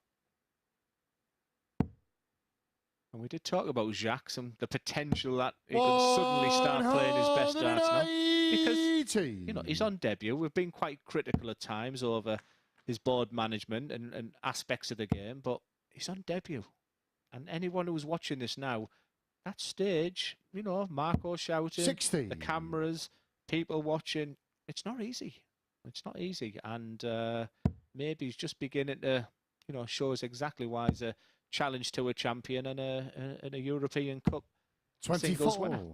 And we've seen in the past, back in the days of the BDO World Championship at Lakeside, players who do well on floor circuit tournaments all year long, they rock up to Frimley Green, and then the big stage, the lights, the cameras, and everything that comes with it glares on them. And you can see some freeze and shrink, and some big names do that as well.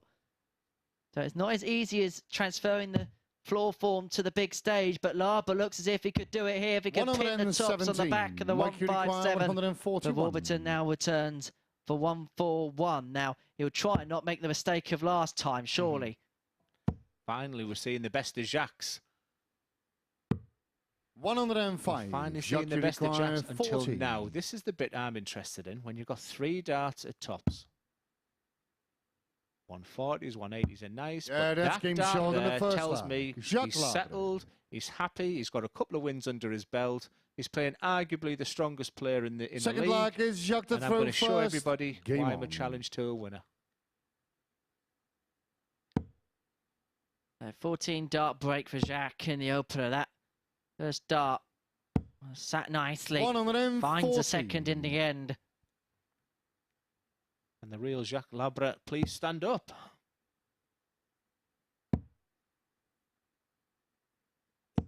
$60.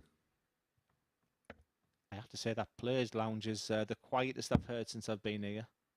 But I did have Aaron Monk last time.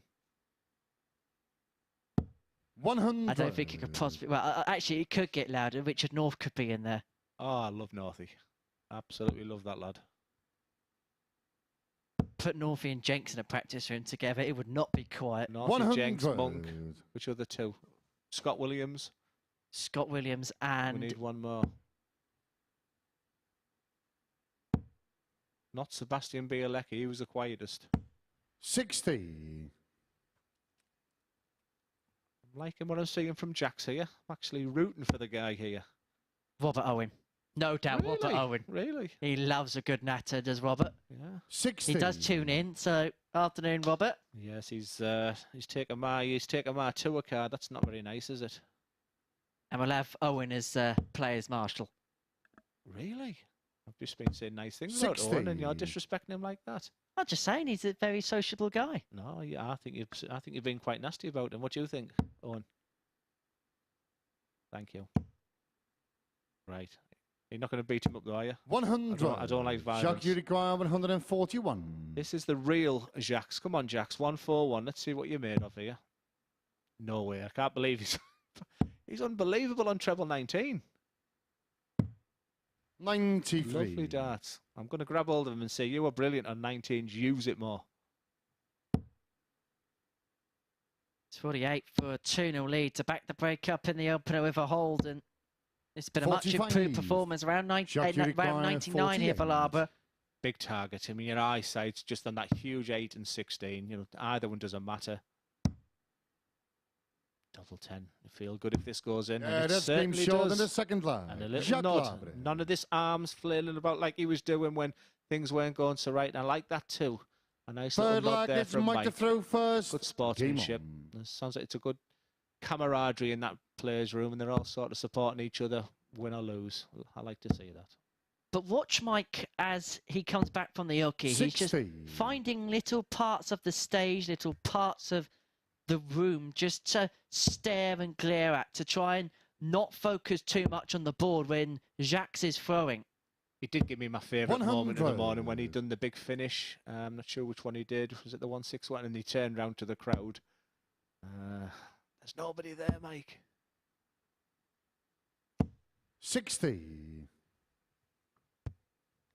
I suppose you've seen a lot of Mondays where the group is bunched up and it just sets up the Tuesday and Wednesday really nice, doesn't it? So I think if Jacques wins here, I guess 44. barring Andreas, everyone can go home fairly happy that they're still in this competition.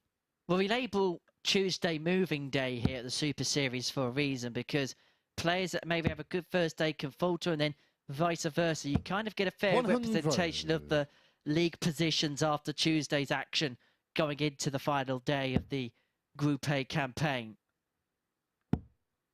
Yeah, I like that moving Tuesday. I'll be using that tomorrow.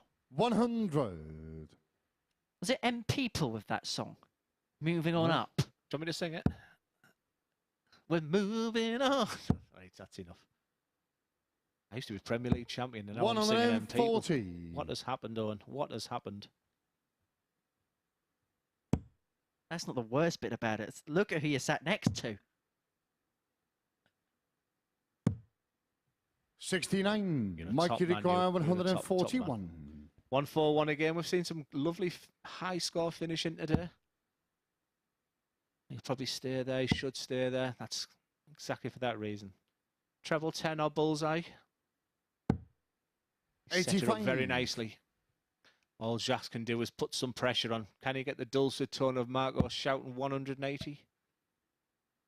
Fortunately not. And there again, is he just going to sit it above that? 60. Mike, you require 56. Phenomenal in that treble 19 as well he's been. Tops for 2-1. Yeah, he's that's back in game this short in the match. third leg. Mike Two Warburton. dart combination. Sorry for repeating myself, everyone, but that's just so important in this game. Fourth leg is Jacques to throw first. Just gives himself an opportunity in this game. He's going to have to break. You know, the thing is, he needs to break him, and ideally, after a leg like that, it needs to be 57. And the thing is, he's worked his way back in the game, and he knows that at big moments, Jacques today, it's just at moments been susceptible in those major moments. So if he knows he can force the issue of his opponent, then anything could be possible as the game goes on. We've seen players come back from behind. Conor Heneghan being a case in point today. Yeah, it's a great point, actually. And all of a sudden, Jacques' his demeanour 60. once again there. There goes the head down, the shoulders. He's 2-1 up. Don't show Mike that you're bothered. There's the arms going. Don't do it, Jacques.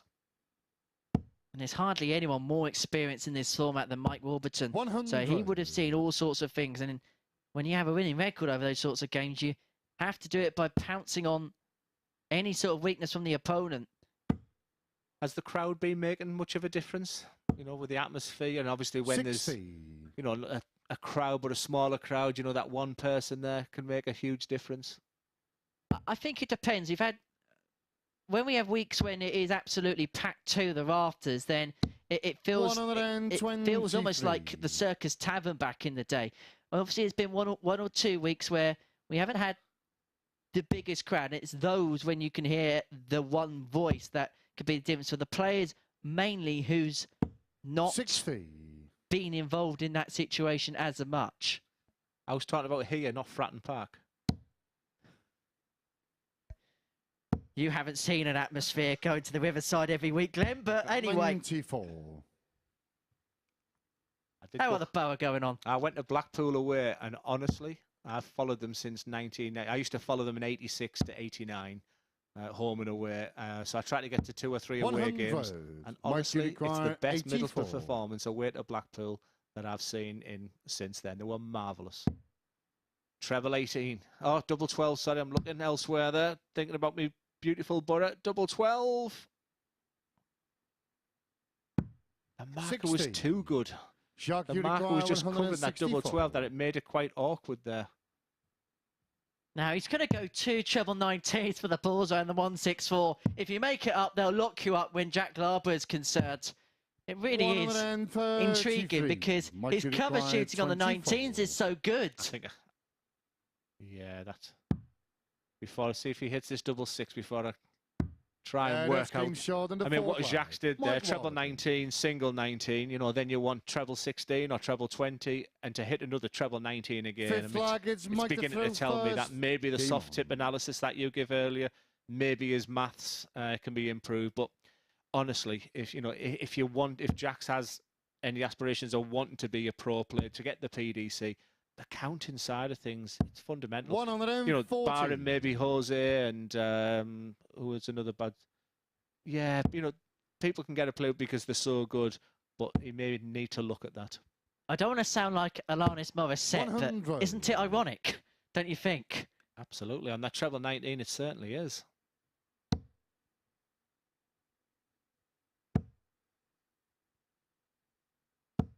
$85. It's like rain out there on my wedding day.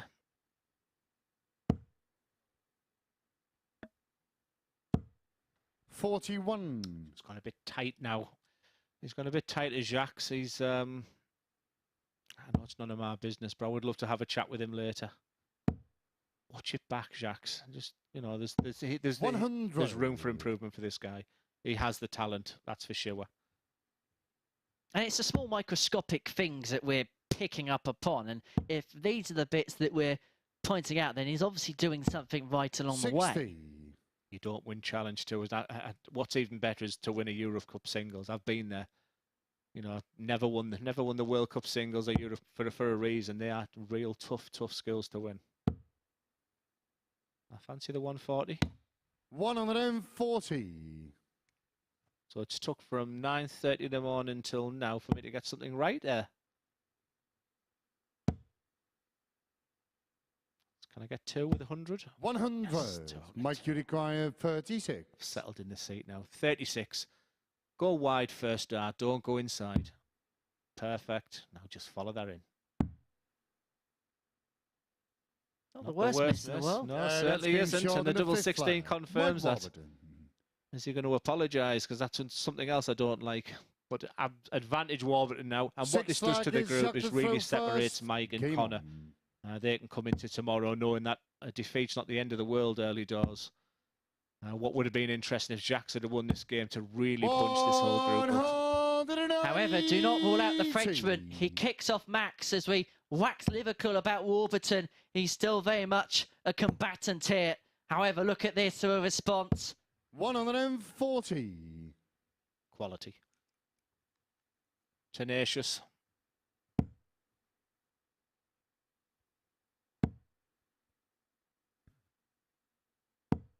$83.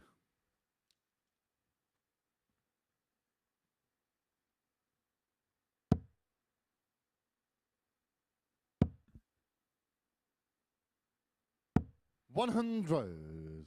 I just think with it going back to Jacques, and you know, I apologise if I'm witching up, but you can get your comeuppance when you're scoring, when you're not using the treble 19s like you are, when you're 60. scoring, when you're leaving odd numbers. I mean, the greatest of them all, though, was one of the worst counters, as in Phil Taylor. You know, the times he left 163, 165. But I think it will catch up with you when you're playing the calibre of people like Mike Warburton. 100. Now, Ton leads him on 161 after 9. Labre on 178. Looks as if he's going to try and force a decider here. I'm going to try and get another treble. 85. The 85 is on 93, but Warburton here 161 for the match, for the win. What a way to finish this match this would be, and that's the perfect first start. Leaves 84, treble 20 again. 78. I'd be surprised at that. Jacques Yeah, you can see that 93. he's surprised because his first start was just so perfect. You just follow that through. And we've talked about this so much. So aggressive. Double 18. And nobody likes double 9. Do you like his Jacques? 75. Not today, sir. Mike, you require So 83 for the match. If he does go on and take this out, we will hear from him after the break. But it's 83 for a 4-2 win for Mike Warburton. 66 left, so 16. The treble leads double 9 for the match. Steps back to recompose. 65. But it's a width of a wire away. Jacques, you require 18. Is he going to go straight for it to make it a 3-3 game? He just looks the type of player who's not going to mess around too much. This is tough. This is tough. Yeah, that's right, game short in the 6 flag. Just when Jacques you begin to doubt Jacques, he pulls that in, but again, he shakes his head as he walks away. That's an opportunity to get your chest out and show Mike you're feeling good. It's Mike But it's Mike's start. Mike's still a heavy favourite here to go joint top up there with Conor. He'll be in the back room now watching this game, probably shouting for Jacques. 100. That's a great last start. Just sat it above them 2 darts there, and it was a lovely. So he has to follow that, and he certainly does with his first start. An excellent light. Look at this. 121.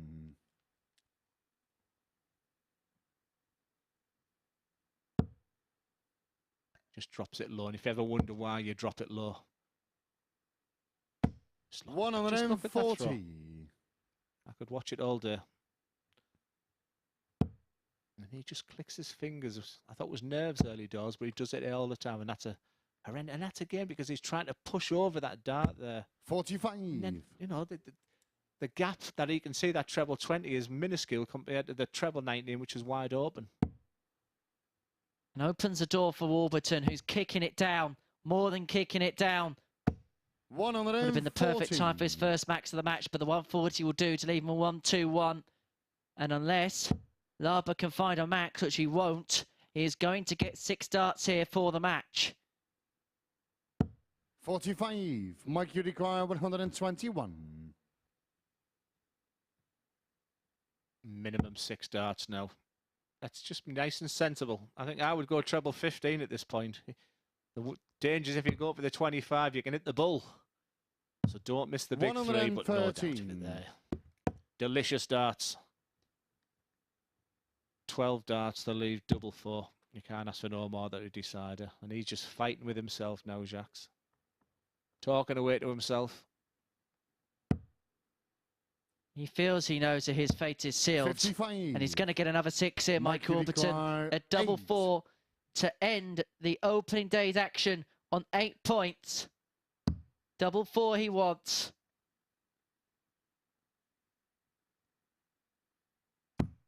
And double 4 he gets. And Mike Warburton will end the opening day's action here at the Super Series at the top of the Group A table, courtesy of a 4-3 success against Jacques Labre with a 92.14 average, 4 from 11 on the doubles, 36% that equates to, and a high checkout of 56. But Warburton really has been the man today. He's been the man for the big moments, the man for the big occasions, and he is the man at the summit of the table. He's going to be having a quick chat with Chris Murphy after this short break, and then after that we're going to see our final game of the day is Lisa Ashton up against Jack Vincent.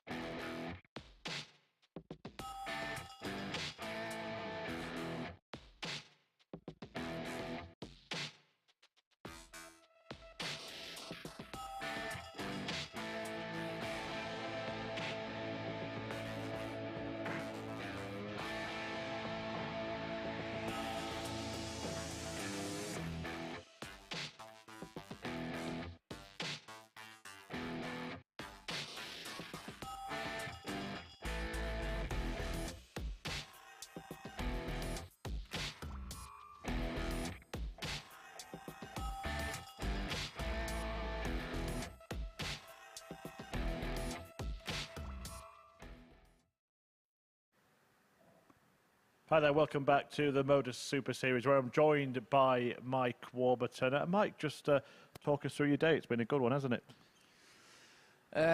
Yeah, to be honest, it has. I'll be honest, I felt really comfortable today, this morning, whatever it is. Yeah, I don't know what else I can say. I lost one game to Conor. I felt like I should have won that one. But, yeah, it's gone well. Yeah, that was 4-3 to Conor Heneghan. He's won all of his other games. Let's just take a look at the stats from that last match, beating Jacques Labre 4-3 as well. Perhaps could have got it done a little bit earlier, but happy with the level of performance? I think I've had 4 out of the 5 games in the 90s, which is solid. You know, I'm happy with that. Yeah. Good start to the week. Would usually get you through Group A, or certainly get you into finals. Now, let's take a look at the Group A table. It's going to make good viewing for you, because there you are at the top of it, level on points with the man that beat you. Looking at it, it looks like it might be already turning into a 2-horse race for that spot finals night. Yeah, it's only day one, but I know how good Conor is. He knows how good I am. But I also know how good the other players are. So, I mean, this is only day one. It could completely flip on its head tomorrow. You've seen it before. But I'm hoping to still be there at the end of by Wednesday. I'm hoping for 2 days off, and then we'll see how we get on. You've been a good watch today, a fun watch as well. Let's just show you this, a little bit of a moment earlier on when you were on 141. Decided to hit a 139. Now you know what's coming. Just talk us through this. Yeah, well, it was a bit of a brain fart, really. I'm not really sure what happened there. I should have been going for treble 10, and I lost that leg. I was cruising in that leg, and then that knocked me west for a leg or so after that as well, because you know what I mean. I just couldn't get over it, but then I sort of got it together, and yeah, just managed to get through that game. But I don't know what happened there. Just wasn't thinking. Well, we've got you. Just tell us if you're starting to make plans for 2023. What if Q School, things like that on your mind? Yeah, Q School is the plan. I try not to make too many plans. You know, I just take it as it comes. You know, I think this here is making people think about whether they want to go to Q School or not, because you know, semi-professional dart players, if you can get down here, then I don't know. It's something. It's a lucrative tournament to be involved with, and you know, if a player get the tour card and then had a disaster, then they could have been down here. You know, it's just not about the money, but it is about the money sometimes. You know, making good money. And you're more experienced than any of the other players in this, not just this group, but this whole week. Yeah. You know exactly what you're going to need to do to get to finals. Of course. I've won it before. I've won a week before. That's what I'm here to do this week. I've been practicing. I'm ready. I think I played solid today. If I can keep that up all week, then I'm going to take some beating. And it's going to take somebody to come and perform to beat me. And obviously, the way the format's changed, it used to be the top 3 get through to Champions Week. Now it's only 1. So it's cutthroat. But yeah, I'm fancying myself this week. Well played today. You're right to fancy yourself. We'll see Mike again tomorrow, but we've got one more match to come this afternoon. It is Lisa Ashton against Jack, Vincent and Henry, and Glenn will talk you through it. Thank you very much, Merv. One final game of the day between Lisa Ashton and Jack Vincent, and what a tight group we have had here on the opening day's play at the MODUS Super Series. It's week 5 of the process, and one of the good things about it being so tight is we haven't seen a 4-0 all day today. I don't know where you'd see a 4-0 from. No idea. Yeah. Oh, there's some football on tonight, isn't there? Maybe it might be a 4-0 in that game, maybe. Who knows? Well, this is the game that brings us home here in the opening day's action at the Super Series. Trust us, we will stop. Yeah. We will stop. Yeah. Because what we are going to see, all joking aside, is a game between Vincent, who could put himself on 6 points. We mentioned how important that 3 and 2 is, and Ashton, who will be looking to get a 3 and 2, but in reverse, just to keep herself interested in the group. You're already seeing Warburton and Heneghan just kind of drift away now from the rest of the pack. Yeah, I think it's a bigger game for Lisa. I mean, if you can go out with 4 points, it's not the end of the world. You know, for Jack, it's a good day's work 81. If he gets his 3rd win under the spin. So I just think it probably means a little bit more to Lisa, because you just feel Andreas and Lisa are a little bit more detached going into tomorrow with only the 1 victory. So again, it's another fascinating contest for, you know, all them connotations, all them scenarios. So it's all to play for. 100. How would Jack reflect upon his first day at the Super Series, Glenn? Well, I think if he gets the win here, he'll be 60. Happy. It's not the Jack Vincent I remember. You know, that last time I saw him, he told me this morning. He said I battered him in the Scottish Open. But it was about the last 16. I was surprised to be playing such a young player at the time in the Scottish Open, because that was very, very difficult. But like I said, he was so much shorter, and like I say, he was a boy, and now he's 60. You know, these players are getting these opportunities through England youth and through development tours, challenge tours. I mean, he's done all that. You know, he's been to Q School, and I'm seeing a real man come out of this here. And I think he'll leave very, very 90. Satisfied if he beats Lisa. Yeah, this is a game that dictates your mood, doesn't it, going into tomorrow's session? I mean, you know, as a commentator, I shouldn't. As much as I love Jack, I would love to see Lisa win this game. You know, especially with all the good news for women's darts again today. You know, she's been right at the top of everything that's good about ladies darts, and you know, she continues to champion the game for, you require 100 for the ladies. So, tots for Yeah, that's Ashton game for short in the the opening first leg. leg. Hold a Lisa throw Ashton. in 17. A lovely check Second out. leg is One of Jack those throw that first. they like to Game call on. pop these days. Yeah.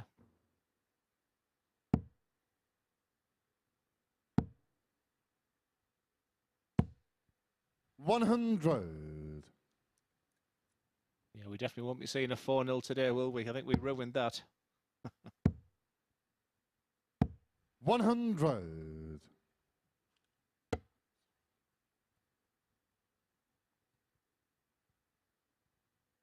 Okay, remember what I was saying earlier, where Lisa's used to playing for 5, 6, 7 hours in a big open on the WDF 59. circuit, and you know these women see.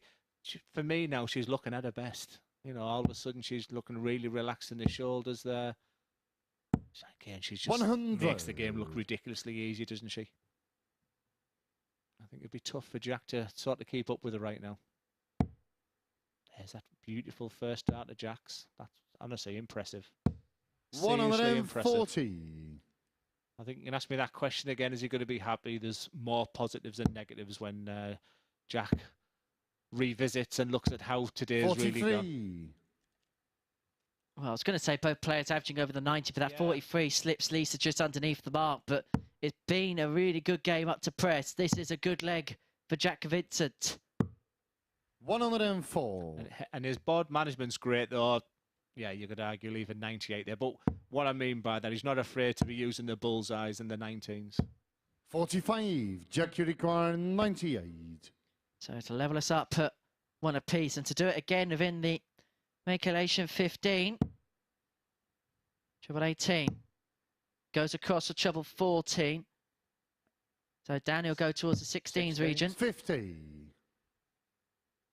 At 48, you see? 48, 52. How many times are people going to leave that finish? That one's a flyer.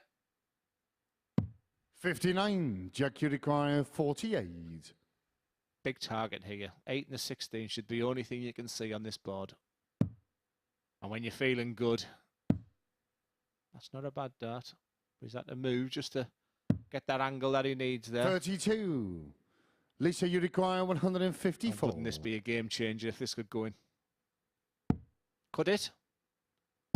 Will it? Yeah, it can, you that's know. game short in the What an second leg. outstanding finish Lisa there from Ashton. Lisa Ashton. That is good. She is great. Third leg, it's Lisa to throw first. Game on. And the Lancashire Rose is flourishing in the final game of the day. I can see it blown on her hands there. I must admit, I went in the venue earlier. It's, I mean, on a Saturday night, it was absolutely roasting in here. But it's not the warmest building after it's been closed on a Sunday going in today. So just keeping your hands warm is probably her biggest problem right at this moment, because she's looking great. 140. Great to see, Lisa. And what this means, Henry, is that, you know, 4 of the 5 players are going to be quite buoyant going into tomorrow as well. There's probably only Andreas with his head in his hands of 59. What happened today, but we're going to have 4 players sort of bouncing in the morning and be up for another fantastic day of darts tomorrow. Which you can tune in to us 9:30 on the MODUS Super Series YouTube channel and on Sporty Stuff TV. And mind, if you are tuning in to us via the Super Series YouTube channel, do subscribe, because on top of the live action, we'll have highlights and other bonus 41. content for you, including Game of the Day, interviews of the players and other backstage behind-the-scenes stuff. So it is worth subscribing to, as Lisa Ashton makes a march here in the final game of our Monday session here, leading by 2-0 and leaving 80 after 12 darts to open up a 3-0 lead as Jack Vincent decides, do you know what, I've enjoyed my first day at the Super Series so much, I'm going to take a memento with me and I'm going to steal the rug. 60. And so for 3-0, Ashton wants 80. She has the luxury of time with Vincent back on 254. 1 dart at tops it will be for the Lancashire Rose. 60. But it doesn't go on this occasion, but she will return.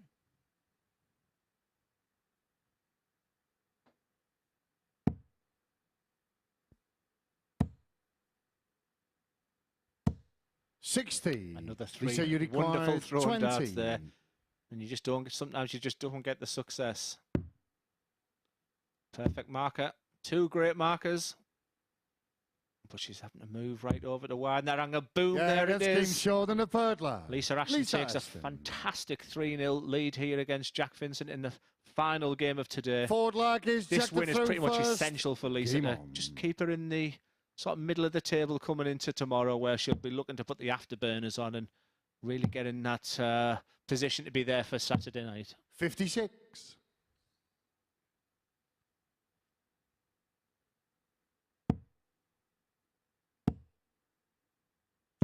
95.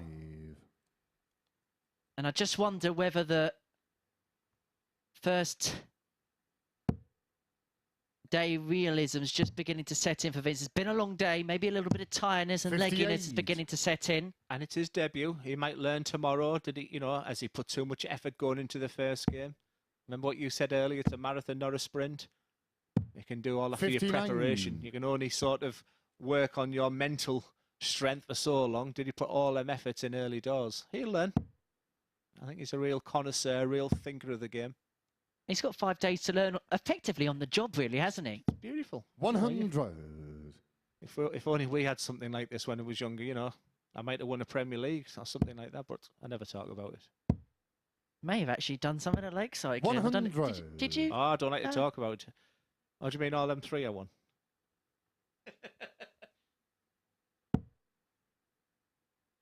This is quite full circle for me because I was in the crowd for 2 of them.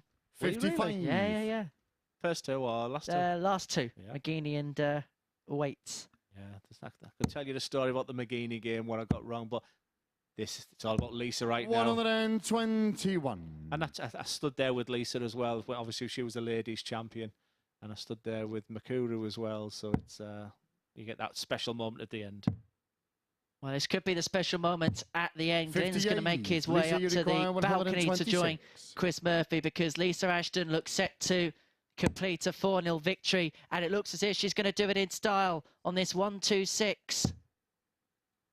1 dart at double 18 is wired for the 4-0 win. It would have been the first of the day. She is going to come back for that double to seal the deal, to seal the win for the Lancashire Rose, the 4-time world champion.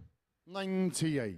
And so, double 18 36. for the match, for a 4-0 win, and to put her onto 4 points following the end of the first day. Double 9 goes inside, and so Vincent will return for the 76 to ensure that every game today, every player has at least won 1 leg.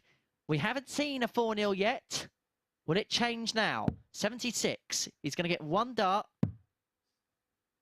He will not get a dart. He's missed the big number. Big mistake Lisa, for Vincent. 8. And so Ashton returns for the double 4, Game, for shot, leg number 4, and a match. and for Lisa 4 Ashton. points on the board. Following the first day's action here at the Super Series, getting the better of Jack Vincent, 2-0 in the final game with an average of 83.5. 0 maximums in our final game of the day. Having a look at the checkouts, 4 from 10 for Ashton. 2 ton plus checkouts, including that highlight 154 finish. Fantastic that for Lisa Ashton. For Jack Vincent, he's going to take a lot of positives from his first day here at the Super Series. He keeps himself kind of in contention going into day 2 of the competition, but like a number of players in the mid-table positions, he is going to need some kind of push on moving day, but plenty of positives to take from his first experience. Lisa Ashton, a 4-0 victory against Jack Vincent. It was the first 4-0 of the day in the final game of the day. And to analyse all of the action, Glenn Durrant has made his way up to the balcony to join Chris Murphy. He certainly has. Thanks, Henry. Yeah, Glenn, fantastic way to end the day from Lisa Ashton, including that fabulous 154 checkout. Yeah, a fascinating day, and I think only Andreas is probably the only one who's going to go away with his head in his hands a little bit, sort of contemplating what really happened. I think the other four will be quite buoyant, and I think they'll be coming in tomorrow with a spring in the step, thinking, I'm right in the mix here. But Conor was outstanding today, and rightly so, top of the table. Yeah, brilliant stuff from Conor Heneghan. I think we can have a look at some of his stuff today. Brilliant performances from the Irishman. We might get a look. There we go. Conor Heneghan, some magical finishing. We mentioned the 154 from Lisa, but it was a 136, this 156, 141 as well. Just that department of his game. Here's a 108 as well, just clinical. He looked very tight, nervous, full of tension, anxiety in the first game there. But I'd heard so many good things about him, and you know, from then onwards, he just was a different level. I think Mike Warburton just has all the attributes. You know, he has everything about his game. We've waxed lyrical a little bit downstairs about his throw, maybe gone on a little bit too much, but I just appreciate how effortless it is, and you know how well it looks. And it's it's been a great morning. Yeah, and he did beat Mike Warburton. Let's see the Group A table at the end of the first day's play. Both players on 8 points. That win against Warburton for Heneghan could end up being pretty crucial come the end of the 3 days action, couldn't it? Yeah, and that win for Lisa there has just sort of bunched the bottom half there. So Michael and Conor have got that little bit of breathing space there where it's not probably the most essential. They've got an opportunity to run away with it. But yeah, just like I said, it's been a great day. Not only Andreas will be looking, and at times today we said how Andreas was possibly the best player of the group today, but it just didn't work out for him when he wanted them doubles for the games. Yeah, seemed to peak in the middle of the day, didn't he, Andreas Harrysson? Of all the other players, the ones that we haven't mentioned, well, the two debutants really, Jacques and Jack. Which one of those impressed you the most? Jack, for sure. It's a long time since I've seen Jack, and you know, he's gone from a boy to a man, you know, from the last time I saw him, and I think he's a bit of a thinker. I think he'll analyse the positives and negatives, and I can say for sure to him that the positives totally outweigh the negatives. I don't think we saw the best of Jacques today, but its debut, it's a wonderful, wonderful stage in here, and you know, and they're going to need time to sort of acclimatise to the situation, and he could come out tomorrow and show us why he's a challenge to a winner, a Europe Cup winner, so it's all to play for still. And when I spoke to Mike Warburton here earlier on, he said, look, it's only day one, a lot can change, it's not a two-horse race. We can see that 154 checkout from Lisa Ashton, who ended the day really well. Do you see her as the best of the rest, really, the one most likely to push for the top two? Lisa Ashton is one of the best players in the world. She'll always be for me, you know, because I'm such a massive fan of Lisa's, and I was desperate for her to win that game there. And you know, the spring's in it. I've just seen her walk off the stage there. She'll be ready for tomorrow. But Jacques, I still think there's the best to see for him. I think with Jack, it's more of a learning curve, and Andreas will be quite frustrating. It wouldn't surprise me in the slightest if Andreas comes out tomorrow and wins 5 out of 5. All to play for. Yeah, still all to play for everybody. 2 days of action left in this group. Of course, we'll be here until Saturday, double sessions Thursday and Friday, and Saturday evening finals night. You can be here as well. Tickets available via dartshop.tv, and they are absolutely free. But after day one, in the first group of the week, it's Wales who are top. That might be the only place you're hearing that. The MODUS Super Series, brought to you in association with Bet365, Betfair, Betfred, Coral, Ladbrokes, Paddy Power, Unibet and William Hill.